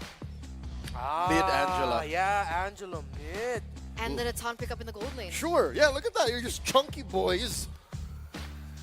and you just keep fighting. You just force fights. It also supplements the lack of damage if you do want to go for the mid Angela. Yeah, the only problem is your wave clear is rubbish. Yeah, which means that they need to pick up a Beatrix along those lines. If they want to go full aggro, then they go Harith. If they want something with a little bit of better wave clear, you go Angela Beatrix at the end. Nathan does a trick too. And the Nathan. But to me, it's like, I'm already okay with their magic damage output if they have the Angela and Gacha. You need harder raw damage. Yeah, but Nathan protects himself better than the Beatrix. That's just me. Well, that's true. With the Purify, that might help them out a little bit better. Oh, Philippines goes Harith. Another go Claude. They can go Angela Claude too. All right, Claude instead. But if they want to put more stuff on the floor for the Harith to avoid, to deal with, then yeah, I'm okay with that. So we do see a signature pick coming through from Saudi Arabia. The Claude does get picked up, but how is the Claude right now in the meta game? He's like tier 2. Yeah. He's Against good. a Harith in lane? Yeah, he's good at double laning. Like, he'll double lane better than the Harith. Yeah. But when it comes down to coming online, he got faster and then slower. Yeah. Is that just me? Like, after the whole mana removal, like, he just got slower again. Not to me, he's still quite fast.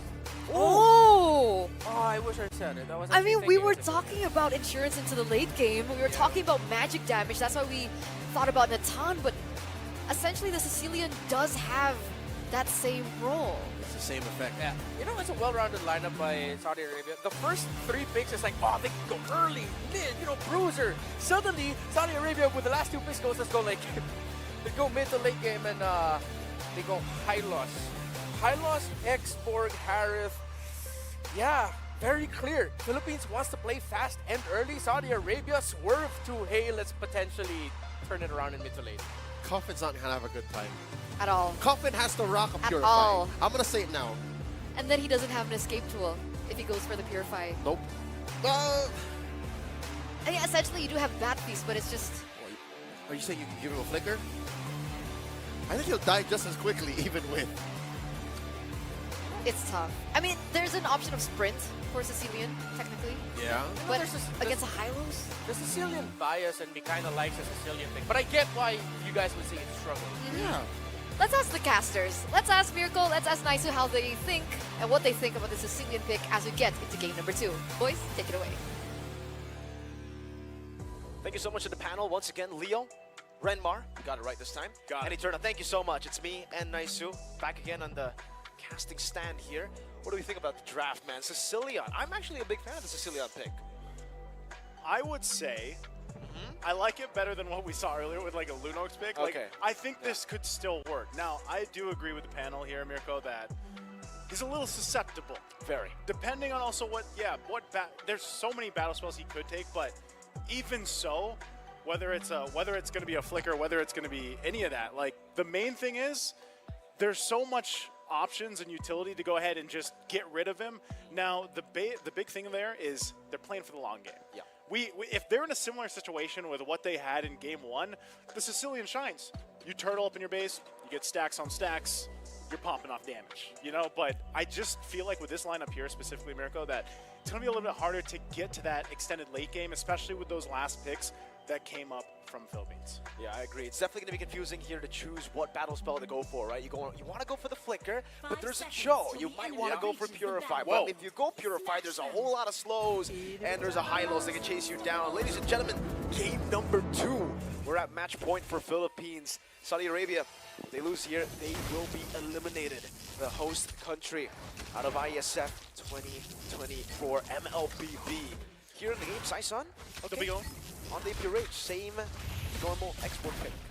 Just a little correction there. They will be going to fight, Third right? place. To third place. Third yeah. place. So they'll still have a chance, but obviously the team that does go forward here will go to that grand finals, lock in that first spot. But yeah, nonetheless, the pressure is up for Saudi Arabia, for KSA, the home team here, of course, trying to extend the series. And again, they were able to go ahead and sweep Indonesia this time around. We'll see if they can extend the series against a team like the Philippines. Now, based off what we saw in the previous game, Saudi Arabia's, just their players in general have vastly improved even the last time that we saw them in IESF. But with this lineup, again, it's more so can they execute it properly, especially this time around. You know, they've got to revitalize in favor.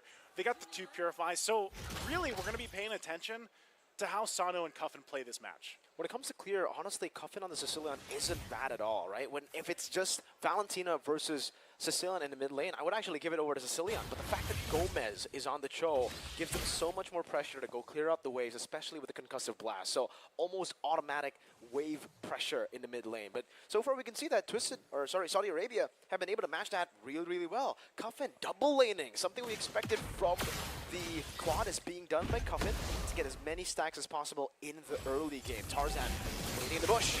Okay, already. They're going to force the fight. Sanji quite low. They're going to jump in. Demonic Force going to be used too. Seisun jumping in back, trying to cook them down. First blow though, Sanji falls. Tarzan also in trouble. 2 down for Saudi Arabia already.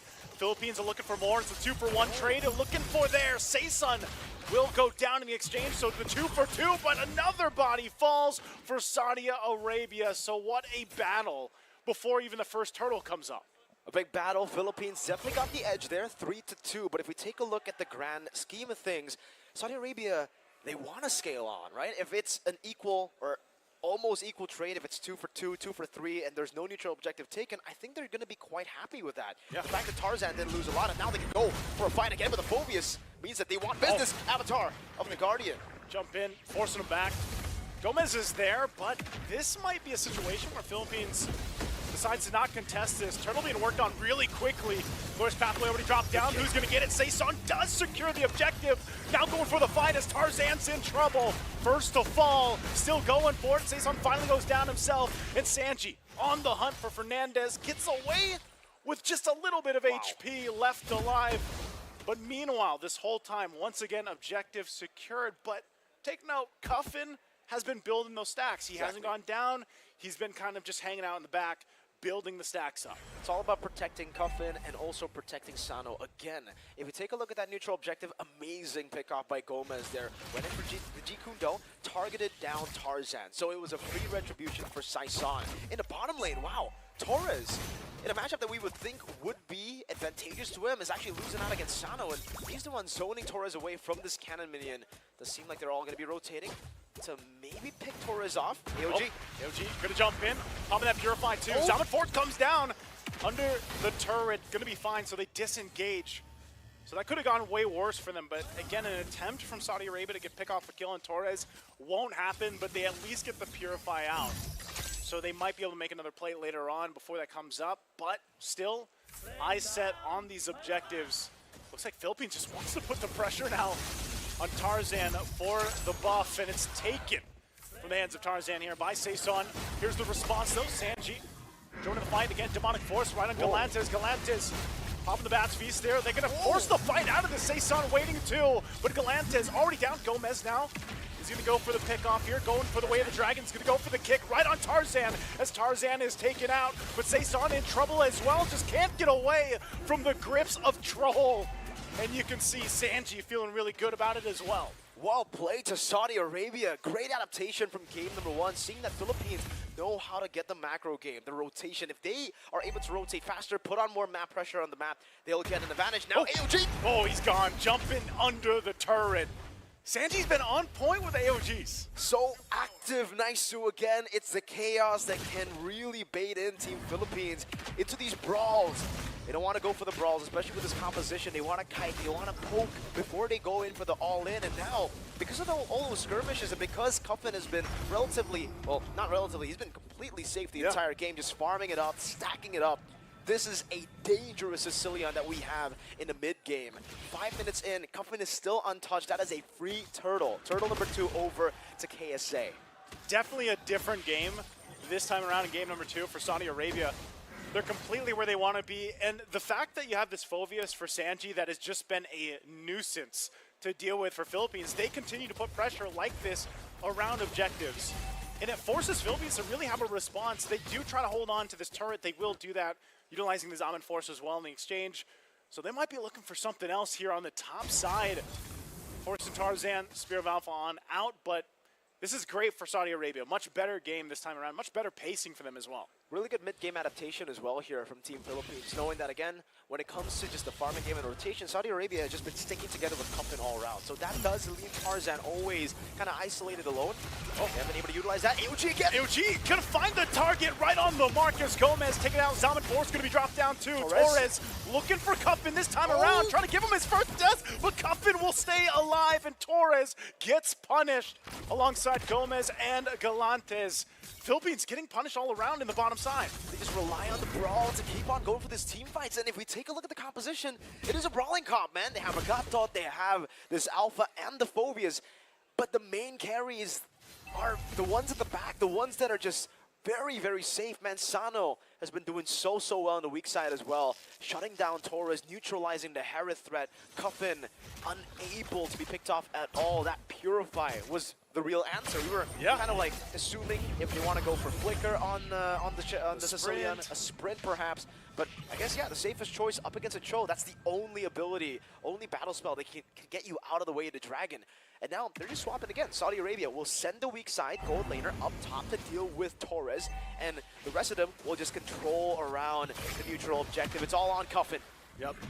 Third turtle, last one of the game. Fought here. It's a 1-for-1 so far for both teams. They're going to jump in this. Saison just can't get close enough. Troll and Sanji still going for it more, and Fernandez going to be the one to fall. Zaman Force dropped down too. They want to battle it out. Finally getting Cuffin out of the picture. They punish Troll as well. They get a third body in Sanji, and it's a triple for Torres. Plus the last turtle of the game will go in the hands of the Philippines. And they just switched the game around with that fight. It looked so good at the start for Saudi Arabia. They were able to get a massive initiation with Sanji getting 2 and then straight into the AOG, but they forgot the prime win condition for their team isn't to go in and initiate onto the backline of Philippines. No, it's to buy enough time or to distract with the chaos for Cuffin to free hit. He was targeted. Now Sano, BMI to the back. Oh, Sano, he BMI to the back, and they were ready for him as they took him out. We got a very close-up look at that, too. But, man, it's, you know, this is where they have to kind of get themselves situated, because now in the mid lane, they're pressing again with the last insanity coming out from Saison. Force to come back. AOG going to find the connection on Fernandez, and they look for Saison. Turret's already going to be down. Spear of Alpha will be able to find multiple members. Fernandez and Saison out of the picture, but the rest of the team fight is going to break out. Galantes goes down, and Saudi Arabia will try to turn the fight around some more as Torres falls as well. Gomez, the only one left alive. What a fight for Saudi Arabia. If Cuffin survives, if he's able to bait out all those abilities, then Tarzan carries from the back, gets an amazing Spear of Alpha in the end. After Philippines overextended, overcommitted onto Cuffin, who this time had the Purify. It's all about the Purify now. If we take a look at Cuffin, once he has it, he can bait out so many of those resources. And Philippines, they've just been throwing everything at Cuffin. Great recovery from Saudi Arabia. It looked like they've lost their lead already, but now we're back to just equal footing. 9 minutes in, 24 total kills. And Cuffin, he's still on the way. He's still scaling. He died once. That's an okay setback. It's not that horrible for him. The fact that he has the Lightning Truncheon now, and Sanji has gotten the Roam Boots. He'll get more gold with assists coming in. Let's take a look at the items here. Glowing Wand as well, already with the Elegant Gem to get him a bit more sustained when it comes to the mana for regen. And also, Golden Staff on the way. Sano's about to hit it very soon. Yeah. It's kind of scary that Sanji's that tanky too with just a Radiant armor. Like he is, and that's why Phobius is such a he's such a chonky hero to deal with. And they're gonna have to deal with it again with this Lord take. It's started up by the Philippines. You can see Sino rotating for the fight as well. Fernandez trying to provide some of the information, and Galantes holding on. Oh, Torres? To Cuffin's ult. Cuffin already going to pop it. They ignore the Lord. They're going to just break out in the fight in the mid lane. As Sano's taken out of the picture already. Torres goes down as well. Fernandez to follow. They're trying to fire back. Galantes going to be looking for Cuffin as Gomez is chased down. Run down, but he gets Galantes before he falls. 3 for 3 so far in the mid lane. Still has action as Sanji flickers out on the defensive. As Gomez and Saison are left to fight. And it's up to them at 2 for 2. And he's in trouble. Still has the armor. Gonna be popped, still has Immortality too. Right now, Saeson's job is to keep them from going forward. Immortality gonna be used, still has the armor. There's the last Insanity, trying to cook them enough to take them down. But he gets taken out as Troll gets the health back. Gomez extending the time, and Fernandez will drop down the Glorious Pathway to follow on through. And they finally get Sanji and Troll. Can't run away, but he jumps out with the avatar of the Guardian.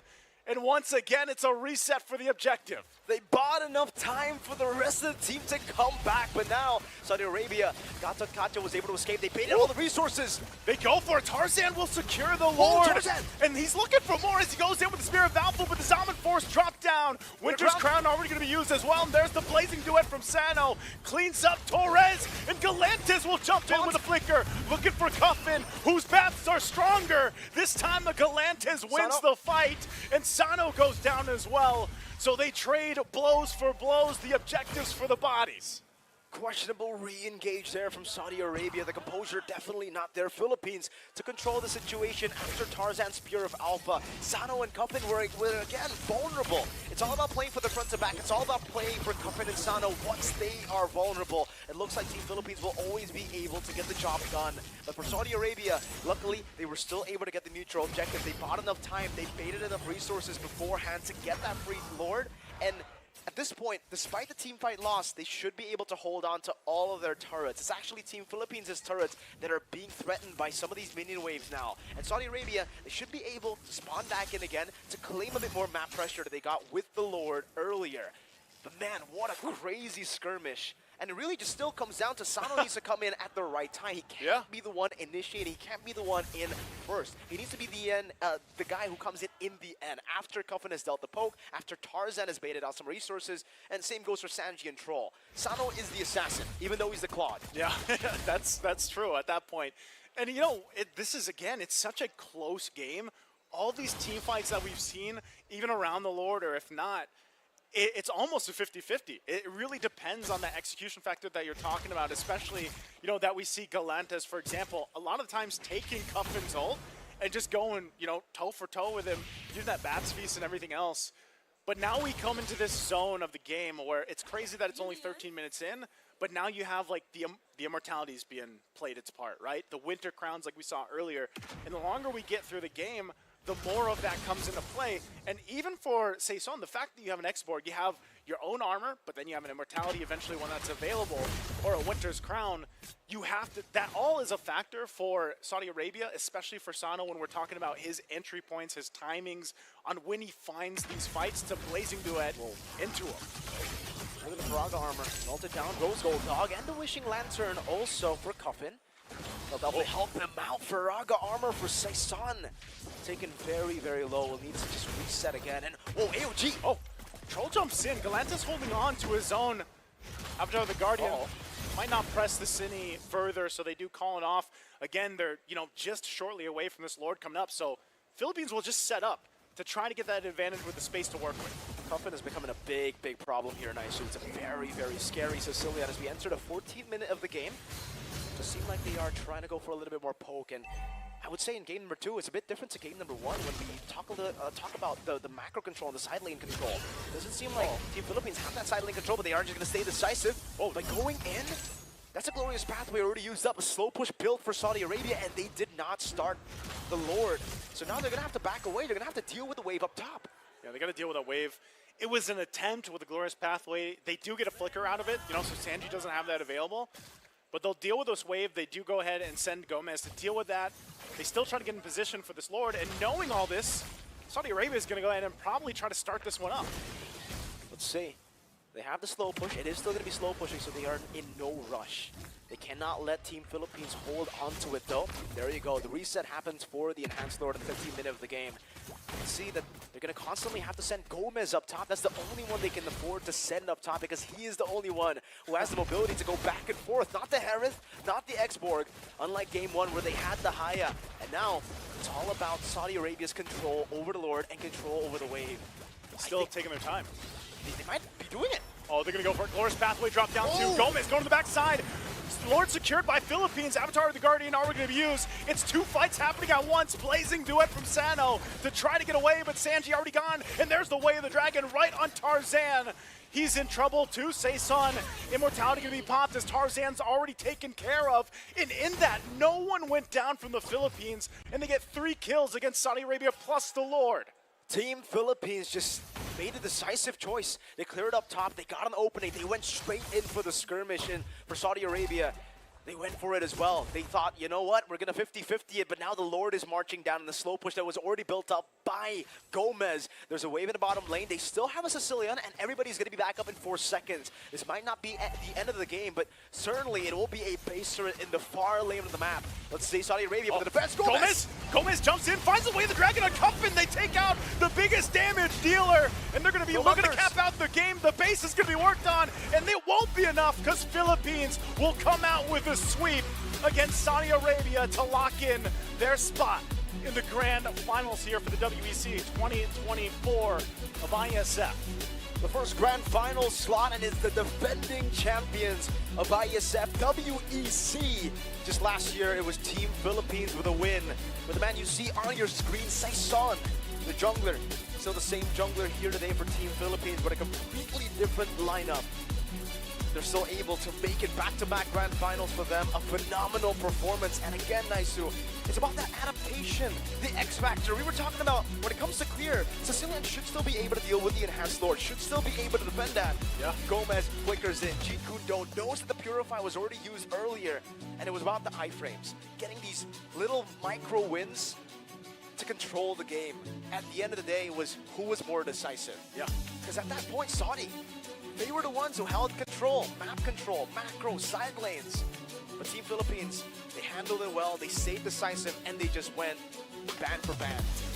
They went for it, ban for ban, man, and yeah, like you mentioned, I didn't think that the game would actually end there because Cuffin was still up. Exactly. They should have been able to go ahead and clear some of the waves, but it was that decision from Gomez to just be like, yo, I'm going for it, we're going to make it work. Sometimes, you know, the Cho is able to do that, sometimes he's not, but Gomez got the right target, and that decision right there ends up getting them the sweep here, locking in their chance to defend that title. Philippines, again, the champions from last year, albeit it's a little bit of a different team, besides Saison there. Yeah. But definitely this is, you know, it was a hell of a game, man. It looked super close. Saudi Arabia really fought out for this one, and I was almost thinking that it would be a case where we get to a game 3, but just a couple minor mistakes and some off timings on the initiations and entry points. Philippines with a team like that has that experience and that, you know, that calm mind when it comes to that, they punished when they had to, and they made it work. Great capitalization, great punishes across the board after every single little mistake that was made by Saudi Arabia. And again, for Saudi Arabia, this does mean it is the end for the championship run. They can still fight for 3rd place. They will be down in the 3rd place match, and they're going to have to wait for Indonesia versus Malaysia. Philippines as well will definitely be waiting for the result of Indonesia versus Malaysia, our 2nd semifinal match that you guys can catch later, because we'll still have that match. And man, I guess we're just going to throw it over to the stage for an interview with Galeantes. Galeantes, congratulations on that swift victory. I gotta ask you though, you look pretty comfortable considering that this was your first international appearance on the big stage. Talk to me about how you felt. Actually, first, I'm nervous, but at the same time, excited and confident on my first time here in international tournament. I think that's because, you know, even though it's our first time, the 4 of us, we have our Coach Daki, Coach Pao, and Kyle TZ who have the experience in international tournaments. So yeah, they just give us a heads up about the pressure here. So. Do you feel like playing against, you know, the local hometown hero, hometown favorites of Saudi Arabia affected those nerves at all, knowing that people in the crowd, of course, you got fans of your own over here. I have been hearing them, I have been seeing them. But do you feel like, you know, going up against the local team of Saudi Arabia affected you guys at all?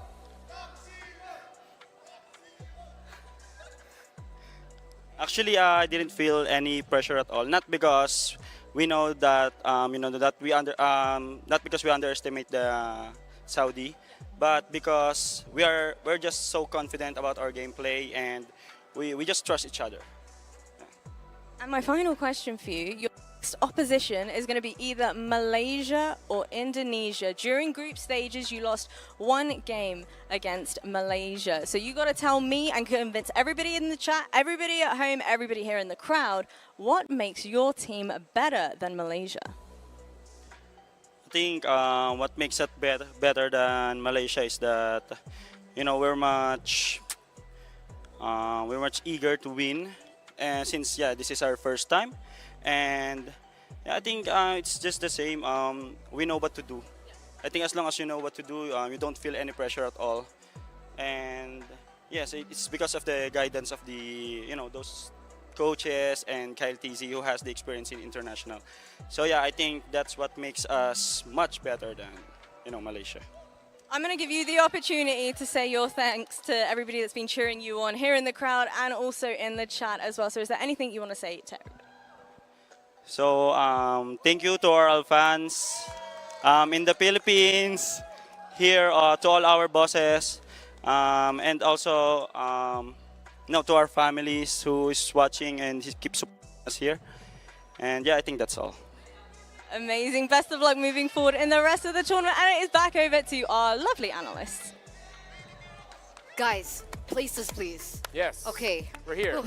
I thought you wouldn't get it back in time. They We've were been calm. They were very excited with that win. So that does mean that the Philippines have secured the first ticket to the grand finals, and the question is, who will be accompanying them? Will it be Indonesia or will it be Malaysia? And I'm kind of I was caught off guard with the questioning earlier on by Jasmine. She went for the throat. Assuming that it was going to be Malaysia to move forward. I heard that. I don't think she was assuming it would be Malaysia moving forward. I mean, she did contextualize it with the fact that Malaysia took a point away from the Philippines in the group stage. Okay, fine. So it's a little bit more in that idea, yeah. Okay, fine.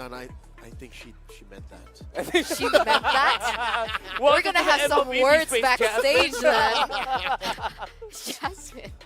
But yes, an amazing performance by Philippines, taking this a 2-0 clean sweep in this best of 3 against Saudi Arabia. So this does mean that Saudi Arabia will be able to participate once again tomorrow for the bronze match. But when it comes down to the grand finals, it looks like the Philippines have a chance to defend their crown. Yeah. I hate to say it, but history repeats itself. And what does that mean? If we follow that path, that means the previous champion's gonna become this. Wait, what are we referring to? Everything. Everything? If we're talking everything, then that means what you're watching now could be. Are you talking about MSC? No, the What are we last talking about? WEC. The last WEC. Oh, the last WEC. No, because I thought that if Malaysia moves forward and then they meet the Philippines.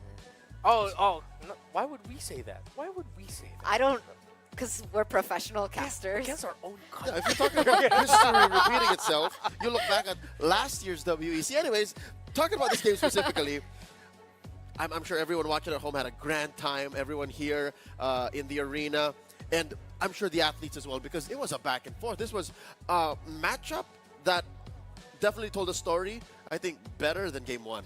Yeah, and I will tell you guys, I'm going to just say this now. That's why I like the Sicilian pick. It was Cuffin 5-4 and 10 there in the end that made the Philippine squad struggle. They needed to be able to find that Sicilian. And again, this is one of the difficult things about the Cho Rome, although, dang, Gomez made it, I wouldn't say easy, but he made the most out of it with only 1 death, 4 kills, 13 assists. That the main targets you want to kick both have Purify, yet you would either force it out at the right time or you would just really wait, buy your time, trigger a Purify with your Jeet Kune Do, wait a little bit longer, then kick them. It was such a difficult job here for this Cho to make it work against that Claude, against that Sicilian.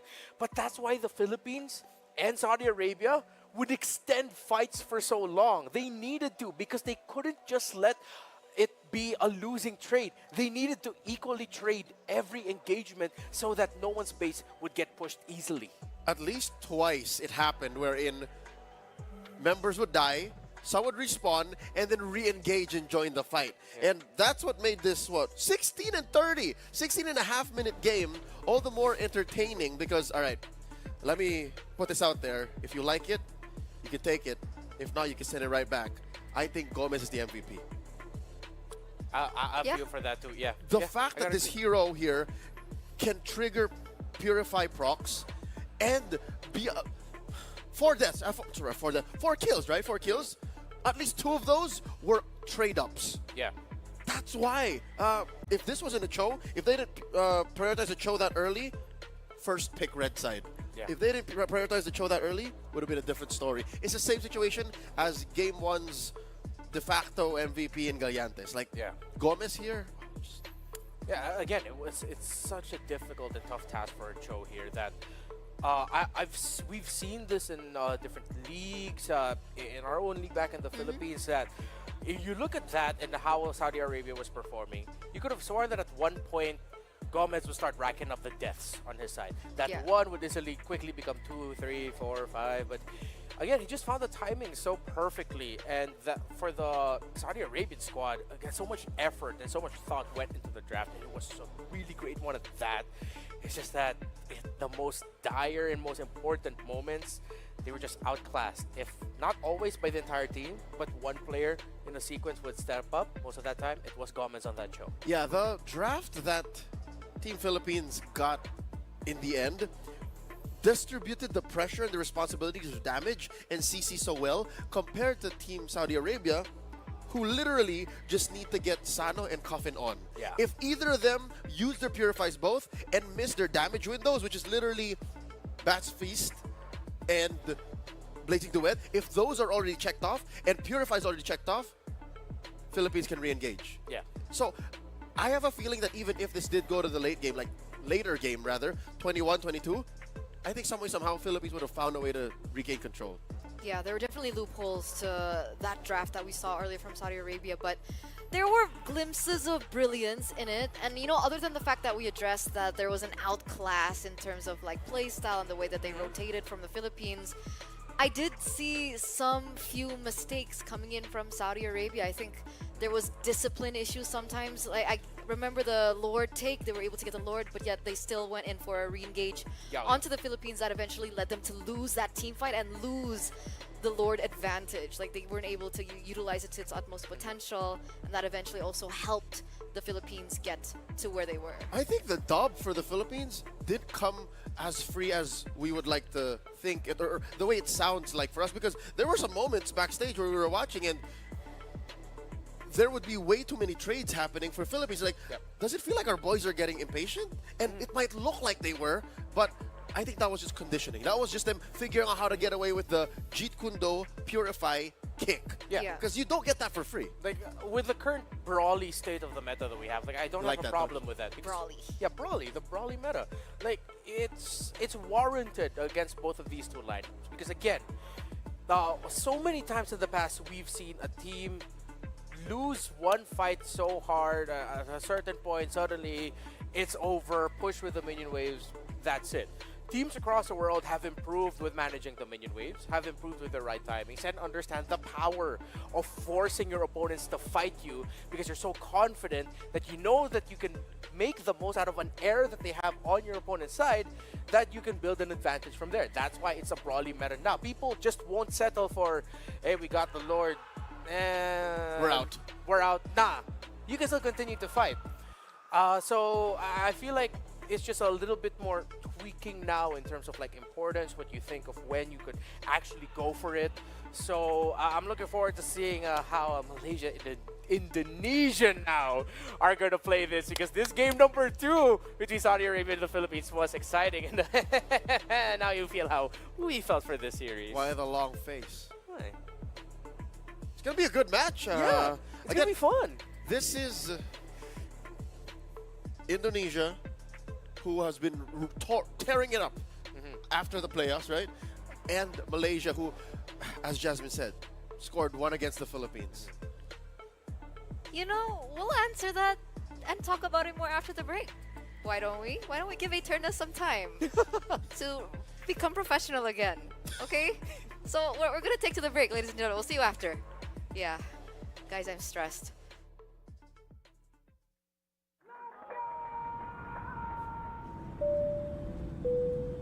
Good evening. evening, ladies and gentlemen. We're landing in Riyadh, Saudi Arabia, for the World Esports Championship. In a world where victories can be measured in gold and silver, some things are priceless.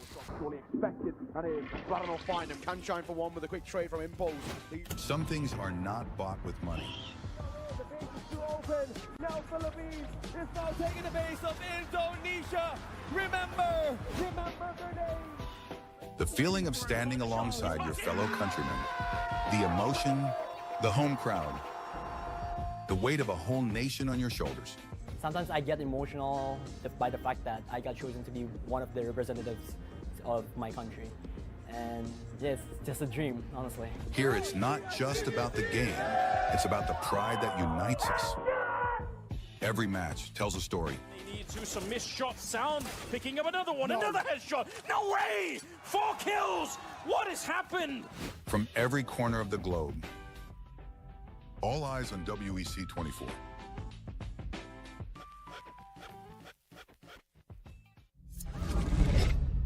Early 1970s. The world was discovering the boundless possibilities of esports. While esports offered endless enjoyment and addictive allure, it lacked a certain depth and a sense of purpose. It needed something more, something larger than a trophy, something beyond individual gratification. That's when a vision emerged. A vision of uniting the world through esports. The International Esports Federation and the World Esports Championship were born. Its mission was clear: to create a stage where nations could unite and compete for the ultimate title, World Esports Champion. For these athletes and nations, the World Esports Championship was more than just a competition, more than just a game. A chance to make history, to leave a lasting legacy, to inspire a generation, and to represent their nation. Over the years, IESF started achieving greatness, year by year. Korea, Indonesia, Israel, Romania, worldwide. The World Esports capital changed, each year expanding significantly, getting bigger and bigger. Fast forward 15 years, IESF was determined to show the world the most valuable World Esports Championship. 140 nations gathered in Riyadh, Saudi Arabia. The WEC 24 story. 2024. Saudi Arabia prepares to host the 16th World Esports Championship after a spectacle made in Iași, Romania by IESF for WEC 23. New president, new challenges, and quite a bumpy road ahead. As the calendar turned to January, the national qualifiers took place, breaking dozens of records. In a wingspan of 3 months in every nation across the globe, athletes competed to get one step closer to the World Esports Championship and represent their nation on the global stage. However, as fate would have it, the road to WEC 24 was far from smooth. Things went south. 2 out of 3 offline regional qualifiers were forced to go online. Even though that barrier occurred, the online regional qualifiers shattered previous viewership records. The hype for WEC 24 was real. Meanwhile, Africa. IESF showed just how much potential is hidden in Africa. Over 180 athletes, 17 nations, and thousands of fans. All in one place for one specific reason: esports. The bumpy road came to an end. The slots for WEC 24 were secured and everyone was ready. The much anticipated 16th World Esports Championship set sails. WEC 24 Day 1.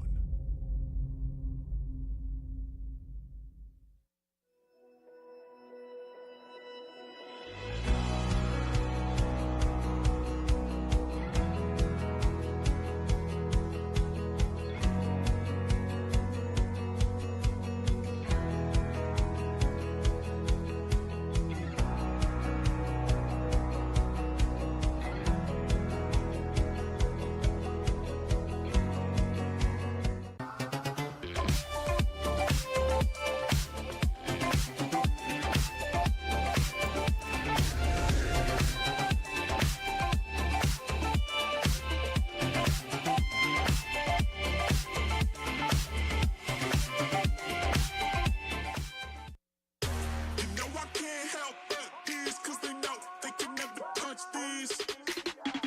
So baby, let me talk my shit, or I might just throw another fit. You know I can't help but this, cause they know they can never touch this. So baby, let me talk my shit, or I might just throw another fit.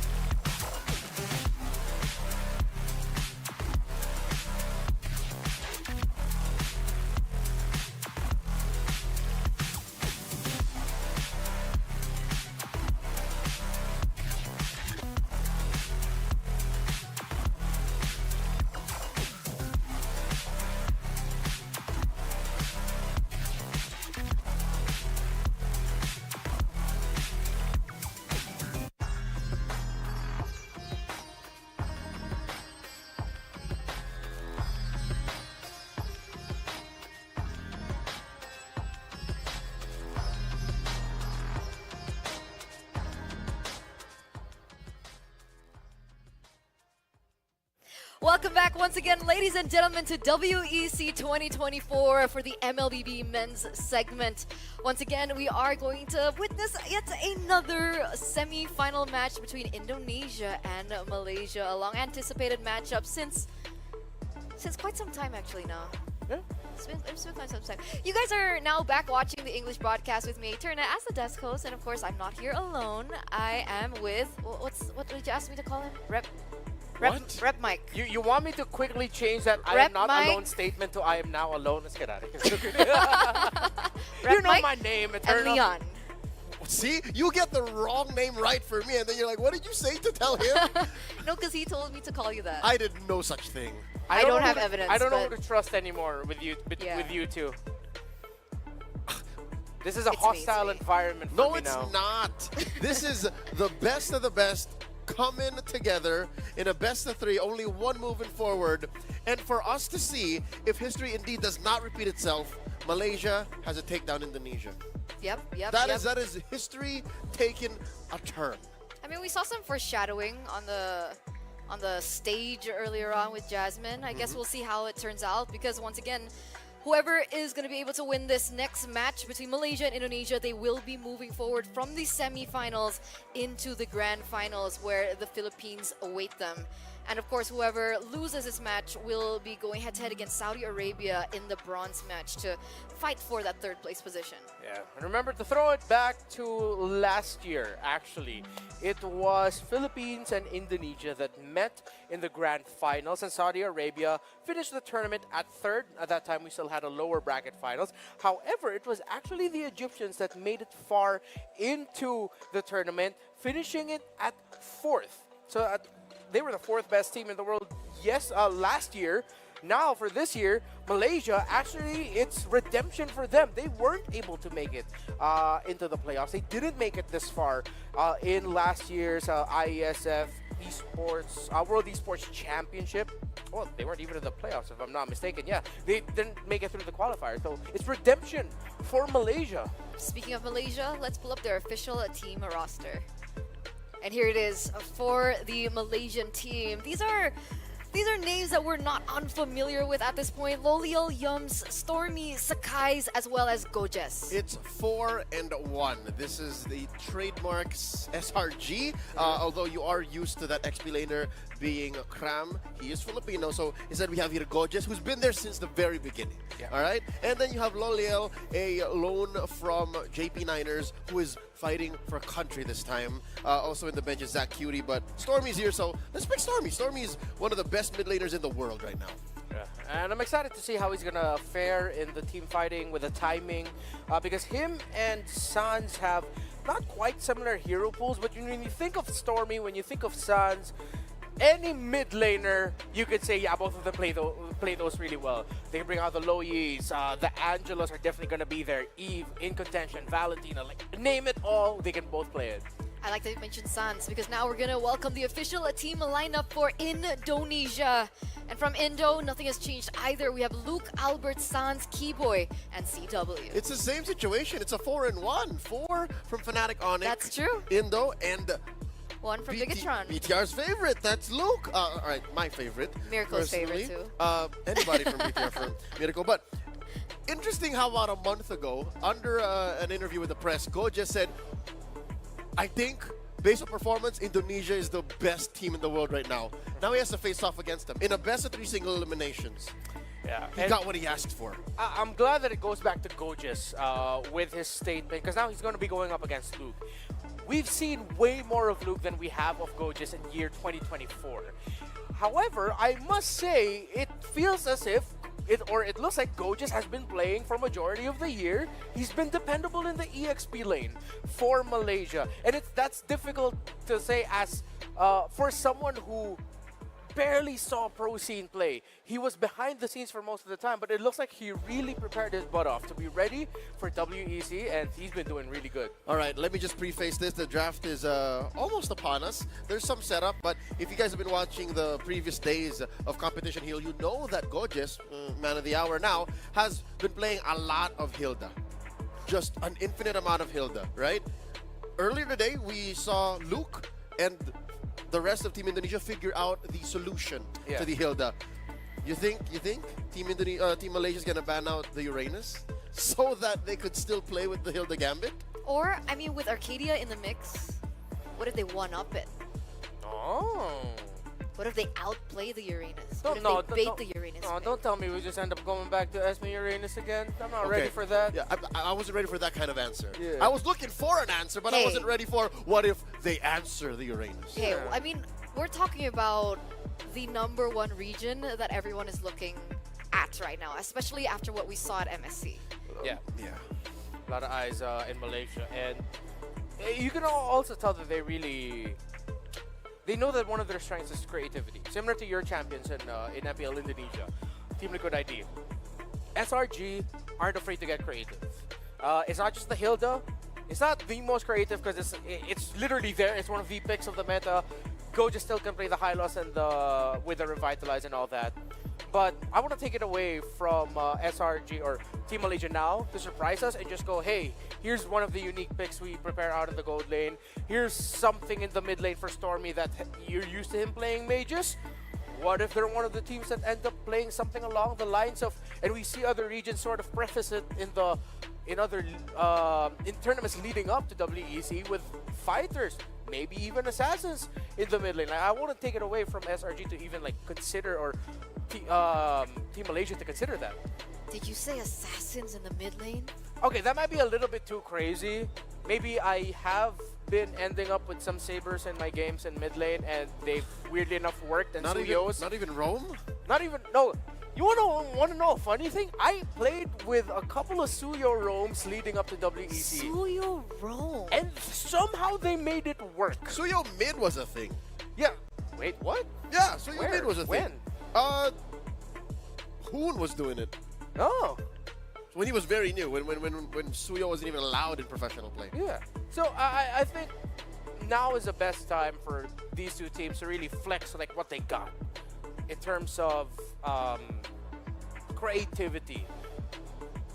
This Malaysian squad has shown that they can play Chang'e in the gold lane and make it work with a different player. Yes, but this is Loliel. I yeah, think it's Loliel. Who's come on? maybe he can bring out the pocket picks here. Yeah. I don't know why. Something about this matchup is making me look for pocket picks. I understand. I understand the sentiment. When it comes down to creativity, I think SRG has an edge. But if we're talking about hero pool, I do believe that, well, Indonesia has it. Fnatic Onyx, right? Yeah. Plus Luke. She's confident now. No, I'm not. You're getting more. You're getting a little bit more confident. I'm just trying to keep things professional. Okay. Even though that if Indo lose this, they're gonna have to settle for either third or fourth place. Oh, come on. I'm pretty sure it's going to be okay. And they're gonna we're going to get a good seed. They're gonna meet Saudi again. Yeah. Saudi swept them in groups. Oh, you're Oh right. You're right. It's okay. Eterna, it's okay. No, all right. If this is of any consolation, all right, I mean this in the most professional way. Okay. I think Luke is gonna win XP. That's how it's looking like. Right? Yeah. All right. So that's not a hot take. All right. Yeah. So It's not a hot take. But it will make Goja's winning EXP lane storyline against Luke so much better. Again, it's a disparity of we've seen way more Luke than we have Gojas. So if Gojas comes up, shows up here, makes Luke struggle in the EXP lane, then Malaysia's got a really special talent in their hands. I don't think it's even a matter of frequency. I think it's really just skill and creativity. Because again, it's one thing to say what if, but already today alone we saw Luke do crazy things. Yep. So now it's on Team Malaysia. What are you gonna do? Whether it be from the gold or yeah, that's what I'm saying. Is I don't think it's gonna come from Gojas. Gojas also had to play Uranus, but that was what, a year and a half ago.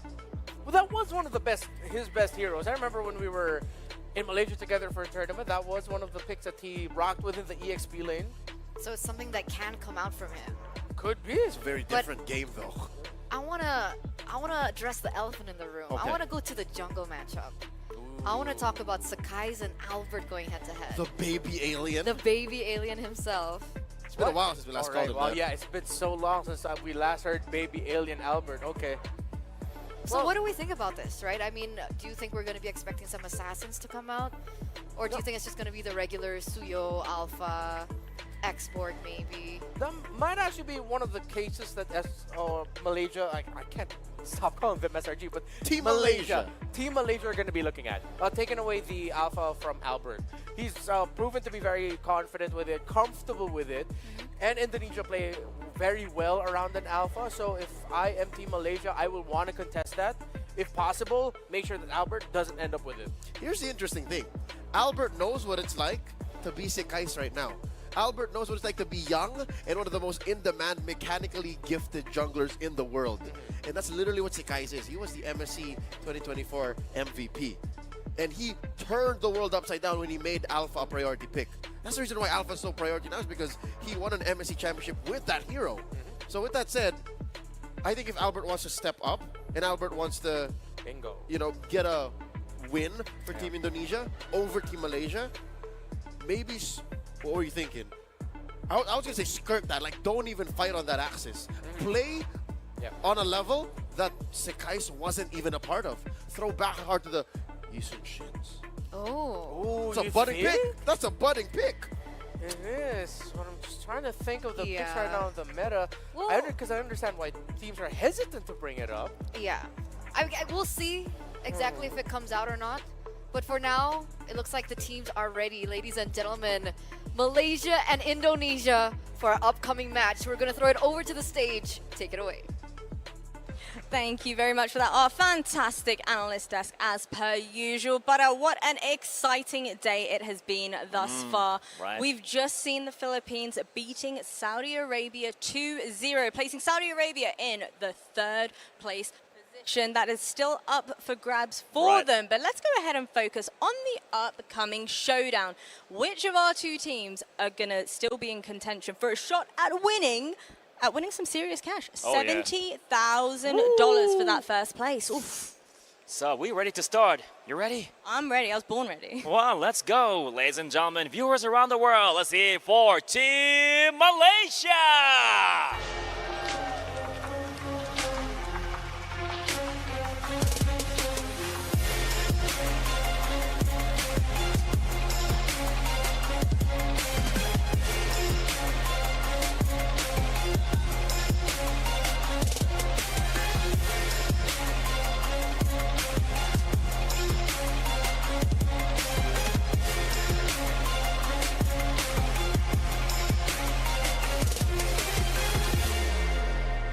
And their opposition coming hot off the presses, already having won in a 2-0 fashion today against Mongolia.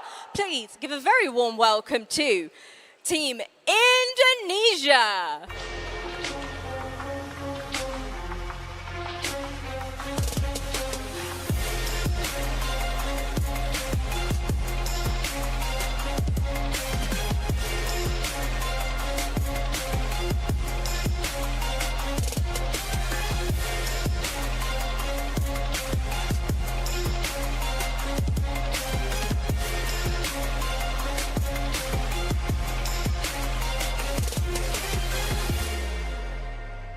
Well, here you have it.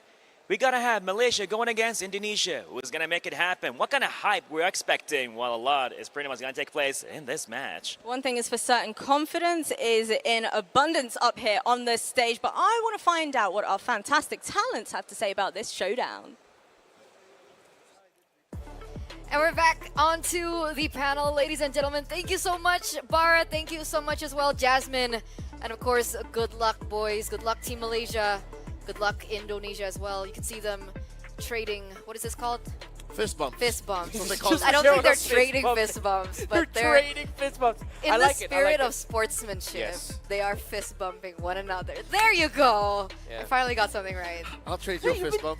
I'll give you one. You give me one too. There you go. Yeah. Trading of fist bumps.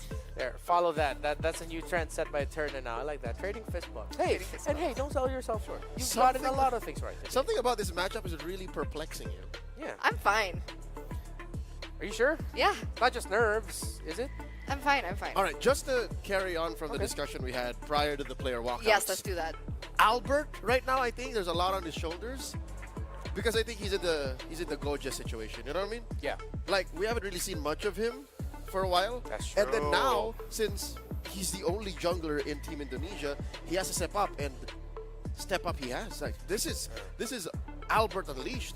Yeah, if I'm not mistaken though, I think we have seen a little bit of coverage or teasers from the... Of course, we know that the Indonesian squad is made up mainly of Fnatic Onyx members, plus Luke. I don't know since when, but it feels like Albert has been preparing for this for a very long time. He knows what it takes. Yeah, he knows what it takes, again. And leading up to this, we've been seeing or hearing a lot of things in the behind the scenes, and Albert really has been preparing like crazy for EWC. So, or WEC rather. So now, that would make this matchup between him and Sekai like even more interesting. Because like, what if the alpha gets taken away? What if you are put into the hands of like very high mechanic, aggressive assassins that we know Sekai is so good at playing in right now in this current meta? But remember, the Suyos are still on the table too. We saw Yeah. Albert perform in the Suyo earlier on, Yeah. the way that he was able to rotate, dominate. So, you know, if we lived in a world where everything went right, I would love to see an assassin showdown between Sakai's and Albert. That's something that we have not been gifted to see just Yeah. yet. So coming into the drafts, ladies and gentlemen, Malaysia first pick, Indonesia with a second pick. It looks like the bans are coming through quite slowly, but do you think we're going to be expecting something similar to what we saw earlier on the day? terms of the priorities, I think Malaysia is looking into respecting that there. Yes, the Eve. You can't give that anymore to Sans. So that still leaves the Lo Yi and the Angela open up for him. The two other heroes that he's shown so far. And with the playstyle of these two teams, for sure, any of those two mage pickups for Sans might give difficulty or end up becoming a blessing for Malaysia because they're ready to deal with it. Look at the quick pace of these bans coming up. Like, not even 10 seconds past the timer starting, and they're already taking out picks.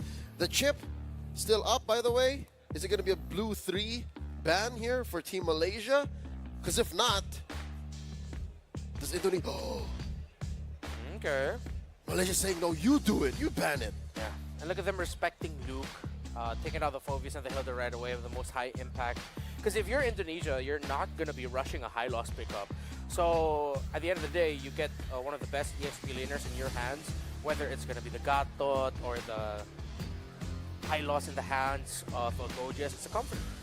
And this means that if Indonesia are forced to ban the chip here, that Matilda is going to be let go. Now, Yeah. Malaysia's going to be put into quite a position. What do they prioritize for the first phase? Do they go for the Alpha? Do they go for the Matilda? There you go, chip banned out. So what do we think for first pick for Malaysia? I'd say Matilda. Yeah. Yums plays very well with it, but if they're going to respect Kiboy, they go Cho. So maybe a little bit more into that line of thinking here for Malaysia. You still have the Suyo, very open still. But we've seen teams be more willing to take out or actually not pick up the Suyo. It's rare, but it happens. Oh! Despite a Cho being open? Yeah, this will definitely skew Team Indonesia's first few picks just to answer the Fanny. Yeah. But you're right. The Cho is out there. You give it to Kiboy. That's his MVP winning performance hero right now. But this is not what we were asking for? Assassins. An assassin showdown? Fanny being picked up? Yeah. And what's left? We're not gonna go Suyo here. Suyo, Nolan, Alpha, Suyo and Assassin. Suyo's a fighter. Hayabusa, Ling. Suyo's a fighter. Yeah, I okay. think Alpha or Nolan is more of the play. They go Gatot, They and yeah, don't care. they go Alpha. Oh man. You know, if Indonesia wants to pull a card from what we've seen from Cambodia in other tournaments, Myanmar from other tournaments and Philippines from other tournaments, I really want to see them heavily consider a Fredrin EXP lane. There's a reason why he's been popping up a little bit more, but knowing Indonesia, they might default into picking a Cho for your Keyboy. Or just park like a thought. Or just park like a thought. I think it's very possible. Team Malaysia, looking at this draft, something tells me they might get the gold laner now. Gold laner plus maybe, would they consider an Angela if they... Golden mid. Gold laner plus an Angela, because Angela or Cho as the third pick for Indonesia, they all seem really good. Oh, just the mid then. Loyi's open, so they pick that up, and that's actually a flex. Like, I can't say that for sure this is an XP laner. Yeah, that makes sense. Yeah. And they also took away a really huge hero for Sans. Coming into WC, he's been performing incredibly on the Louis. They take it away. And now last pick.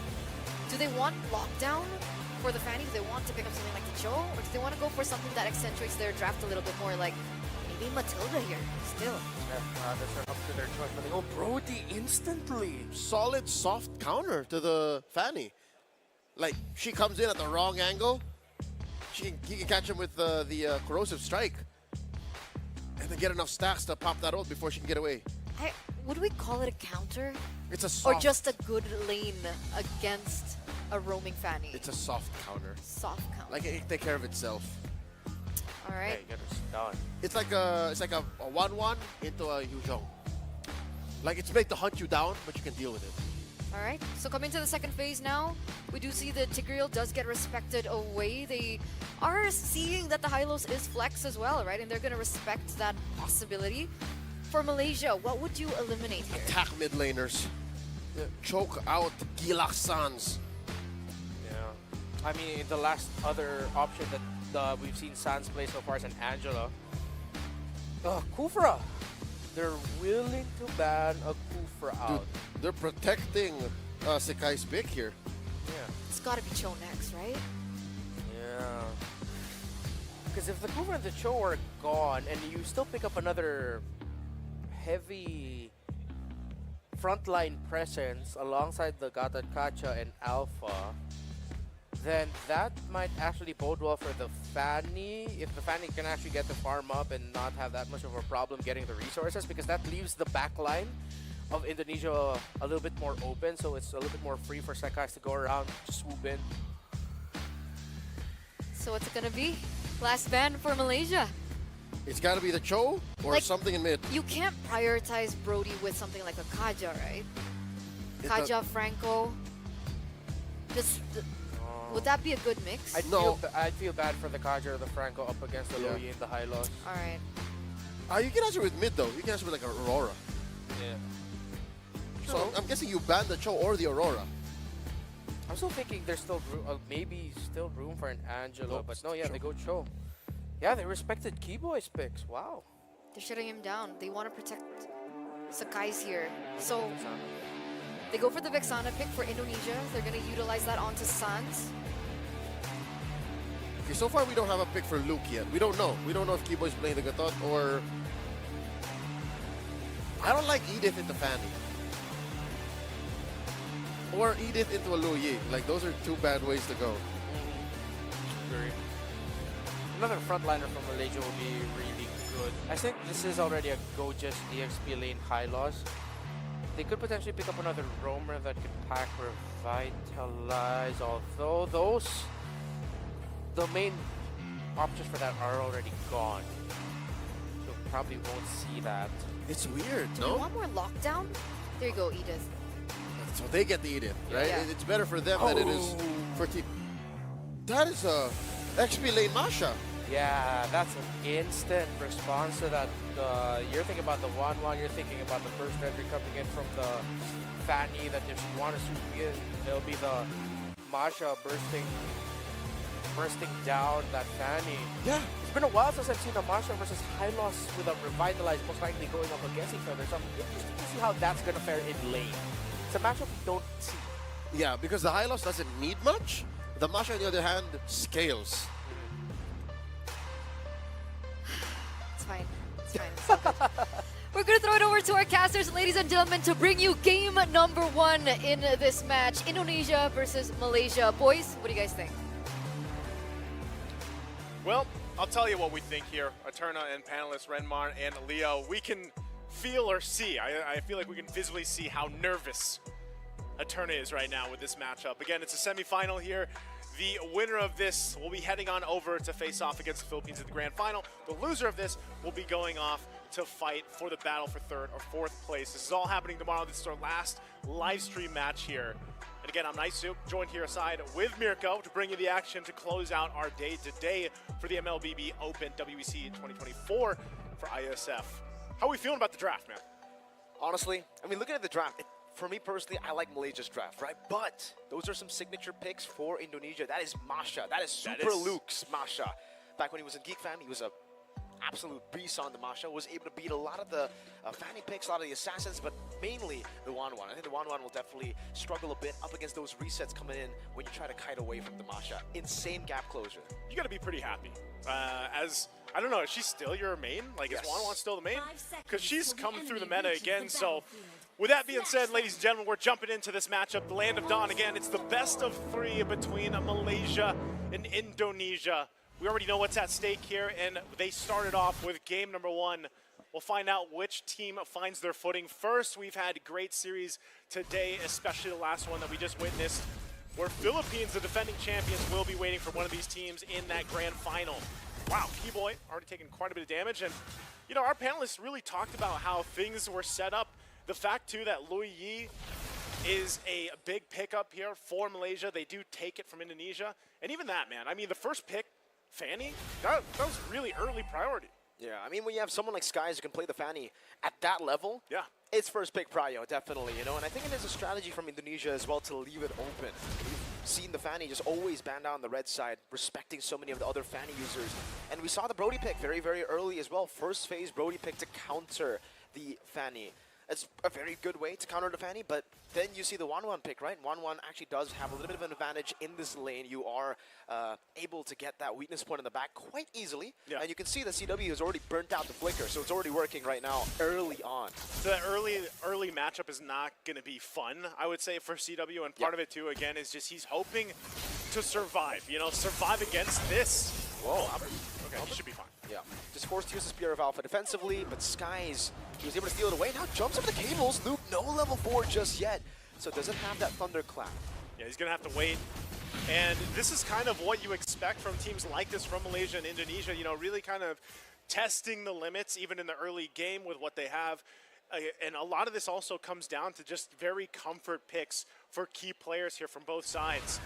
And what it'll ultimately lead to is now that this turtle is up, those level 4s and what's available are going to play a big part of this. You know, again, Gojez has that Glorious Pathway plus the Revitalize. Keyboy's still waiting, though, right? He's only level 3, doesn't have the jump that Avatar the Guardian, but they can still extend a fight simply by having a Revitalize themselves. Okay, the bottle. Eternal Guard locking him down right now, but look at Skies coming in with a Shatter Flicker from Yums. Good flicker out from Sans there, but it's going to be first blood over. Yums picking it up with that level 4. Skies going for the chase, but unable to get Sans down. It will just be a 1-for-0 trade right now. Right now, Luke, enough to just kind of keep them at a bay, really, from actually committing to the objective, because Sakai's also needs to go grab his buffs. But that is first blood, right? First blood in the hands of Malaysia. They're going to work on that. They did get Albert out of the exchange, and they'll go ahead and set things up. Once that buff is locked in, we'll probably see the rotation up here. And right now, Yum's going to keep Keyboy under control. But it looks like for now, you know, neither team really going for this objective just yet until Sakai's will eventually make his way there. But Albert back up to this too, does grab his buff, and they'll work for this. They might look for a pick off here, but ultimately, this is going to be the main focus, if they actually go for this turtle or not. You see that Keyboy is already forced back. Might actually still walk up. Skies with the cables, looking for Sans right now, doesn't have the flicker. Throws out a Terrified. Eternal Guard will be able to connect out the Skies, but he just goes in with the cables again. One last shot is all he needs. Meanwhile, Keyboy with the EOG, connecting to 2, getting in the taunt down. Yo's very low, the Thunderclap over. Yo's still able to survive. Will Luke be able to do it? No, he gets bursted down. And Albert in trouble now. Sakai's looking to clean up the kill. Yo's jumps back in. It's a triple for Sakai's. Triple kill for Skies on a Fanny. It's not just a random triple for a random player. This is a signature pick for Skies. Oh man, as we were just talking about these signature picks for certain players, yes, Sakai's, he loves the Fanny, and the fact that you get a triple kill this early on, diversion. Oh, CW, he's got to be careful on this one. This is where the patience game comes into play. We'll see if he's actually able to, he gets some information. Good read. So he's going to be fine. He should be able to go install this out. And he's got backup from Keyboy here too. So I think that ultimately does keep that from happening. Good try though again from Malaysia, because they've got this lead. They've got this kind of momentum in their favor right now. They can play around. Look at this early Malefic gun. Is that first item? First item, I think, for CW. That is very, very interesting. Try to put in the poke, I believe here. Trying to outrange the 1-1 very early on. Good damage from the Cursed Blast, but yeah, for Indonesia, the fact that usually it's already really scary to go 50-50. Yeah. Wait, hold up. Yums. They caught an Frozen Strike earlier. Now should be a kill. CW picks the kill up. No stun over from CW. Skies, good cable management to get away. The AOG from Keyboy, just to get a bit of reinforcement in that bottom lane. Yeah, you know, seeing Yums go down there just reminded me of the last team fight we saw break out. The fact that he didn't go down, and you know, he's able to even jump back into the fight, get a kill. And this is one of the things about Edith. War Cry under the turret. Luke, now with a Thunderclap. Just a few more cables. Good read by Skies. Reading the flicker from Luke, getting the kill up top, and that's another. Make it 4 for Skies. All right, anytime this happens, Mirka, we know when a Fanny gets this kind of scaling, it's really difficult to deal with, especially in a player that specializes in this hero. You can see what's happening here, even topside. Again, Sans good Terrified down, but there's going to be another cable. Eternal Guard, Skies so clean. Surgical on the Fanny. Man, how do you stop this? You know, how do you stop just Skies alone from snowballing further? He's already snowballed. He's already a snowball for the team themselves for Malaysia. So you've got to be able to respond to this for Indonesia, trying to, you know, find what they can across the map. Turtle's going to be up here. They might still go ahead and try to fight for it. Spear of Alpha over to Gojez now with the Thunderclap as well. Good. Glorious Pathway, Keyboard amidst it all. Now the cable's coming through. Albert will be targeted down. The AOG doesn't connect onto anyone. forcing out the Revitalize. Meanwhile, Skies again getting an off angle. Thunderclap over from Luke. Now stun onto Gorgeous, a Terrify as well. CW putting the stacks down right now. Does he get a turn apart? Never really does! One last shot, Gorgeous burning down, but still able to survive. Skies looking for the cutthroat, gets stunned up, and now a few basic attacks. Yooms! He goes in. Yooms wasn't able to clean up the kill either. CW, but there goes Stormy. Stormy will clean up CW. And Stormy now trying to run away. Sounds with the flicker forward, doesn't find the curse glass, and the Eternal Guard! Stormy getting away, throwing back a few shots at Sans. Zoning him away. He will be taken down, but it's an execute. Well played. I am so surprised with everybody around Stormy, the fact that he gets executed after all of that. But going back to now, the fight for the purple buff, it is going to be taken. Albert doesn't grab it. The turtle's still up, mind you, against all of this. So what a play. I mean, very down to the macro decisions from Malaysia to play around Indonesia like that. We'll see how they adjust. Albert this time is going to go ahead and start up the turtle. And Yooms and Gojes looking to go for the sandwich again. Defensive Spear of Alpha already. Keyboy in the midst of it all. Caught again. AOG defensively. Luke taken out to his 1 HP bar. Those are all the HP bars taken out already, forcing out the flicker. Meanwhile, Gorgeous in the back again. Keyboy able to find a taunt right now. Sans goes in, but no. This Skies continuously dealing out damage. Finding another Alpha with the Spear of Alpha, locking Skies down still. Getting out with the cables. Luke didn't come in time to get the Thunderclap, to get the assassination. Didn't come in time. And look at what's happening here. Malaysia full force forward. They got the objective.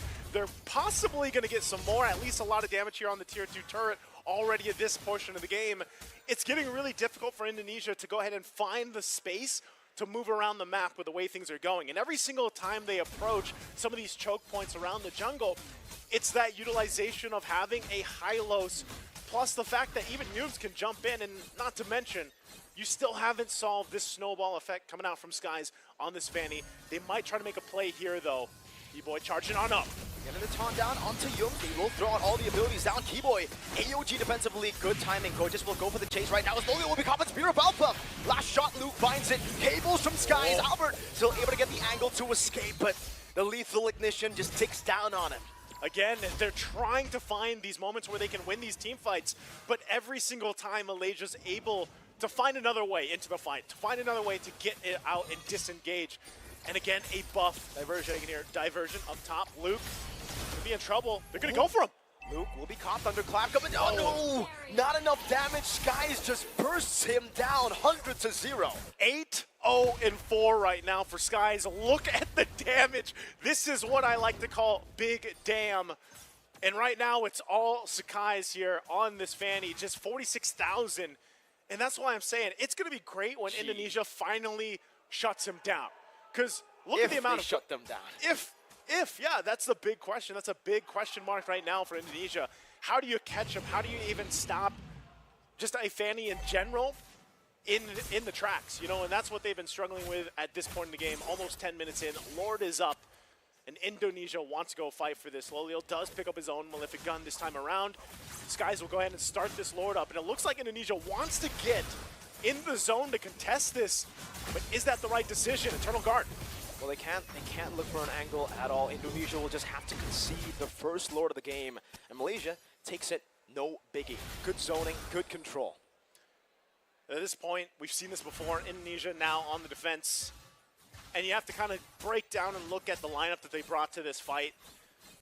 We haven't seen just yet, albeit maybe one moment when CW was able to get some marks off, but he couldn't clean up the kill with a torn apart memory.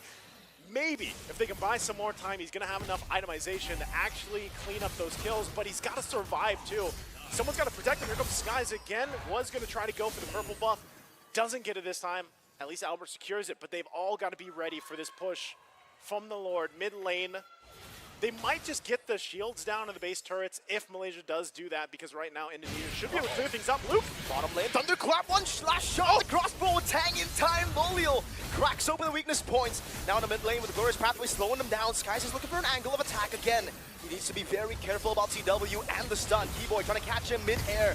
Will not be able to find it. The Holy Defense popped into mid lane, but actually it hasn't popped into mid lane. Interesting. The Lord went in, but the Holy Defense is still intact for Indonesia. Still holding it together. That bottom one did proc, so they get that down. And like I was saying, you know, Malaysia most likely off that first Lord won't be knocking on these base turrets just yet. Indonesia does have a pretty good defense, so they can clear things out, but ultimately they just hold it together for now. Still 2 shields, holy shields here. CW does pick up some defensive items here. Wind of Nature now available to him, and that's what I was saying. Hopefully he's got enough damage on this Brody that he can actually clean up the kills, but also survive that initial, you know, just skies flying around. Yeah, you can see just how much damage they're able to output with a big lead here. It's a 9k gold lead, Naisu. That yin-yang reaction to Keyboy to such low HP. It's like half health right there and there. He can't deal that damage, not just yet. He can't soak in that damage. You just need a lot of time. Diversion. Really, when you're looking at this, pathway. The Terrifying and an Eternal Guard to stop the initiation from Malaysia. Now Skies walk forward. Purple buff will be taken. And actually, Albert is the one who secures it with Retribution. No risk of not having the Retribution by the time the Lord spawns, because, again, there's still 40 seconds on that Lord. Indonesia really doing a lot to be able to, you know, get some of the resources that they need, because it is crucial here. And as we look at the items kind of falling into place now, you have your second items locked in and working on the third. And when you look at it, right, where's most of that damage going to come from? There could be the surprise factor from Luke. He does have that Blade of FCs. He's got the BOD, but he just hasn't been able to utilize the Masha pick like we've seen him in the past. Maybe if they buy some more time, then his whole job is literally just, you know, thunderclap someone to death at that point. And hopefully that you have a numbers advantage. But even, that's just one minor thing that Indonesia needs to happen here. This is going to be another objective just taken for Malaysia. And really, it's kind of just buckling up for Indonesia, waiting to defend, waiting to turn things around. And that is a big factor, because the best place for them to do it right now, man, is just their base. You know, turtle up in the base.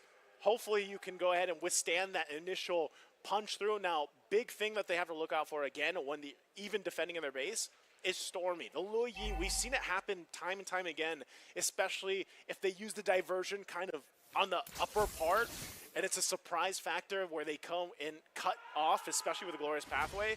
So Indonesia has a lot of things to worry about as this Lord approaches this mid lane.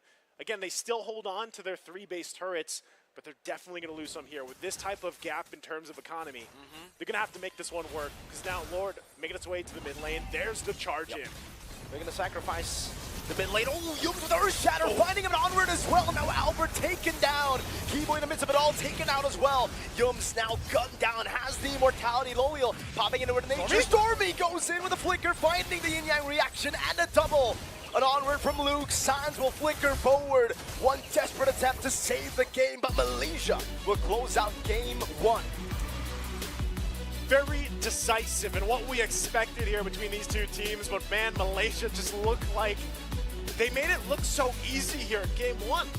I mean, for them to come out swinging and for Skies to get a triple kill early on, snowball it into what he did here, and the rest of the team to just play at peak. I mean, I'm even talking about Yums. The fact that Yums was on this Edith just pumping out the damage and not dying when Indonesia was looking for him, man. This is a phenomenal game 1 from Malaysia here. Very tough for Indonesia really to find any moment in that game where they could make the adjustment they needed, make the proper decisions that they needed because of the fact, again, mind you, if you guys missed the draft, this was a first pick Fanny. Exactly. A perfect pick for Skies. Absolutely, man. We saw exactly how perfect that pick was. I forgot the final score for Skies, but he was 8-0 at a certain point. And we were talking about if he gets shut down, it's going to be massive, but that's a big if. And when Skies is on the Fanny, he's always flying, man. He's just like his name. He's in the sky. He's in the sky all the time. But I know we're going to have to throw it over to the panelists here for them to break down game 1. And, you know, hopefully, Eterna, hopefully you're feeling all right. There's still another game.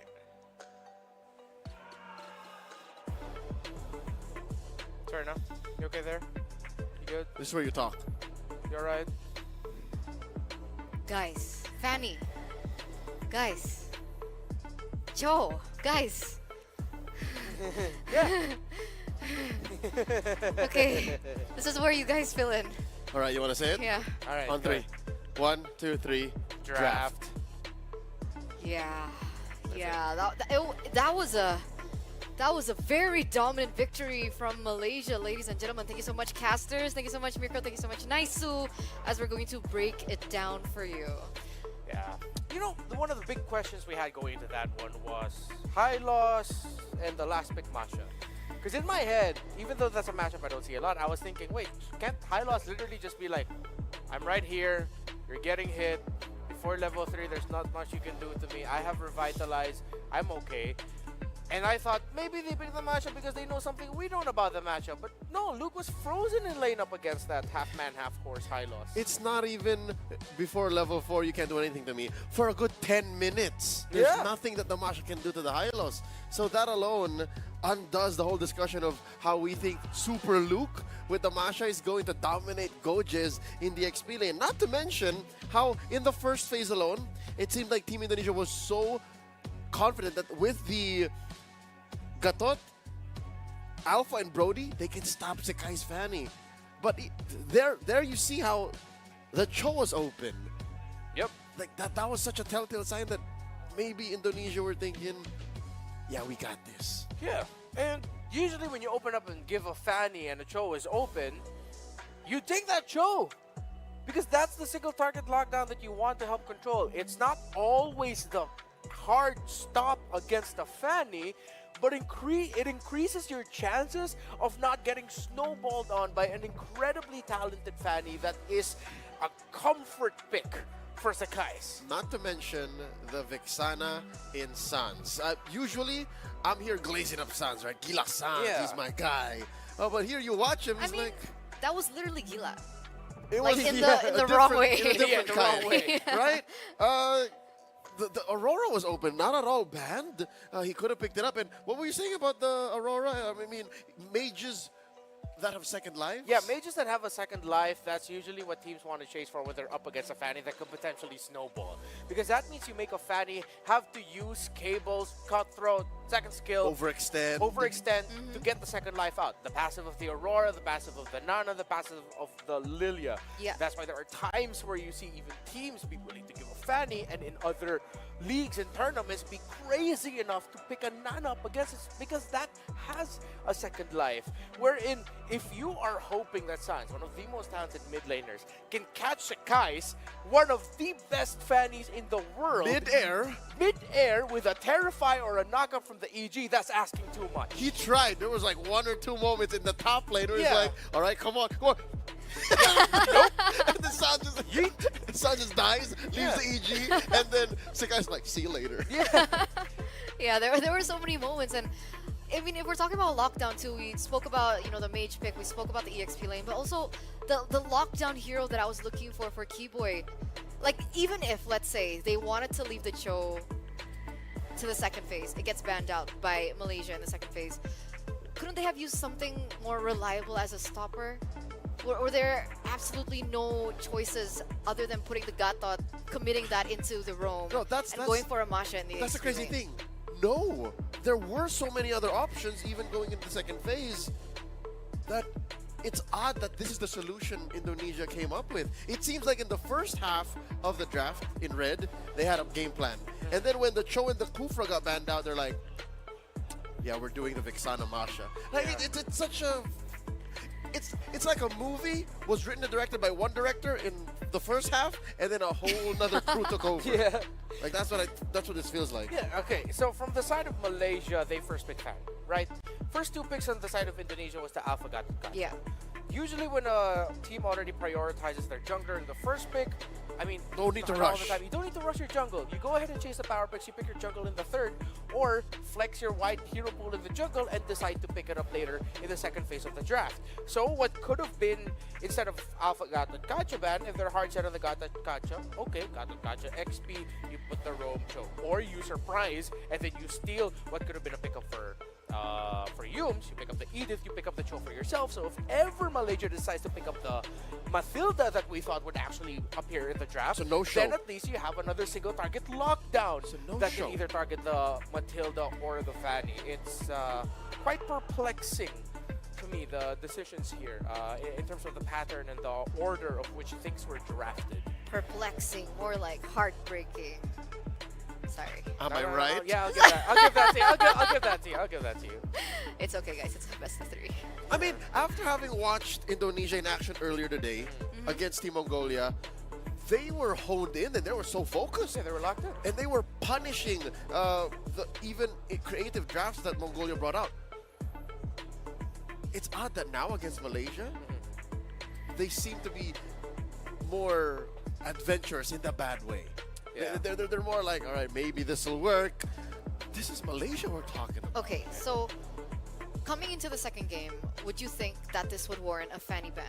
And if it did, and if it should have been banned, wouldn't you say that Malaysia kind of dug this hole for Indonesia in the first phase of the bans? I think already it's very telling that in this game, Indonesia did not ban Fanny. For a majority of their run here in WEC, they've been banning Fanny. Like a random last ban slot always randomly goes to a Fanny for Indonesia. Why now suddenly changed? Exactly, that's the question. So I'd say, yeah, just number one, ban it out, have less problems. Because what they did was Jushin, Harith, and Chip ban. Because Malaysia did a Hilda ban in the final third pick of the banning phase. So do you not feel like that was forced? What do you think about this Harith ban? Yeah, do you like the ban? Do you want to leave the Harith open instead and replace that with a Fanny? I'd reckon it's the Harith ban that broke the camel's back. Yeah, just added into it. That now, I think you also have to appreciate what Malaysia ended up doing in the draft here. The low yi and the high loss coming. The high loss was expected. I mean, we already did say after the first phase banning that high loss 2-3 for Malaysia looked good on the blue side, but then suddenly bang, low yi. You already take away.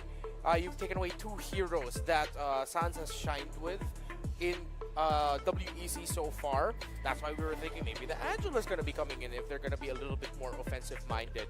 Or the Auroras that we mentioned. So, as much as it is perplexing the decisions that Indonesia made in this draft, you also have to respect what Malaysia has done that maybe forced out reactions from Indonesia to make them draft themselves in this scenario. You also cannot discredit the efforts that Malaysia did in this draft to maybe shock and awe Indonesia. Yeah, the draft is a majority of what caused this dominant win for Malaysia, and it goes hand in hand with the execution. It's just great picks wherein you corner your opponent into a weird composition and then you punished clearly. That's why it looked like there was nothing Indonesia could do in game one. Yeah. Did they like have one kill at the end of it? Do you remember the kill score line? I try not to. No, they weren't killless. They weren't killless. One. I think I saw one. They weren't in objective. Were they objectiveless? From what I can recall, yeah, they should be. Maybe they It was. have one. It was a clear struggle, but you're right. It wasn't a perfect game. But it was a struggle.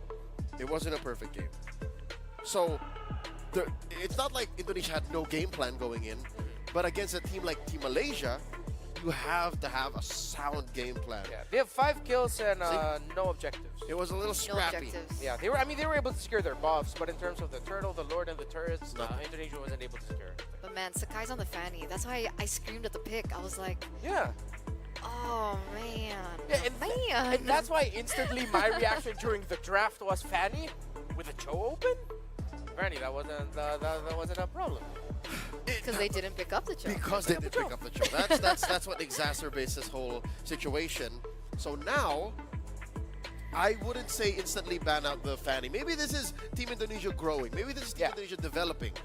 What if they're saying, guys, we can't become champions if we constantly have to keep banning the Fanny. Here in the semis, we learn how to open the Fanny and play with it. And here in game one, they learn a valuable lesson. Can I one-up it? Sure. What if it's a bait for the second game? That is a possible strat as well. Conditioning? No, Yeah. Teams have been vocal about doing that.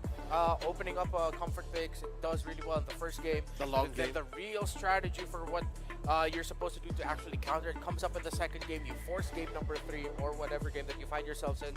So that is definitely a possibility. But again, if it is Malaysia blue side, Indonesia red side, and Malaysia picks a Fanny in the first phase, I want to see the answer right away already locked in. Because even Malaysia were respecting the answers that could have come up. They respected the Hilda for Indonesia. They respected the Kufra as well that Kiboy has shown to be incredibly proficient with. They respected Luke in the first phase alone.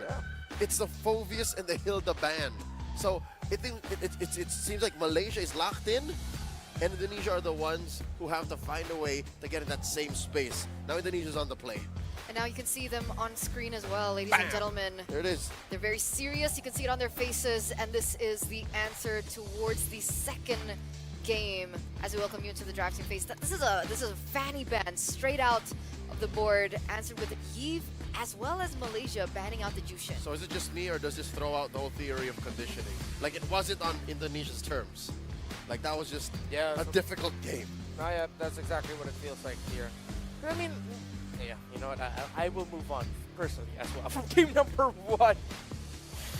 Well, if it's available, I'd want to see Indonesia still rush that choke. Take it out from the hands of Hughes. Put it in the hands of Keyboy. Allow Keyboy and Sans to work together to pressure the jungle and the rotations of Malaysia in the center of the map.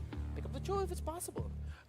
If they do go first pick Cho here, since Chip is going to be one of these remaining bans, I gotta ask, how often does it happen, Eterna, that the Cho is flexed in the XP lane in MPL Indo? Yeah. We've seen it a few times. We've seen Rez pick it up. But it's not something that we see too much of. So what is it, like 1 in 10 Chos get flexed? Like maybe, yeah, 1 in 10. 2 in 10 maybe? Or 1 in 5? Yeah. Fractions. That's how math works, guys. Interesting. That's Okay. Matilda from prior snub completely. Seems like either a Hilda or a Cho now, huh? For Indonesia. What if this isn't the chip ban? Does Sans go chip? Or does Kuboy go chip? If this is suddenly not a chip ban for Malaysia and now chip is wide open here, I feel like there's going to be a lot of overthinking from both sides. Like, guys, we're opening up the chip. Like, oh, what now? But then, of course, you want to consider that Malaysia already knows what to expect and what to do because they're the ones that opened up the chip. Now you're seeing the strength of Red Side. Yeah. This is the Red Side strikes back. If it's not going to be the chip, I would be very surprised. Oh, there you go. Chip 1-1. is left open. Do it. Chip. 1-1 gets banned. Chip, Hilda, Suyo, Cho. Is this a bait though? Suyo's open. Oh, excuse me. Suyo got banned, yeah. So Chip, Hilda, Cho. Technically, Phoveus is open too. Yes. Yeah, Focus is also open. If Indonesia goes chip here, one of the answers that you can pick into the chip is the Tigreal. In terms of the very one-dimensional counter, Arlo with Exit out, yeah, and Arlo as well. Aurora. I'm falling for it. Alpha Rush. Okay. You take what could have been potentially an Alpha chip together for 2 sides. Alpha's a good counter to chip too. If Yeah. you get jumped, you Yeah. spear in or out. Big spear of Alpha to counter the entries coming in from the opposing team. So now is Malaysia gonna pick up the chip? If they go Chip and Joe and suddenly put like one of those in the EXP, it's a very, it's a working theory that's I believe getting tested. You know what else is possible given the bans now? Chip and Lo Yi. Yeah, that's what I was thinking too. You just fold the map in half, and neither team giving it up. And there's also a possibility that Chip really just doesn't show up in the draft. Yep. We've seen very rare cases of it happening where with the chip open, teams will be like, yeah, never mind. It's just not. Yeah, Chip has could end up with like a 98.9% contest rate. Yeah. What do you think about this? With the Valentina being picked up and the high-lows, do you think the Luo Yi can still come through for Indonesia? Yeah, 100%. Lo Yi, Alpha together, you give a little bit of difficulty team fighting wise, and you can go around the map if you want to. Chip Lo Yi is a little bit overkill for my taste. Yeah, it's too much. Yeah, they can go Lo Yi. I prefer just the Lo Yi. Huh. I wonder if they could consider Clodder. Oh, no. They're just going to go ahead and pick up the Hilda right away. All right. I'm not a fan of Hilda Lo Yi. They have very little interaction. Okay, the interaction looks like together you can stand be killed. I mean, it's just it's win more. Like you're building up on top of an advantage you have anyways. And there's nothing wrong with that. There's nothing wrong with that. Yeah. More winning is good. Yeah, it's just there's very little it does from behind. Okay, I can see where you're going at it. Yeah. Okay, from that perspective, yes. But then again, that's one of the reasons why Hilda's. Oh, are they projecting a potential assassin pickup for Malaysia? That this might actually be a Hilda Roam instead of a Hilda XP. There it is. There's the assassin. I'm not so sure if the stats still line up, but there was a time where Sikais was 13 for 13 on Nolan. Oh yeah, the legendary Nolan. He was popping with that hero. So if ever the possibility of the Hilda roam. Yes, you need something to be able to quickly get around the map, check bushes, just to make sure Sands is safe, upper safe as well. Strong burst, another source of magic damage from Malaysia would be good. Tigreal gets banned here, but essentially, if they really want to, Malaysia can still utilize the strategy that Indonesia brought in the first match of the day. They can still buck up the arenas, flex the high-lows into the roam. Yep, that's also very possible. Great ban here by Indonesia, the Harith. That's what I was looking at earlier. Given how the Glorious Pathway interacts with the Salmon Force. I think that's going to be a Claude for Indonesia later, Yeah, Claude ban. A Harith ban, so... Or a Bea ban. Oh, could be, yeah. Could be. Because 1-1's already out. Yeah, what do you see? No, it's too crazy. Go for it! We like crazy ideas. Let us know. Gila. No, I want to see what happens. So you're not going to say it? So you can't say I told you so? I mean, Write okay, it Gatot down, gets banned. Write it down and then prove to us later if it does show up, then you know what the idea is. Okay, I'll write it down. Go ahead, guys. Okay. I mean, I pulled the trigger on there's a Nathan. Instead, it's a Nathan rather. Okay. So you still have the Lunox, you still have the Matrix, you still have the Moskov. I think Moscow or Claude was the fair one for Indonesia. Or the Claude, yes. High loss, Valen. Yeah, Indonesia respected the magic damage. You don't need to rush magic now. Oh, there's a Cho for Yubes. Like we were talking about this earlier, they needed something to rotate around the map real well, check it, it goes Cho. Cooper's good against a Cho. Yeah, if you want to just keep the Hilda on Luke, then you throw the Kufra on Keyboy. But what's Chewe to play? What's CW going to pick up here? I still want to see just like it's fine. Like you already have the Lu Yi. Want a little bit more Claude big with a- damage than get their turn. Claude with a Purify. Claude with a Purify, it definitely has to be. Dude, is that enough DPS to push through a high-low still? You do have the Alpha, the Low Yi interactions faring very well, so... Okay, they go for mobility instead.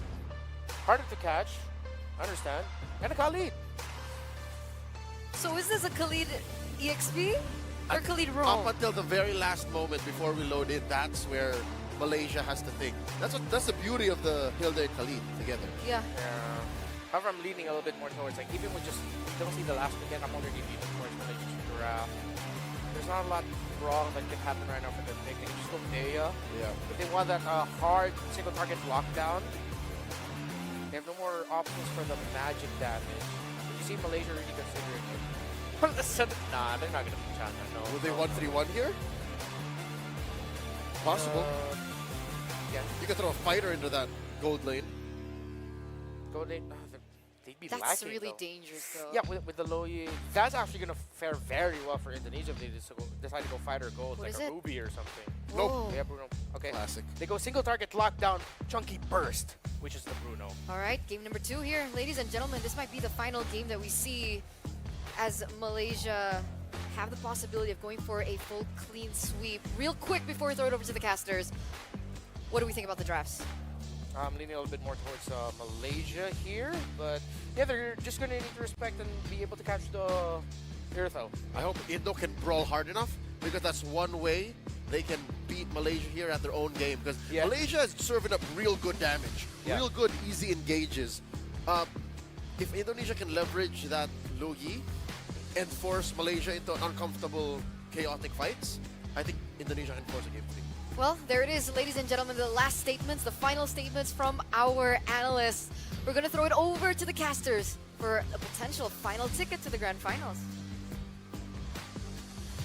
Hey, Eterna, we didn't get your prediction. That's what we were waiting for. What the heck? What the heck is going on, right? But we already know who you're voting for. Mirko, this could possibly be the last game. But I think both of us can agree we need a game 3 here. Yes. Everybody watching online as well. We need a game 3. We need a game 3 here. I got to ask you before we jump into the game, how's the draft looking for Indonesia?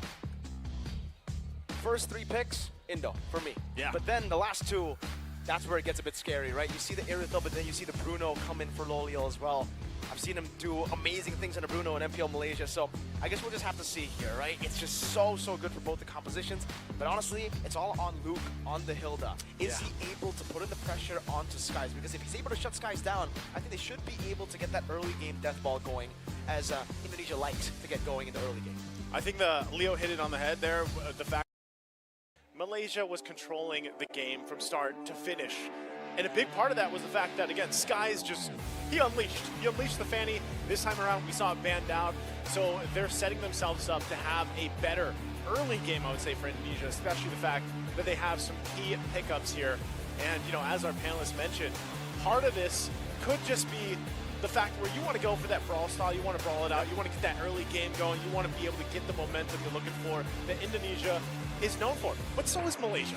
Let's be honest, you know, they've done this many times. They've won, of course, their own international tournaments throughout this past year and everything else, and everybody's very familiar with these players from Malaysia, just like they are from Indonesia.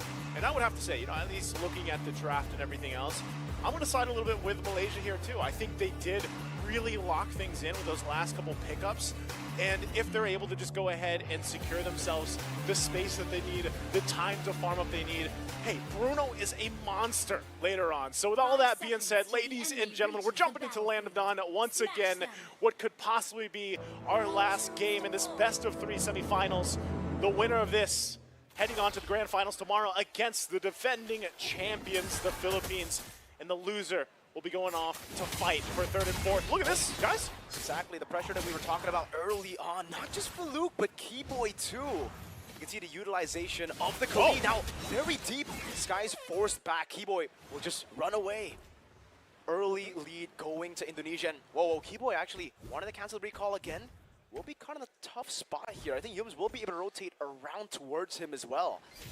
Okay, he should, yeah, he gets out, but he's good. He did his job. Like, his whole job was just to go ahead and delay Skies. Look at this, Yums. Yeah, Albert is rotating as well. Yums will dish out some more damage onto Keyboy. Decides to go back in. Albert is right there. But Albert is more focused on just the farm. Will go for the jungle to take it away from Skies. Good yin yang reaction to the mid lane as well. Stormy out traded here. Has to respect this. Okay. Man. Look at this delay, though. So Skies, the delay proved the point. He's going to have to rely on the team to help him, you know, kind of adjust from this. Keyboy will go in, gets the vision. Yums is there, though, too, so they're just going to force Keyboy out. Keyboy has been threading the needle, man, with this early game already, the pressure that he's putting. And it's working so far. You know, he is going to be able to go ahead and heal up with the quicksand guard there too. So doesn't have to go back to the base. And we'll just continue this on. Luke waiting patiently. They all want to go for Skies. If it's not Luke, it's going to be Keyboy. Pops into Vengeance as well. Now Albert rotating over. Has a Spear of Alpha. Keyboy walks up. Gets a Concussive Blast. Baits out the Revitalize. And just like that, they have taken control over the enemy jungle. Skies walks up. Goes in for the Red Street battle. And wins out the Retribution. But I think they've gone that. Keyboy very low, forced to flicker, and there you go, Gorgeous. With a stab and hem in. No Retribution for Skies. Albert should be able to get the turtle. It is a kill for a turtle traded in. So even though First Blood going in the hands of Malaysia, because of the fact that they were able to get that Retribution out from Skies, that does get them that first turtle. So a trade across the board for both teams. But Keyboy's doing his job. You know, that he's doing exactly what he has to do here. He's going to continue to do it, even when he doesn't have the level 4. Yums, though, is there this time. Sandstorm steal from Stormy, and Yums just Jeet Kundos him to his death. Sans will only just be able to poke Stormy down to the mid lane. Good maneuvers from Stormy, but still caught in the yin-yang reaction. Forced back. Wow, that is a whole lot of damage again, why we were talking about the Louis specifically. But I would say Malaysia has at least stop maybe Keyboy from doing this continuously. Like, he's already been punished. Diversion's going to be used, though. They know the orange is coming up right here, but Skies knows that they have the low E. They can play with this. SOD raging. Sandstorm. Yums just ambushed. Skies walking up forward. Albert should be able to get this for free. And the Skies wants to gamble by walking up. Glorious pathway by Gorgeous. Skies zoned away by Luke. Now Gorgeous goes in for the sun, but it's only on to Albert. A lot of damage placed down on the Gorgeous, but Stormy will come in for the flanks.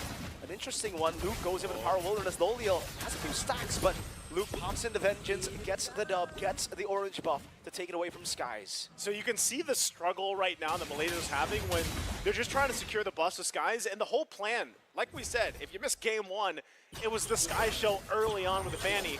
And so the answer has been to deal with the Sans. Oh, he goes in. Walks up forward, Skies with the fractures, assassinates Sans. Keyboy putting some damage back onto Skies. But Sans also used the Purify earlier.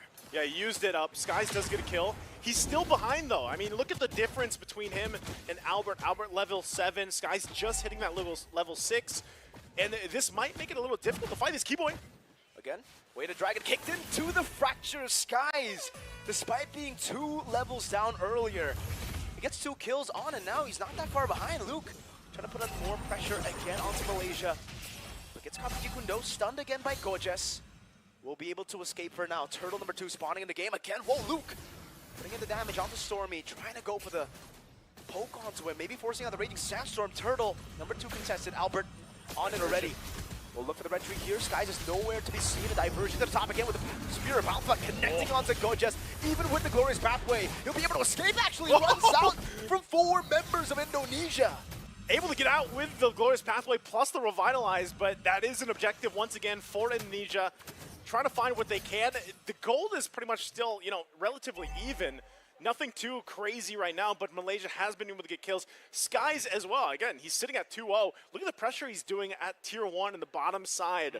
So even though there was so much focus on dealing with him, Skies is still finding these wins across the map, trying to go ahead and even things out, because even when you look at the gold, oh, top side. They were really good. Raging Sandstorm, good win right over CW, but he's still able to kite away. Lolio just taken down. Diversion play to the back. Where is he gonna go? Straight into it, outside of the map. They find it now, but they're all gonna be caught in the midst of this turret. It'll be Stormy with some damage. Purify on with the Raging Sandstorm. Suns will fall, but Albert claims a double. CW in the bush, looking for the crossbow. Yums will be able to shun Pooh out of there. Meanwhile, Albert pops in with the Spear of Alpha. Stormy now Chunk will be able to get the Terrified down and some healing from Keyboy. Skies walks in again. Still Albert dishing out enough damage, just standing over Albert. Still able to survive for a bit. Gets assassinated. It's a killing spree for Skies, but CW shuts him down. What a brutal fight in exchange for nearly a minute there between the two teams. And really, when you look at it and how it breaks down, the gold goes in favor with all of that for Indonesia here. Now, furthering the gold lead that they had, you can see this too, split between, of course, CW and Albert there. But Malaysia is showing fight. They're showing that even when they're down, like they had in the early game, they want to fight it out. Keyboy, once again, up to his business on this Khalid. Given the information they can. The fight for the purple buff, though, for Luke, does get that retribution out for the Sky. So now Orange, he's got to secure that as well, relying on the team for every buff that he can get at this point.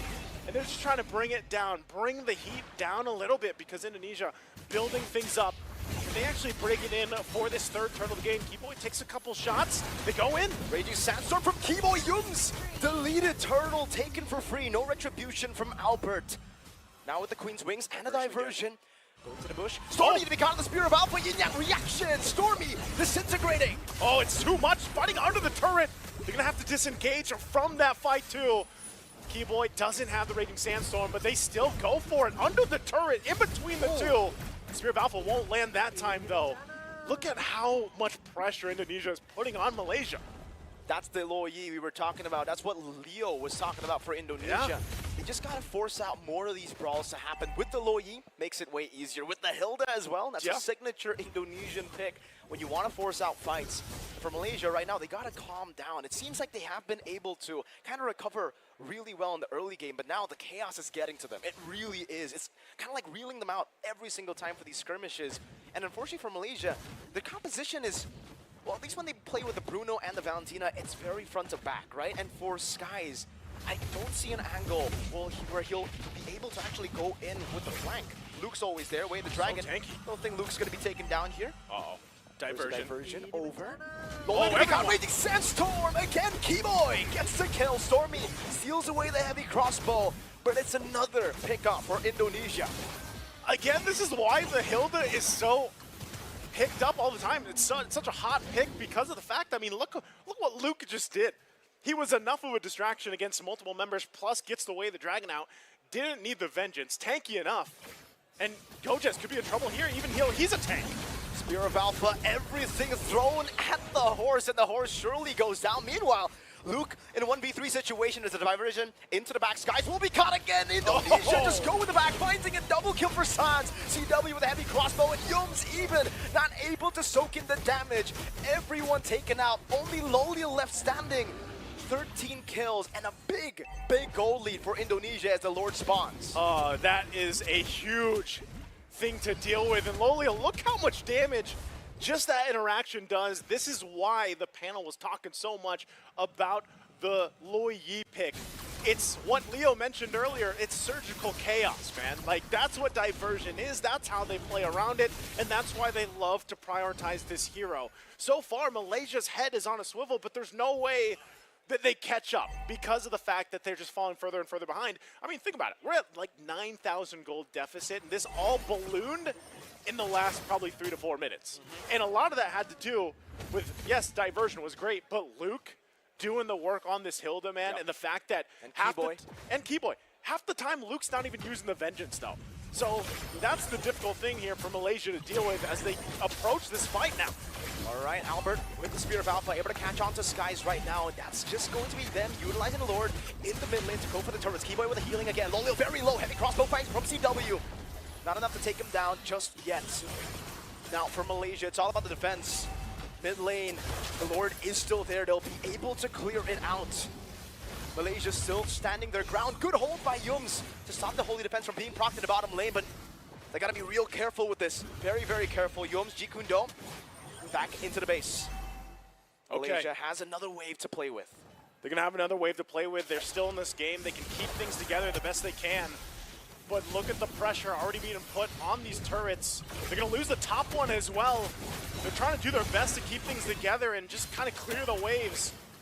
But again, it's all up to Malaysia to be able to defend, even with a deficit in this manner. Oh man, it's gonna be tough as they get prepped up and ready to deal with this. Because again, when you're looking at the lineup that they have, can they withstand these push-ins, this kind of pressure even, from a lineup that has so many options to initiate fights, to find angles, Diversion or Raging Sandstorm, any of that falling into place here. They hold on to this one base turret. There's the Sandstorm. Keyboy finding Loliel in the back now, goes in for the healing as well, but there's only one cannon as Loliel is able to dash away. Keyboy gets the kill onto Loliel. An assassination, that's a 1-for-1. Keyboy for Loliel. Now in the mid lane with a big wave. Can they do it? They're gonna keep it together again, clearing the waves out. The 1-for-1, 4 versus 4, trying to hold on to the base turret. Spear of Alpha from Albert. Stormy isolated. Has the heavy crossbow. Will try to run away, but CW pops in the sprint, goes in for the chase, gets the monster kill. 2 members down. Loliel back in 8. Waves pushing in top and mid lane. Indonesia with the lead that they have. Can they end the game here? 2 members still down for Malaysia. Loliel spawning back in. Luke comes in with a vengeance all the way to the back line. Diving onto Loliel, might be able to get the kill right here, but Sans gets Gojes. Luke able to escape. Yums very low. Albert on the base. Some of the minions crashing down already. Malaysia holding on. Luke still able to survive. Bottom lane base turret taken down as well. 17 seconds for the Lord to spawn. And Indonesia disengaged from the siege. And all of that work, the base turrets are gone. Diversion to go ahead and send it to the purple buff. They're going to prep up for this Lord. And it might look like Malaysia might not have a choice to contest it. They might just have to defend this, get ready. Gojes just comes up. And Luke, once again, given the information here, that here's Malaysia. Keyboy too, looking for a set, perhaps a Raging Sandstorm flicker. Not on the board just yet. They'll get the Lord for free and they'll be happy with that. Okay, at this point, you already know, huge lead for Indonesia. All the time that they have in the world for them to push this in and get them to a game 3. How can Malaysia keep this together and possibly turn this around? Well, it's going to be pretty much a miracle. They have to have a miracle in their favor. They have to be able to manage the waves that are going to push in with this Lord as well. And it's like, do they have enough damage? Because Loliel's just picking up a Malefic gun, and we haven't been able to see him move around on this Bruno the way that you expect towards this later portion of this game too. And right now, waves are going to be managed up. They time up with this Lord. They're going to be pushing this in. Mirko just pops in, lowers practically, Yums goes in, but CW is able to read it out. Now Yums taken down, CW is godlike. That's a double for CW, a triple for CW, looking for the base, and that surely is the equalizer for Indonesia in the semifinals of MLBB. We knew it. We knew that we needed a Game 3 for this matchup against these Titan teams, Malaysia and Indonesia. And right now, the Indonesian fans around the globe watching can breathe a little bit because they were holding on after Game 1, and I know I'm seeing a turn right now too. Her hands are in the air. She's feeling good because, and I know you too, you know, we're trying to keep it neutral here, Mirko, but I know you feel good about that because we wouldn't have it any other way. Game 3 ahead of us. Great adjustments. Even the fact how the draft went for both teams here, Indonesia, the fact that they got their big picks, which again is the Lu Yi, really a big part of this, and Keyboy, man, what a way to start the game. What a way to handle the biggest problem from Game 1, which was Skies. Keyboy started that whole thing alone, basically, on the Khalid, and was able to stall out Skies enough in the early game to keep that from happening, what we saw in Game 1. So just great decision-making coming through. Amazing decision-making, but honestly, just really good picks, right? The Hilda plus the Khalid. Just one of them alone is able to control the early game so well. And the fact that they already set up for that too. They saw the Suyo ban, they first picked the Alpha to set up for the Hilda pick because the Hilda wouldn't really find that much value on the other side, right? So Malaysia couldn't pick it up, they picked it up knowing that there were no more finer jungles that could actually neutralize that Hilda in the early game. You either pick the Nolan, that's probably your best bet for farming in the early game, but still will struggle hard against the Hilda, plus Khalid even more so. I mean, everything struggled against the Hilda too. Level 1 for like first minute, I think, right? A while. He was a while, and again, it was great usage of just the ultimates, the utility that came from this lineup from Indonesia as well. There were so many instances where, I mean, you're sending a full-on sandstorm with diversion. Like, if that's not surgical chaos, which the panel mentioned earlier, I don't know what is, because Malaysia was really, their head, it had to be on a 360, and they just couldn't keep up because at the same time, they were so busy taking care of Skies. Like, they had to make sure that half the time this guy, you know, he needed his buffs and he was having a hard time because Luke on the Hilda, again, this is why it's so priority. Luke was enough to go 1 versus 3, just post up wherever he wanted to and give all the information that Indonesia pretty much needed at that point. So again, very difficult when you have, that's the instance, that's the case, and then you're like, how do we deal with this, you know? Like, and it was pretty much the same thing. It was flip-flopped from Game 1 to Game 2 on how both teams kind of approached that. Really good choice of battle spell as well, right? Vengeance, not Revitalize. I think the analysts can, you know, deep dive on that. Go deep dive on that. Eterna, Redmar, Leo. Let us know what you guys think about Game 2. Do you guys like that? We'll deep dive head first. Thank you so much, casters. Thank you so much, Naisu, as well as Mirko. And it looks like finally we are going to game number 3 after 2 2-0s. Yeah, finally you're smiling and calmer now. I like that. Yeah, it's great. I'm happy for you. Show your true colors. I'm very happy that Indonesia showed theirs. It's rare that we find the lineup in an adjustment to your final draft that was so aggressive, that is just laser focused on one job: stop the rotation of Sakai's. He made you struggle in the first game, shut him down. I still really wish Yums took a little bit more time protecting his jungle before he decided to get vision into the purple side of Albert. Maybe that could have changed things. But one of my sneaking suspicions that I had heading into this game was that it might be tough for Ochoa and Valentina to outpoke and out-aggression the Khalid. rotations of a Khalid and a Lo Yi, and that was 100% confirmed. Fantastic adjustment with Indonesia that it completely flew over my head, that they could just do this from the very beginning. Just be aggressive. Just constantly throw bodies into the jungle to the point where it shuts down the presence of Yums and of Stormy. Yeah, you'll see here moments wherein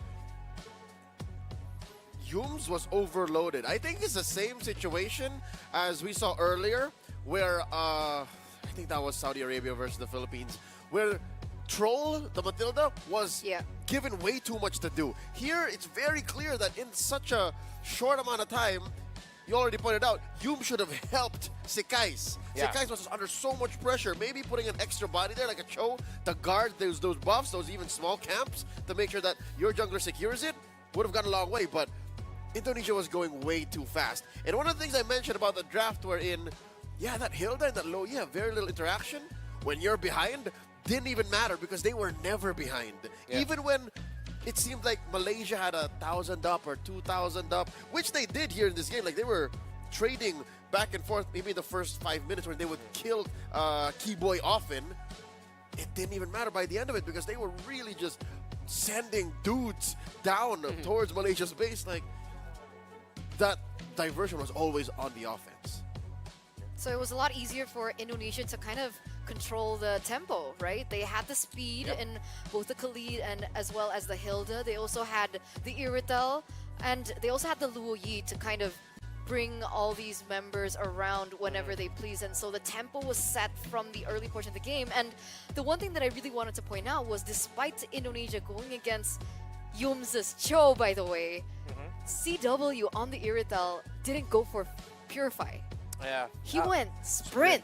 Straight It's up sprint. how you deal maximum damage with a crossbow. 904. Yep. Not taken down once. That's impressive stuff from CW. Yeah, and that's like big faith that Indonesia will get the game that they'd want. Because if it was somehow flipped around, it was Malaysia going into the 8th to 10th minute with a 3 to 4K gold lead, yeah, you'd be scared for that Irithel.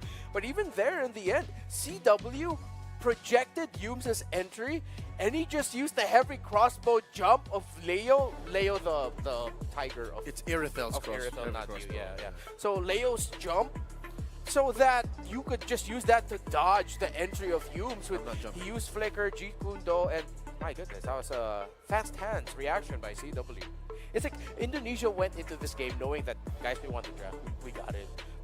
Put a vengeance on that Hilda, that even though the Hilda, like, you'd want that healing, nah, we'd want that little bits of reflect and the damage reduction so that the burst and the pokes that they have in the little bursts and pokes that they have in the early will be nothing to that Hilda. Yeah, no, even before the game started, they understood that Luke is going to live this close to Malaysia. Like, Yeah. he was just going to get in there. It's like, all right, punch me, hit me, right? So, what has Luke put on Hilda so far? Sprint, Revitalize, Vengeance. That's 3. What else, right? Like, is that not the most variety you've seen on a laner in battle spells? Because when you're a marksman, it's usually Flicker or Purify. But I think that just shows the kit of the Hilda in particular, right? Yeah. Because technically you can also go Hilda Sprint. So Hilda there Flicker. are a lot of Hilda options. Execute. Ooh, that's Yeah. actually, I mean, I don't know. Would can that, do it in would that ranked work? games. Yeah, Do it maybe in ranked games. A maybe little ranked bit too aggro for my taste, but I mean, I'm not gonna knock it. I've lost to execute EXP laners, sub Z longs. Yeah. Anyways, so yeah, Plenty of that. I gotta respect. You gotta mention like Indonesia first picking the alpha. You don't see that a lot, but then they built around it so incredibly well. They again picked up the Low E in the first phase. Then they showed the Hilda, which was a flex. Now they projected it was going to be an assassin on the side of Malaysia. Sekais did get the Nolan, still ended up with a 5-2-1. But then they brought in the Khalid, paired it up with the Low Yi, outpoked the Cho, outpoked the Valentina, controlled the jungle. That even though the Nolan got kills, it wasn't able to get the game that it wanted because it was pressured. You shut down the Valentina, you shut down the Cho, hence you also shut down the Bruno. And that's another thing that Malaysia needed to consider. They picked that Bruno and knew that they were going to go into that game with less than stellar wave clear. Their wave clear was risky and their wave clear was tough, and they chose to go down that route.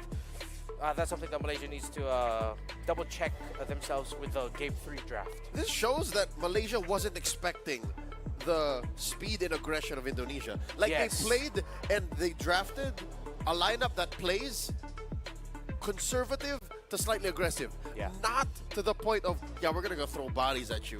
They were expecting a boxing match. Instead, they got a street fight. Yeah. All right. So, I don't know. At this point, we're going to game number 3 finally. We're going all the way. How do you think Malaysia can come back from this? How do they win this 2-1? Is it drafts? Do we start there? Was it execution?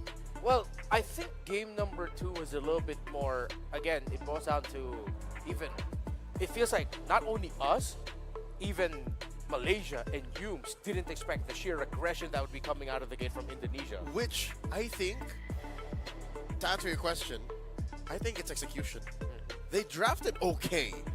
It's just when it came down to it, they did respond with the right kind of reaction and with the right kind of movements in the map to survive that early barrage. Because look at, all right, let's be honest. Look at Indonesia's lineup. Look at it, all right? Again, the Airtel with a sprint, that's not an Airtel with a Purify. If it went down to like an 18, 20-minute game, don't you think maybe Malaysia would have come back? If it lasted that long. But again, it then goes back to the idea of that wave clear is not that great. It's a risky type of wave clear, even so.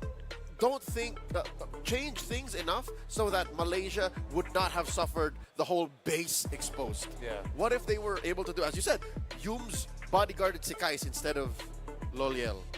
If they could have gotten to that point, then maybe. Because I think you change 1 or 2 picks from Malaysia and you add the extra respect to Indonesia's aggression, they would have maybe put up a better fight. So now, do you think that they might want to swap sides? Do you think that was a factor as to how Indonesia was able to get game number 2? Oh, no, yeah, for sure. If Indonesia was the team that decided to pick blue side for game number 2 and then they went ahead and drafted that way that they did, that's tailored. If game number 1 could have been a tailored approach into potentially shutting down a lineup that had a 1-1 that didn't work well, gotta credit Indonesia in that game number 2, they tailored a lineup that will shut down the opposing jungler. So we might not see that specific an approach for both of these teams in this game number 3. They can't do that same thing again and again. Yeah, you can't do that, exactly. You can't do that same thing again. One thing that might change is the trade in the mid. You might want to consider taking out a quick prio into the Valentina and change it up with something along the lines of what Stormy, with great precision with backline mages that he's known for. Pick up something like the Aurora or the Vixana, something that can wave clear from behind a little bit safer, something that can stop aggressive plays because of that early crowd control that you get to punish. That might be something Malaysia would want to consider. Now in hindsight, I'm talking about that one pick you switch up.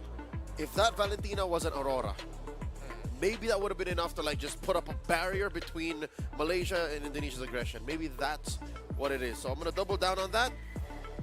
Put an Aurora, less of Vixana, more of an Aurora, onto Stormy, and then add a little extra respect, whether it be your picks in the draft or through your gameplay.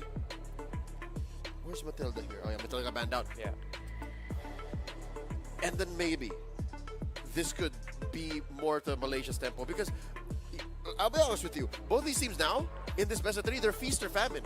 Like they're either in control completely or they're doing nothing and struggling. That's the story of game 1 and 2. And I'll also add one more thing that I know you would really like. CW's been monstrous this WEC. He has been just stellar for Indonesia. That I think that's another thing that Malaysia has to consider. What is CW going to end up with? And do you have an answer for it? Are you pressuring it enough? If not directly, are you pressuring the rotations of Indonesia enough? The CW is having a little bit of a hard time sustaining lane because there's pressure coming in from the side of Malaysia. As much as we're looking at the center of the map, you also have to look at the gold lane. Okay. And forget about Gojes and Luke. Like that's I hate to say it. I used to think Luke would have won that lane 100%, but no, Gojes is so reliable. Dude is money. He is money right now for Malaysia. Okay. We'll see what happens, ladies and gentlemen, as we get into the drafting phase for game number 3, our final game in this series, our final game of the day as well. Malaysia back on first pick. Indonesia was second. Eve Luo Yi banned out by Malaysia. We also do see a Fanny and a Jushin. What about the Hilda? Do we just completely let that go? The 1-1 gets banned out, and this should be a chip, unless they let it go again? It just might. We saw it in the last one. It wasn't a factor. Really, like, both teams didn't care that much about the chip presence. Also, there's Phoveus open. There is also Hilda open. Suyo, Alpha. You ban out even Lo Yi, it's a little bit better for the Phoveus or the Hilda. But then again, if Malaysia would rush a Suyo for Sakai, it's like I wouldn't knock them for that. Albert's shown that to be one of his comforts right now in this tournament. I mean, Indonesia, they're taking their time here. Oh, there you go. That's it. That's the Harith ban coming through from Indonesia. This means that Matilda's open. This means that Suyo is open. Alpha is open. Chip is open. Obvious. Ooh, they go Alpha. Now you're gonna have to consider Indonesia. You're thinking in the back of your head, is Malaysia now gonna play like what we did in the last one? Not exactly the same draft, but are they gonna go aggressive this time around? Just live in your jungle, keep attacking, choking out Albert. Yeah, and that turns off a Phobius pick for Indonesia as well, now that you see the Alpha. And what about the Hilda? Hilda, that will get locked in, as it did. And they go for the Suyo. Sick trade, pick up the Aurora here if you're Malaysia. Aurora. Yeah. You need a stopper. Yeah. If you know you can't be as aggressive as Indonesia, respect that fact and draft into it. Yeah. Could be Aurora high loss, or maybe they want to pick up something a little bit more proactive in the EXP lane. The Hilda's just having a run of a mill of a great time. So if it's not high loss Aurora, it might be a switch from the EXP lane. But then there is a chance that Malaysia will just forgo the Aurora pickup and decide to pick their gold laner now. What about Matilda Phobius? Ooh. Matilda, Phobius. So the Matilda can synergize with the Phobius and the Alpha. Might not be a good time for the Phobius in lane. But they go Matilda, you call them Matilda, but they decide to back it up with a high loss instead. So it's a Matilda for Yumes. I wouldn't be surprised if Indonesia go ahead and lock in the throne here again. Or they could even surprise and just pick Tigreal. Interesting how Malaysia seems to be answering the Hilda in a different way. Like, they're not trying to cheese it out. They're not trying to even acknowledge what happened in Game 2. Well, now I think they can better because Matilda is on Yumes. So they can better protect Loliel and Sekais. And Sekais can take care of himself. Finally, the Aurora comes out. Is that the first Aurora of the day? Of the day, if I'm not mistaken, yes. And we've been calling her out like We've seen Aurora. She's been absent. Against Philippines. Oh yes, you're Saudi right. Arabia. Saudi Arabia picked it up. Aurora. Yeah. Yeah, the second Aurora. And we did mention that the hero pool of Asans, this is the first Aurora user in we might have picked it up earlier today. But yeah, they picked up the mid laner that I thought Malaysia would pick up. That we thought that Malaysia would pick up. And that's still respect coming in. Right now, I'm leaning a little bit more towards the lineup with Aurora. They just need to find the right rover to mesh well with it. Both teams seem to be attacking gold lane. Instead, no, look, Malaysia's gonna deny the double rusher again. Yeah. Take out they already got the Hilda, so just take out the Khalid. Yeah, I think it was a little too much pressure for Malaysia in game number 2. Scars of game 2. Exactly. And again, Indonesia, they're showing a lot of highlight emphasis into the gold lane, right? We have the Harith ban, we also have the Natan ban. Are they looking to secure a good lane for CW once again? On Red 4? Probably. Yeah. That's what it usually means when you attack gold this hard. They go Nathan Harith, then you're out of the magic option, you're out of the true damage option, so you're going to be a heavy physical lineup that mainly relies on the Aurora for magic damage, which might mean that Indonesia, they take out the Moskov as well. Why Moskov? Moskov, they already banned the Nathan. Because Moskov is what Malaysia wants. Look at this lineup, right? Look at that chunky front line and that extra assist from the Matilda. That's going to be heaven for the Moskov. There's going to be a trick, or maybe just default back into the Irithel for Indonesia. If you're looking at the damage output, it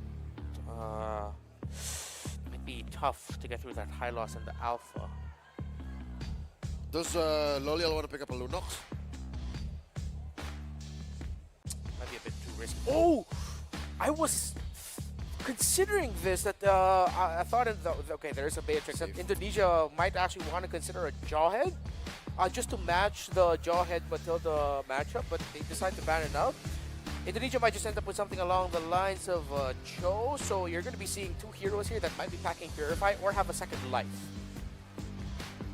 Last couple here for Malaysia. The gold laner, the mid laner missing.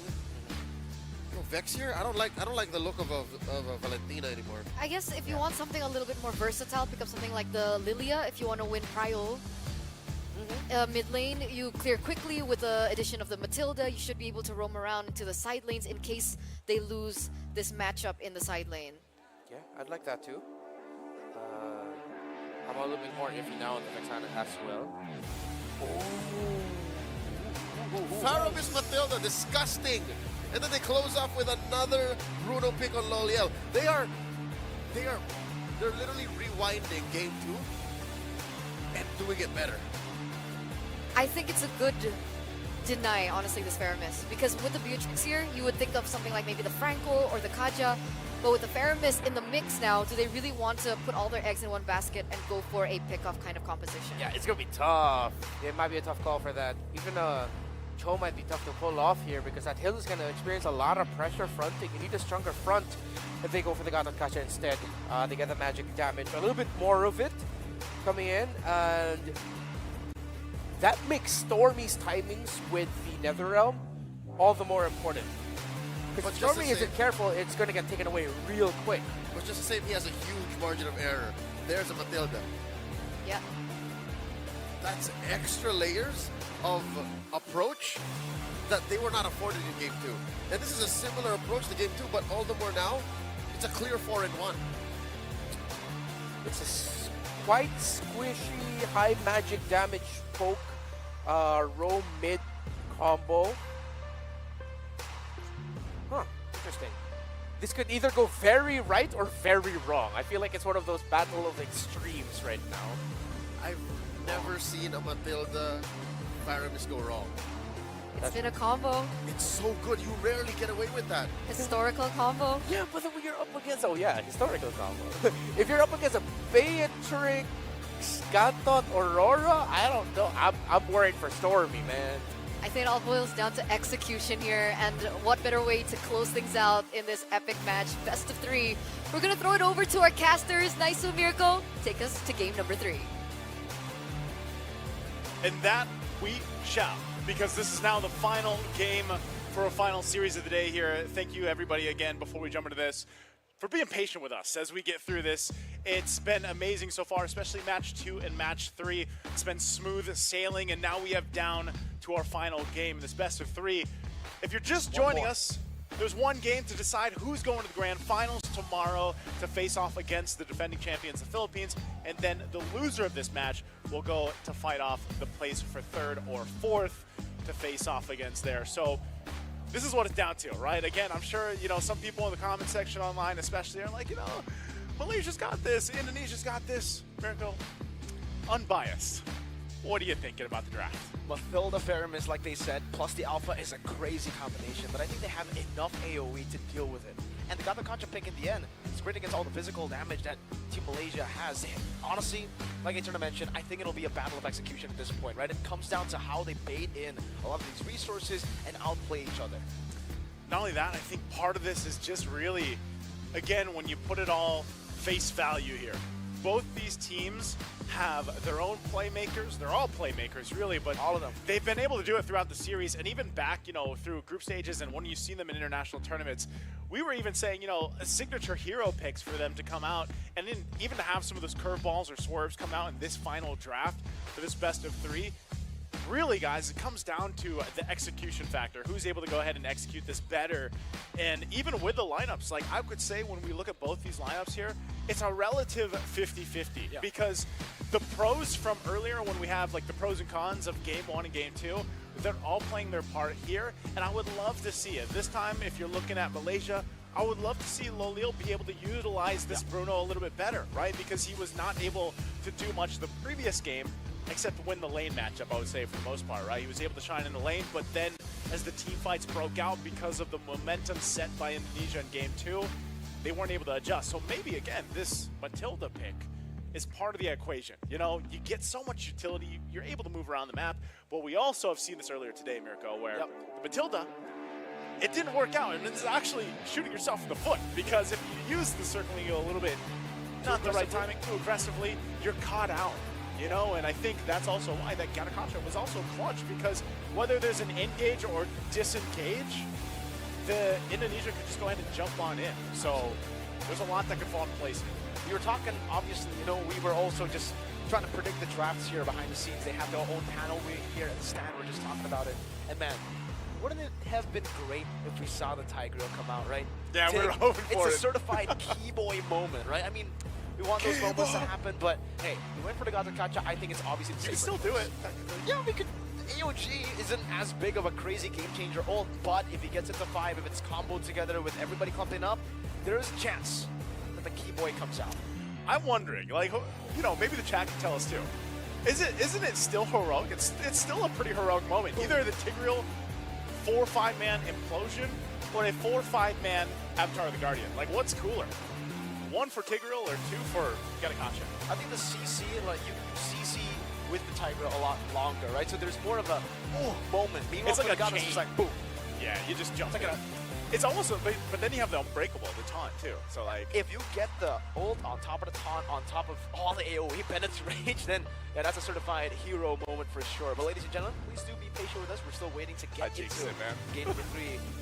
This is why I caster cursed it. We gotta learn from LaFell. We gotta learn from me. We gotta learn from DJY even. He's not even a caster, but he has a curse. Every time we say something, the opposite happens. it's either the caster curse or the caster bless, man. You know It's what? very convenient for us. They gotta have things smoothed out though, because again, this is a final game, guys, in this best of 3, and really the way they've been playing, it can go to either team. And you know, yeah, I guess I just channeled my inner LaFell. Channel your inner DJ Yapper. DJY. He's at this point, he's the curse.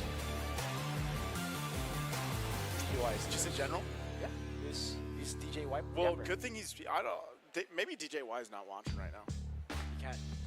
Well, probably he's watching, but he's not like, you know. Oh, well, what time? Yeah, you know, that's actually not too late. Like, I feel Not like, too you know, late. again, we've been moving He's probably along watching. here. You know, Malaysia's is playing. He's That's from true. Malaysia. He's an SRG fan. That's true. He is. He's here to support, and I know, you know, I took a look at some of the streams earlier on. By the way, there's multiple streams going on for this one, and there's a lot of support for both teams. I don't know if there's one that's like, you know, more than the other, but I will say that I think both fan bases are just ready to see who's going to face off against the Philippines, because again, we know that the Philippines are defending champions and everything else, but again, this is a different iteration of the Philippines besides Kyle Teasy or Saesong, right? So there's a lot of I guess hopeful people, especially with what Malaysia has accomplished this year alone in this area, by the way, not this specific arena, but what they did earlier this year, how they were able to go ahead and win one of their international major tournaments and surprise a lot of people who were the lineup from last year's WEC. I mean, think about what they've accomplished. I know, you know, there's a little bit of changes here with the lineups here for Malaysia as well, but still, ultimately, it's that experience that they're bringing now. And I feel like when you look at Malaysia in general, they've always been, we've heard this from our fellow Malaysian caster friends. Yeah. Like, Malaysia has always been that region, that team that do relatively well. Like, you know, top 3, top 4, I think they would say. But now that they've been getting their position up there where, you know, they are number 1 in the most recent international tournament aside from this, if they end up winning this, if they end up winning against Indonesia right now, going off to the Philippines, and let's say they win that, I would say, man, it's a big shift that's happening here for the Malaysian teams and fans. They're already on the rise right now, and it'll definitely just show how good they are, on top of the fact that they're playing with different lineups, like you mentioned, right? The fact that they have already won one international tournament with a completely different lineup with imports. Now with a full Malaysian lineup, this is proving grounds for them, right? Because a lot of the doubters, a lot of the haters who are watching, they're saying, yeah, Malaysia, you do well, but you need your imports. What if you don't have your imports? So far, they're doing quite well. They're doing very well at IESF here. So again, it's proving grounds. It's time as well for Malaysia to try to show the world that they don't need no imports. Well, you know, we just got the word, guys. We caster cursed it. We are going to have to take a break here before we jump into game 3. I'm sorry, man. You know what? Say it to them. Guys, I'm looking right at you. We'll be back after this.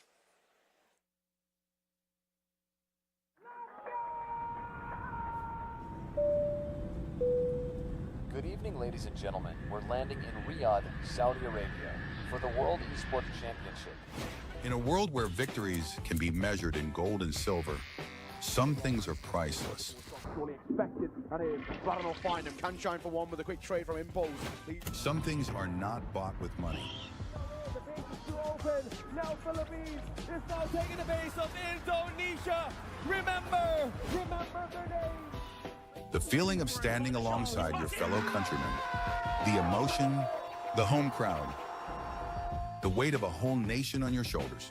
Sometimes I get emotional by the fact that I got chosen to be one of the representatives of my country. And yeah, it's just a dream, honestly. Here it's not just about the game, it's about the pride that unites us.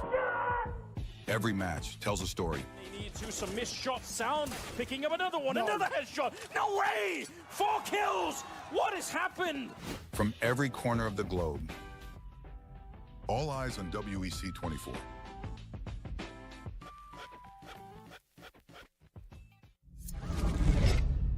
Early 1970s. The world was discovering the boundless possibilities of esports. While esports offered endless enjoyment and addictive allure, it lacked a certain depth and a sense of purpose. It needed something more, something larger than a trophy, something beyond individual gratification. That's when a vision emerged. A vision of uniting the world through esports. The International Esports Federation and the World Esports Championship were born. Its mission was clear: to create a stage where nations could unite and compete for the ultimate title, World Esports Champion. For these athletes and nations, the World Esports Championship was more than just a competition, more than just a game. A chance to make history, to leave a lasting legacy, to inspire a generation, and to represent their nation. Over the years, IESF started achieving greatness, year by year. Korea, Indonesia, Israel, Romania, worldwide. The World Esports capital changed, each year expanding significantly, getting bigger and bigger. Fast forward 15 years, IESF was determined to show the world the most valuable World Esports Championship. 140 nations gathered in Riyadh, Saudi Arabia. The WEC 24 story. 2024. Saudi Arabia prepares to host the 16th World Esports Championship after a spectacle made in Iași, Romania by IESF for WEC 23. New president, new challenges, and quite a bumpy road ahead. As the calendar turned to January, the national qualifiers took place, breaking dozens of records. In a wingspan of 3 months in every nation across the globe, athletes competed to get one step closer to the World Esports Championship and represent their nation on the global stage. However, as fate would have it, the road to WEC 24 was far from smooth. Things went south. 2 out of 3 offline regional qualifiers were forced to go online. Even though that barrier occurred, the online regional qualifiers shattered previous viewership records. The hype for WEC 24 was real. Meanwhile, Africa. IESF showed just how much potential is hidden in Africa. Over 180 athletes, 17 nations, and thousands of fans. All in one place for one specific reason: esports. The bumpy road came to an end. The slots for WEC 24 were secured and everyone was ready. The much-anticipated 16th World Esports Championship set sails. WEC 24 Day 1.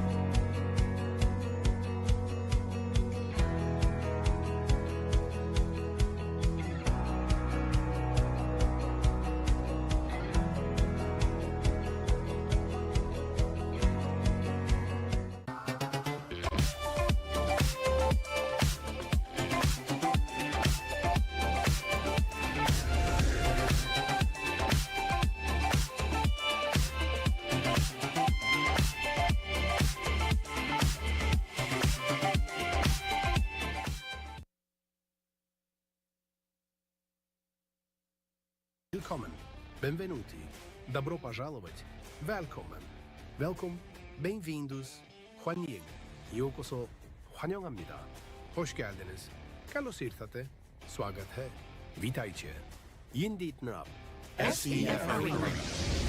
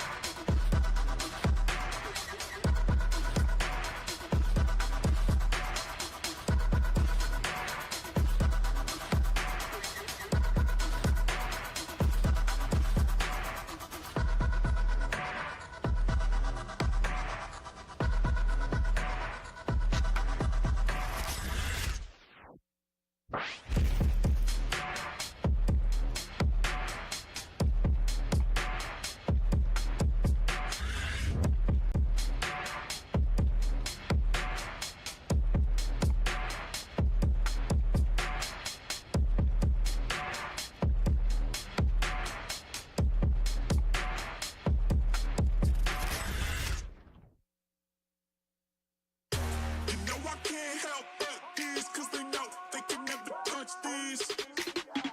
So baby, let me talk my shit, or I might just throw another fit.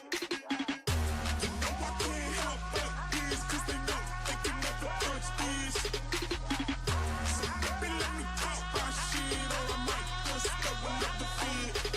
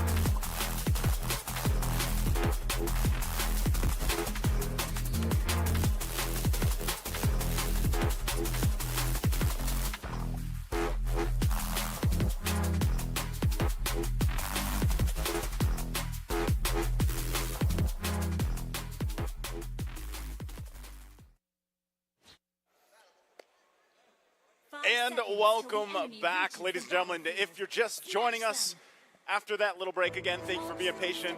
It's me, Nice, who joined here with Mirko. The last game for this best of three between Malaysia and Indonesia, looking for that grand final spot against the Philippines.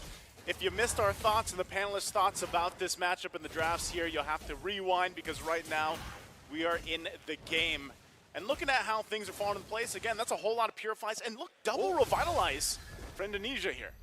Double revitalize, trying to out-sustain Malaysia in a lot of the skirmishes. Again, got to catch up plus the hill, though. We've already spoken about this, right? You have so much pressure around the map, especially for the first neutral objective. So definitely want to try to utilize that. The sustain that brings them a lot of the pressure, actually, too, just with the passive alone, right? On top of that, revitalize, definitely playing towards their strengths here, Indonesia, that brawly style. Yeah, going for the brawl between the two teams, looking to get the momentum going early on. And even with that being said, you know, you're playing against, Purifies, but utility from Malaysia because of the fact that, you know, we have a Faramis plus a Matilda. This is also a combination that, you know, typically it's usually talked about the Matilda with the Alpha, but also now that you throw a Faramis in the mix, who is a hero that provides so much with his ultimate alone, but also the fact that Stormy is playing this, and you can also actually do quite a bit of damage that kind of builds up with a Faramis in your roster for the lineup here. Oh, wow, look at the damage. Could be a trouble. Snipe down Sans with the flicker. First blood over to Sans. That was so well layered. That was so well timed already early on from Indonesia, playing into the fact that they can play at range, good rotation down.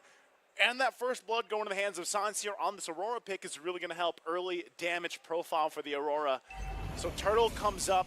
Keyboy on this top side wants to go ahead and get a little bit of that extra XP here in the hands of Luke as they go ahead and get ready to fight for the objective.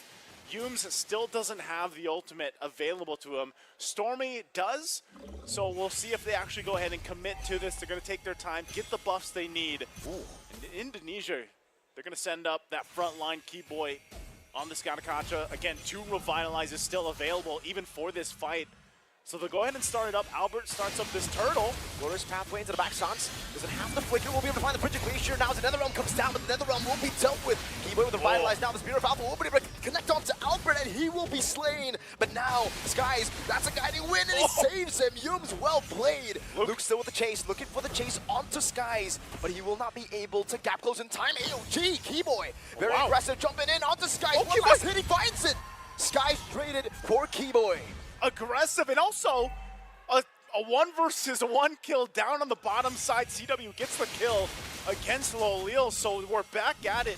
Turtle for the taking here. Both teams getting some kills, but now who's going to be able to grab the objective? Luke's in trouble. No revitalize, knocked up at the circling eagle. Gorgeous taking a kill back. Control over the neutral objective back in Malaysia's hands. That's a whole lot, man. It's a whole lot. For all this first Turtle that doesn't get taken yet, either side. But I guess this is also just kind of painting that picture for us as we get through this game number 3. And we also have to talk about the fact that, yeah, CW got that solo kill against Lolio. Lolio's having a tough time in the early game. He's 0-2 right now on a pick that, again, didn't work out for him in game number 2. And part of that is, you know, you're wondering, is Lolio, does he just need to be taken care of a little bit more? Do you just leave him to the lane and hopefully that he is able to scale up on this Bruno pick the way that he needs to? Or is he just going to really rely on Humes later on to go ahead and be that provider of damage from usually that you see with these Bruno picks? Or is he just focusing on turrets? Once again, though, we find ourselves here for the objective. Hammer will start it up. They want to go again. Glorious pathway this time on the Sans again. Finding it. Circling Eagle, the Bridget Glacier, only connecting onto Gorgeous. Spear of Alpha from Skies. Look at Sans very low. That's a passive locked in as well. The AOG not on point. Luke in the midst of it all still has it revitalized to sustain a bit more. Luke gonna be caught, pops into Power Wilderness. Still Stormy taking him down. Keyboy with the Revitalize, unable to survive. And Malaysia gets the dub. Still fighting for the first neutral objective. Still fighting for it, but hey, they put in the effort, Mirko. They make it work. And mind you, they went through 2 revitalizes. So that was a whole lot that Malaysia had to go through. The Turtle is finally secured here. Flask of the Waste is also picked up now by Yum, so providing a little bit more of that extra shield to the team here. And again, this is, you're playing against, if you look at it value-wise, the fact that you have a Netherrealm, it almost kind of comes toe-to-toe in terms of balance against two revitalizers. You can extend the fights already for Malaysia just with that. Keyboy gonna jump in with Unbreakable. 2 taunts over, Lolio dishing out damage, forcing the circling eagle. But that's about it for the skirmish. And yeah, man, a lot of these skirmishes, it's just been the Netherrealm plus the guiding wind, giving them so much more sustain. And again, the alpha. Yeah. We have to talk about the alpha, because we were talking about this too during the draft. Picking a Hilda against the alpha, you can be shredded down by the alpha. Can be shredded down, and it makes me wonder too, again, like you have Revitalize, and when it's not available, Luke isn't going to be as effective as he was in the previous game when we were seeing him, you know, go 1 versus 3 so easily. Because even then, like, when you have this Hilda and you're not able to just go ahead and sprint out, for example, like we see such variation when it comes to battle spells for Hilda, but you can easily get dragged in. There's a Spear of the Alpha going to be used. Taunted up as well. There's a guiding wind. Keyboy should still be safe, but he's going to be shredded down. Jumps back in. AOG. Oh, that could have been bad. Circling Eagle onto CW, but it doesn't seem like Skies was on the same page. Decides to go to the other side, and now both teams just playing for the bottom lane. Yeah, it looks like the focus is going to be here. Malaysia wants to put the pressure on this tier 1. They know they have this Frigid Glacier going to be used too. They're trying to hold down the best they can. Spear of Alpha coming down as well. Sounds of the flicker. Now Netherrealm gives them enough sustain to go for the dive. Albert's still able to escape right now as Luke goes into the back line. Loliel, can he survive? Luke still pushing out the damage. Revitalize is still there for Luke. Stormy very low, able to escape. That's a double for Skies. They've again out-sustained Indonesia. Again, it's like, this is the Hilda we were talking about and why it struggles against the Alpha specifically. Luke runs into the backside, sees Loliel low, but even though he pops Revitalize, he can't move. He can't get to where he needs to be and doesn't really, he's not able to provide that same value. And that's going to be purple buff taken by Skies. Turret goes down now as well, and this next objective for the taking after that mid turret goes down. Malaysia, they seem to be flipping this switch, playing around the fact that they have that amount of mobility. With this Matilda, Stormy? they can play around. Oh, no, Netherrealm Stormy taken out. Overextending. There was no flicker there to be used by Stormy, but he has the passive, so he'll be back up instantly, saving him a little bit here as Malaysia will start off the turtle. Keyboy putting some damage down again. All right, he's still waiting for that Netherrealm. He's got it now. It might break out the fight. AOG into the back, not finding anyone, but the Circle Eagle will connect onto CW, forced to flicker out the Spear of Alpha, catching him. CW, no more flicker. He'll be taken down with the slashes of the Alpha. Luke in the midst of it all. Keyboy versus 2, and Loliel gets him down. 3-4-0 for Malaysia. Malaysia is getting everything right now, and they just go ahead. They ignore the turtle. They just want to go for these turrets, get some damage down on the tier 2. And this is where I was wondering, when does Loliel come online? When does he start to shine? He's like, you know what? He called that help earlier on to go get that tier 1 at the bottom, and now he's just able to go along with the team. And all this translates to a better position for Malaysia to grab this Lord. Oh yeah, Indonesia's not gonna make it in time. They're still trying to get in there, Luke. Moving forward, that's a glorious pathway to slow Keyboy down. Luke will be caught by the Circle Eagle. Skies again just melts through that HP bar of Luke. You called it, Mirko. You said this in the draft when the panel was going through it. You know, you pick up the Hilda, but you already saw the Alpha early on in the draft, and you still pick it up. And it's such a difficult time when you're talking about hero versus hero, the Alpha with the Hilda. You're already seeing that struggle from Luke. Revitalize or not, a lot of times he's just caught and can't in. Here, top. CW's gonna be taken down. No response from Indonesia. Keyboy goes for the AOG, but it doesn't land. CW is down. That is their main source of damage when it comes to defending the siege. Still gonna be gone for another 14 seconds. They're gonna have to deal with this Lord push in. How are they gonna deal with it? Sans will try his best to poke it out. There's another mini wave to help Indonesia to try to go for the defense. Only Lord 1, but it's looking grim for Indonesia. CW will be back up again. It will not be the end, but still, first Lord, 1 base turret. It's not the end for Indonesia just yet. They're gonna lose a couple more turrets. The tier 2 is gonna be worked on top and bottom side, pushing from those minions. And you're wondering, where is this time when Indonesia can turn this around? How can they actually keep this together? It's not a crazy deficit we're talking about in terms of the economy. They need more time to build up, but not only that, but really, how can Luke turn this around himself? Just because, again, he hasn't been able to find that backline he's looking for. He's only got a Thunderbelt, man. Like, he's not much. Like, you can't really do much on this Hilda. So it's almost got to flip towards Keyboy. Can he actually get that setup they're looking for with the Avatar of the Guardian? Oh, hold on, Glorious Pathway again. Great one. Now Sans caught with a Spear of Alpha. Passive already propped, flickering out now with the Frigid Glacier. A desperate one at that. The Netherrealm saves them all. CW's Loliel gets the kill onto Lu. Keyboy versus 4, trying to save Indonesia. But what can he do on the Gatot Kacha? Not a damage dealer. Just one minion. One cannon in the mid lane, cleared out by the Bennett. Malaysia look towards the bottom lane. The Holy Defense still intact. Indonesia, it's Albert and CW. It's a stun from Albert. Now look at the waves. Albert will be slain still. The base is wide open. Malaysia will go for it. And Indonesia, for the first time in 3 years, will not make it to the grand finals of IESF. Malaysia have etched their names in the history books, going to the grand finals to face off against the defending champions. Oh man, I know people are excited about that grand final match. We're gonna see that again. Philippines versus Malaysia. And it's tough to see, of course, here Indonesia, fist bumps around. Sportsmanship very important here, but man, tough for Indonesia not to get to that spot that they've had so many times years past. But this is what we were talking about. You know, Mirko, the improvement, the rise of just this country as a whole, Malaysia as a whole, their players, the organizations that they have, the coaching staff that's there behind them, and even the fans that have been rooting for them all year long. They're getting one step closer to getting another title under their belt, to accomplishing another big achievement for them, for the country here. And I mean, that game 3, man, they made it look relatively easy, you know, to a point where, you know, they might have struggled a little bit in the early game, but then they just flipped the switch.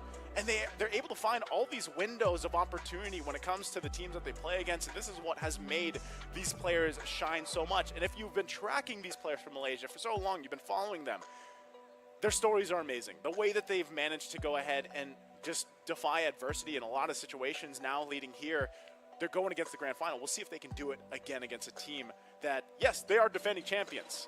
But remember, this is a different team in Philippines. So it's going to be a great one, I think, for the grand final tomorrow. And, of course, Indonesia still battling out to see if they get the 3rd or 4th place tomorrow as well. Against Saudi Arabia. So still a lot, of course, on the line. They could still be going for that bronze medal, that bronze match, Indonesia or Saudi Arabia. Definitely, you know, and again, for Malaysia, this is kind of like almost the same arc that we saw from the last international major, right? Yeah. Philippines versus Malaysia in the grand finals. We got Saisan as well, a member, part of the previous lineup that won IESF just last year in Romania, being Indonesia 3-1. But unfortunately, again, man, Indonesia, for the first time in MLBB IESF history, will not make it to the grand finals, and they'll have to accept 3rd or 4th place, depending on their performance tomorrow against Saudi Arabia. We know what happened the first time. Yeah, we do. Back in the groups, right? And so I'm sure they have a point to prove themselves. But again, you know, for a lot of these players, a lot of these teams, we're going to see more of them before the year ends. You know, even after we round things up here for the WEC 2024 for ISF. But there's a lot of great things that are going to happen tomorrow. Of course, this was our last match for the live stream today. Again, I just want to say on behalf of all of us, thank you guys for being patient with us, because it's been, you know, it's been a journey, and we love to bring you guys these games on the live stream. So we'll see you guys tomorrow. We are going to be thrown over to stage, though, to have an interview with GoJets. Let's go ahead and throw it over to the stage. Well, first of all, amazing job, guys, with the casting, beautifully, and you've been firing it up for the entire scene. And of course, I'm here with Gorgeous with a gorgeous win. So, how do you feel about that? I feel very happy because Indonesia is not a region that is Indonesia is a region that is really strong. So we really feel proud to bring Malaysia to the grand final. All right, amazing stuff. So, speaking of the grand finals, facing the Philippines, how do you feel about that? Are you prepared? Are you ready? You and the team members. For the Philippines, of course, we want to get our revenge because we lost last time. So yeah, we are going to prepare and get ready for tomorrow. Oh, there's a vendetta going on over here, revenge. So you want to say to your fans and family and friends and everybody back in Malaysia, even in Malay? First of all, I want to thank my parents because they come a long way from Malaysia to Riyadh to just to support me. So I really love them and I'm really proud of them. And to Malaysia fans, keep supporting us because yeah, we're going to the grand final and maybe if it is our luck, we can win it. Well, let's see what's going to happen. Pretty much luck, hard work, and just consistency. It was pretty much an amazing ingredients all for that, reaching this far right here at the WEC 24 ISF. Well, it's back to you guys. Let's go. Thanks, Mara. Congratulations once again to Gorgeous up on stage. And of course, congratulations to Team Malaysia. So it looks like they are going to be on their way to the grand finals and on their redemption arc that you guys touched on earlier. Yeah, the last time they made a significant run in the WEC was way back in Bali. It was in 2022. In 2023, they didn't even make it to the playoffs. They didn't even make it to the event itself. Now in 2024, grand finals up against the defending champions. A lot more that we can discuss tomorrow, but I just want to say the character growth on Gorgeous, man. When we were first introduced to Gorgeous middle of last year for another tournament back in Southeast Asia, we were told that, oh, he's this brash young kid, he plays aggressive, he's also like that, the personality, but he's a humble king in this one. He's even saying that maybe if we get lucky. The old Gorgeous would say, nah, we would win, but Gorgeous seems to be like landed on his feet, and yeah, it's great to know that his family flew all the way to support the young man. Already, any player who has a great relationship with his parents and his parents supporting him likewise is a W in my book, and I'm pretty sure that parent buff is going to be playing a role in tomorrow's grand finals as they face off against the defending champions in Team Philippines. Back to that matchup, talking about Indonesia versus Malaysia, there was a small moment in this actually very quick match that it seemed like some way, somehow Indonesia was able to repeat what they were doing in Game 2 and just be as aggressive because, truth be told, the only real hero that can't do or can't keep up with that kind of aggression would be the Beatrix. And CW was coming in through the windows in the first, 8 minutes? Because starting with this death right here, he couldn't get back on his feet. Yums and Skies really played very well together. And Eterna did mention it's a tried and tested legendary combo with a Matilda and a Faramis together. Play with that with a quote-unquote utility type that actually deals a lot of damage with that Alpha. It was Sakai's protected. He wasn't immortal, he wasn't deathless, but it is much easier this time around for an Alpha to do Alpha things if you have a lot of support around you. Loliel is probably also going like, oh, thanks guys, it was rough for me in lane. I'ma get it back with help you get turrets later on when I'm out of here. But then eventually Malaysia, around objective team fights, played better than Indonesia. Yeah, no, look, you watch the highlights, you'll see that Gorgeous was such a key role player in that campaign to regain the early game. They lost so hard in the early game because, again, Indonesia ended up with a lineup that's capable of throwing bodies and denying, who in this case was Loliel, a difficult early game. He was at 0 and 2 very early. 0 and 2 at 4 minutes, 5 minutes. And then because of Gorgeous, because of Stormy and Yums, they were able to you know what? No, it's fine. Sekais, do your thing. You're reliable, true damage. They'll eventually ease off of Loliel soon enough. And it worked. It worked out perfectly with the timing. 10:44! Is this the fastest game today? 10:44? No, it's not. There's probably a faster game. I wasn't keeping track of the time of it, but I think it's the fastest game today. It's not one of Yeah, I think our fastest was 11:55 today. Prior to this? 10:44. See, look at the swing. Again, I credit this to the Alpha on Sekais, which is a thing of wonder, thing of beauty. That's a hero, and that's a combination that has won them another major tournament in this very ground. And then the Faramis Matilda, rarely should you get away with Faramis Matilda. Yeah. Faramis Matilda is like Angela Ling in the same pick swing. Yeah. And I was actually, again, worried that Stormy's timings here, no matter how well he would time things, would still struggle to keep a good hearty Netherrealm up when they got the Kacha, the Beatrix, and the Aurora, even the Suyo in those team fights. But all throughout, Stormy's timings were quite on point. Even the time where he was punished for overextending came at the right time. He had a lot of stacks of his passive that he was just back in 3 seconds. So it did work out for him in the end, right? Yeah. The only death that he got was that point. But like we mentioned, it all came back down to execution. And the fact was, Keyboy always utilized his ult on the Gatot before Stormy utilized it. Because I thought that maybe other way around, that could have been punished Yep. in a way because they're crowding together. But there's always a catch. There's always the Netherrealm, and there's always Yums to save them. Look, Yums is rocking the Purify. That's something I didn't notice up until it actually mattered in game. No matter what comes your way, CC-wise, from Team Indonesia, he can always pop the Purify, guiding winds, or circling eagle if necessary, and save whoever needs saving. Loliel, maybe even Stormy at the time, Sekais. He saved Sekais a couple of times. That was pretty funny.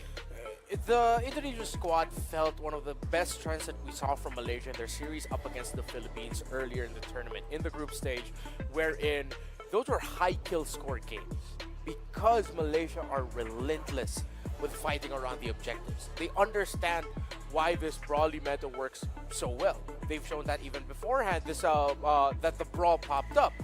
They're willing to trade, they're willing to be aggressive, and make sure that you do not get major wins around objective team fights. So that's one thing that now also the Philippines teams, even though they were able to defeat Malaysia earlier in the tournament, still have to respect against Malaysia tomorrow in the grand finals. Some unfinished business. Absolutely. And I think there's also a little bit of unfinished business as well in our bronze match tomorrow. So let's take a little bit of a recap of what happened today. Ladies and gentlemen, we had amazing matches. 4 matches in the quarterfinals, but at the end, it was only 4 teams that were able to move forward. Saudi Arabia, Philippines, Malaysia, and Indonesia.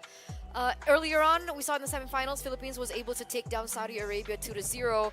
And so Saudi Arabia forcing to make their mark in the bronze match alongside with Indonesia.